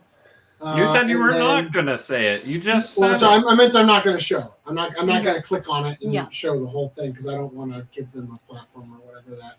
No, don't issue is. Never do that. But I remember I've screen capped a ton of those, and what's kind of sickening and funny to me. Oh, wait a minute! Wait a minute. Okay. Fuck, I'm not going to do it. Okay, so something that some of these people don't know, and I took screenshots of them at least, but something some of these people don't know is that when you remove comments, I still see them in StreamYard. Exactly. Yeah. So I saw this person. I'm not gonna. I don't think they should feel like they needed to delete the other things. This person said, "Shut up, you," referring to themselves, and the two previous comments, which I'll give them. There's nothing worth like not showing. It's not like they used the N-bomb or anything like that. But those two things previously, when I looked at them, said that they were removed by the poster. But I can see them now, and it's like, what the fuck? Like, not even anything you should have had to delete. But anyway, maybe they were. I wonder if someone had a mental breakdown and just. I wonder if that particular person, this person here, I wonder if that particular person was deleting their comments because they saw the other comments disappearing. Yeah, the thing is, I'll show them. Fuck it. They said, "What's the issue, boss?" Oh, right. I don't know. They said this, and I think what probably happened is they saw all the comments around them disappearing because they were getting kicked, timed out or whatever. So I don't know. I'm not going to text you this picture. The one that I looked at my device and I was like, yeah. I was like, I was started laughing because I saw the one "You'll Never Get a Woman" without an Asian woman that big, and I just started breaking. And then next thing you know, I look down. I'm trying to find you. God, I never text you, do I? Well, there's a couple comments here I missed now. Actually, I think it happens that since most of the U.S. population is white people, by percentage, they would know more white people. There you go. Of course, this goes back to the statement I was making about the nude color, right? Is that they were appropriating this as being racist versus the more reasonable interpretation, which is that these are the people they knew, as eCash was putting it. Skipping the next one. There's that. I sent you that text. I don't know if you did. I don't know if you got me blocked. My or phone. Something. Oh, yes. I have do not disturb on because it's bedtime. Let me. Yeah, fair enough. I guess I should have done the Discord. I don't know. Me and you never talk easily. I'm looking right at that comment right now. Okay. I'm looking right at it. It's just when I looked down and that's all I saw. I was like, oh my god. Yeah. And it's not just that person. It's everyone. I don't know. Can we? Are we capable of reporting commenters as hate speech? I guess I don't know. The thing is, like, what you guys don't get is that as a moderator, that's not what I report. I can.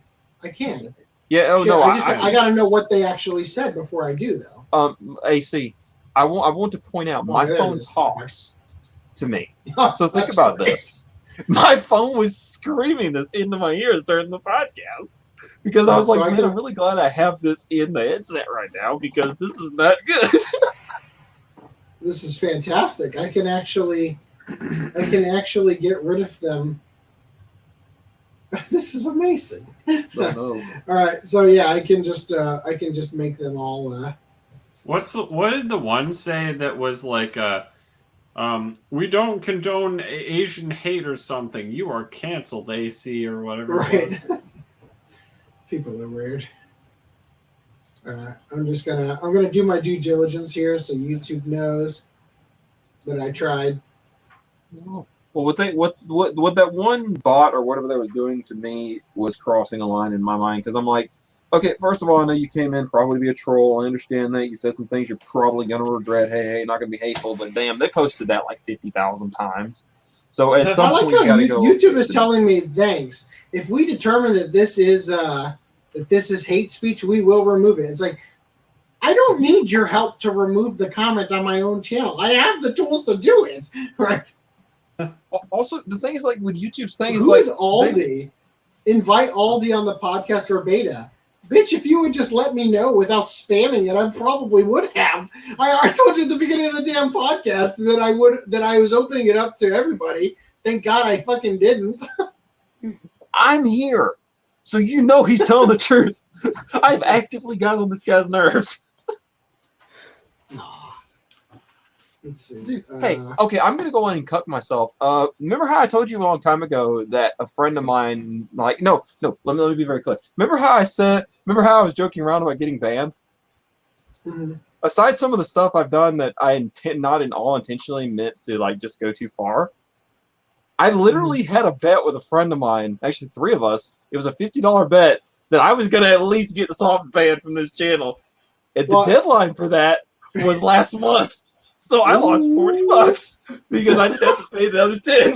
You telling me that you've been trying to get banned? Yeah, I was like, you know what? I was playing my guitar one time during it. Reese literally had to shut me down because I went too far. And I'm not trying to be a complete asshole because I like these guys. But then sometimes I just rant, but I didn't do it on purpose. I'm like that one video where I had to where I apologized because I was wrong about something. I was like, man, that's my work, but I didn't do it on purpose. And then you just were like, it doesn't matter. I'm like, God damn it, AC. Honestly, I'll be honest. A great deal of doing this show, I'm just doing it because we have to. We have to continue in order to not lose the watch time, unfortunately. But it's been very unfortunate in that regard. I think it's you have to put up with shit. No, it's just that a lot of the shows in the last year have just not been up to snuff, and it's largely been because there's been 2 things I've been noticing in my rewatch. Number one is I don't have enough time to rewatch. I don't have enough time to read all the articles, right? So there have been times when we share an article that turns out to be a doozy that we should not have opened because it just wasn't good. But on top of that, what I've noticed is us not starting the pre-stream call early enough. That also negatively affects us greatly because not being able to actually get into the flow of things. Yeah, the warm up I think is something we woefully need. Now today was great because we were able to do it at 3:00 because my family's in Nevada right now, so I don't have any interruptions. I don't have kids constantly. When those cats are away, the mice will play. Yeah, so that's been fantastic and everything, but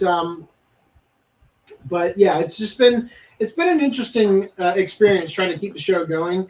I've got some plans, stuff we can do. I'm not sure there are any highlights from this show that we'll use in our new YouTube shorts strategy. Oh my god, I'm gonna have to rewatch this one though because there's been a few things people have said. My brain's like, oh my god, that was awesome. Yeah, this has been quite interesting. So anyway, I don't. Oh, is this it? Okay, I was gonna say I don't know how to turn this off. Yeah. So other than that, guys, I really appreciate you. Thank you for hanging out. I'm glad we got through those articles because I don't know what it is. Every time it seems like we're gonna have a podcast without any major news things to talk about. Day of podcast, I checked one last time. It's like, well, shoot, we got to talk about that. We got to talk about that. We got to talk about that. You know. Anyway, but it went okay. I'm happy. All right. With that said, I'm going to go ahead and end the podcast. Oh, at 7 fucking hours in. What are we doing next week? Parasite. Parasite. Okay, so here's the thing. Parasite the Maxim is 2 seasons, right? Mm-hmm. 24 episodes. So here's the thing. Memorial Day was yesterday. So for my work schedule, what that has done is because it was on a Monday, my work schedule is usually Tuesday through Saturday due to the fact that we have to go the day after trash pickup. Mm-hmm. Trash didn't get picked up on Monday, which means that it gets picked up today. And then tomorrow, I'm doing today's route. The day after, I'm doing tomorrow's route, right? So what happens is I will be working Wednesday, Thursday, Friday, Saturday, Sunday off. Then I work Monday to cover up the previous weeks, right, for Saturday. And then I have to go right back into it Tuesday, Wednesday, Thursday, Friday. So I probably, if we do a show this next week, I probably will not be there. Just want to give you guys a heads up. Unless I learn that I'm not working that Monday due to the fact that I think I'm definitely working that Monday. I think I'm taking the truck out. I might not be working that Tuesday. I don't know. It's going to be weird. Okay, I don't know. It's going to be weird. I don't think I'm going to get that off. So so you guys are probably going to go solo next week if we do a show. I'd like to get one done, but because I assume I did not bring in enough watch time with this show to counteract the lack of watch time for the last 4. Well, I don't know what happened, but when it's just Reese and Footnum, goddamn. What? There was a stream where it was just you guys for the longest time that I watched not too long ago. And that was the one where Hollow's crew raided us. Yeah. That was a good raid. That was a raid that made me $200 richer. Yeah. So yeah, just giving you guys a heads up that I think that's going to be an regarding that, Discotech's going to have their panel. That's going to be on Monday. That's going to be on Monday night. So here's the thing, I'm cool. What time does their stream usually start? It was 7 last time, wasn't it? 7. Eastern? 7. I think it was. Fuck. I may be able to be there for part. Maybe it's hard to say. I think last time we said we weren't going to do that again. I think we did, but here's what I'm saying is that if you guys want to do that, that's cool with me. The only problem is that we really run the risk of copyright claims. If we're screen sharing it. Well, what we did last time is anytime music or whatever, or they started to show the intro to a show or whatever, we would stop screen sharing, right? We only got hit for Sergeant Frog, and we managed to actually remove that in post. Right. I put a blur over 9 it, p.m. and Eastern time, so 6 p.m. Pacific. So Okay. yeah. So if you guys want to do that, which I actually don't think it was good for us to have done it before, I think it's better for us to have watched the show and then brought that information to the following podcast. Right. But if you guys want to do that, I'll let you. But just be warned that I will get copyright. I will sue you. Yeah, it will not be good if we are- with how my computer is going, I probably won't be able to host very well with the screen sharing. And I'm just going to say this: watching someone watch something like that, that's not a video game or something, is to me sounds so damn. I think it would probably be better doing reacting video. Well, the only problem is if we miss it. The panel, not us. It's like watching someone watch the fucking watch some sort of like talk show, award show or something. Yeah, I agree. So like the problem is paint drying. The problem is that if we don't watch that show live when it's on, they don't archive that thing properly. So you have to basically go through the tweet, like where they just tweet out the. But that's an actual good way too. And that's the problem with the timing. And that's the problem with the timing. They just do the podcast because that's Monday night, which was right when we wanted to do the show. Well, what time is that thing usually end? I will be working Monday. Is the thing. Right. So that's what I'm saying. Yeah. Then just do the podcast on a different day if you have to, or just. Well, we'll see. I'm just letting you guys know ahead of time that I've got a weird schedule this current week. Okay. Right. So that's going to be a thing. So we may skip a week. I would prefer not to again, even if you guys come up with something completely unrelated to talk about, or if you want to do a different watch club, and you guys talk about that. If we want to just do like a stream, like to talk about what we're watching for like an hour. I think that's fine. Yeah, and we'll do minimal articles just to cover this is getting an anime adaptation or whatever. You guys do your right stuff. Be able to go through the Discotheque Day stuff, perhaps that gets added there. Reese, I take it you finished Mushoku Tensei? Reese? Did you finish Mushoku Tensei Jobless Reincarnation? I still didn't catch that. Say that again. Did you finish Jobless Reincarnation? Oh, yeah, Mushoku Tensei, yes. I'm probably going to finish it this week. No, so then we could probably talk about that next week. Ooh, that'll be an up-to-date one. It just aired. All right. I mean, it's been 3 months since that actually ended. Hey, the dub just ended today. So, well, it wasn't today. It was like a couple days ago. But shh. The point is, we'll be able to talk. Whatever. We'll talk about it. I'm down. Sweet. Notify me. YouTube doesn't do that very well. I literally missed a podcast because why does Random 11 keep saying Mercy kill it? Is he saying right now? I think he means the stream. I think he should end the stream.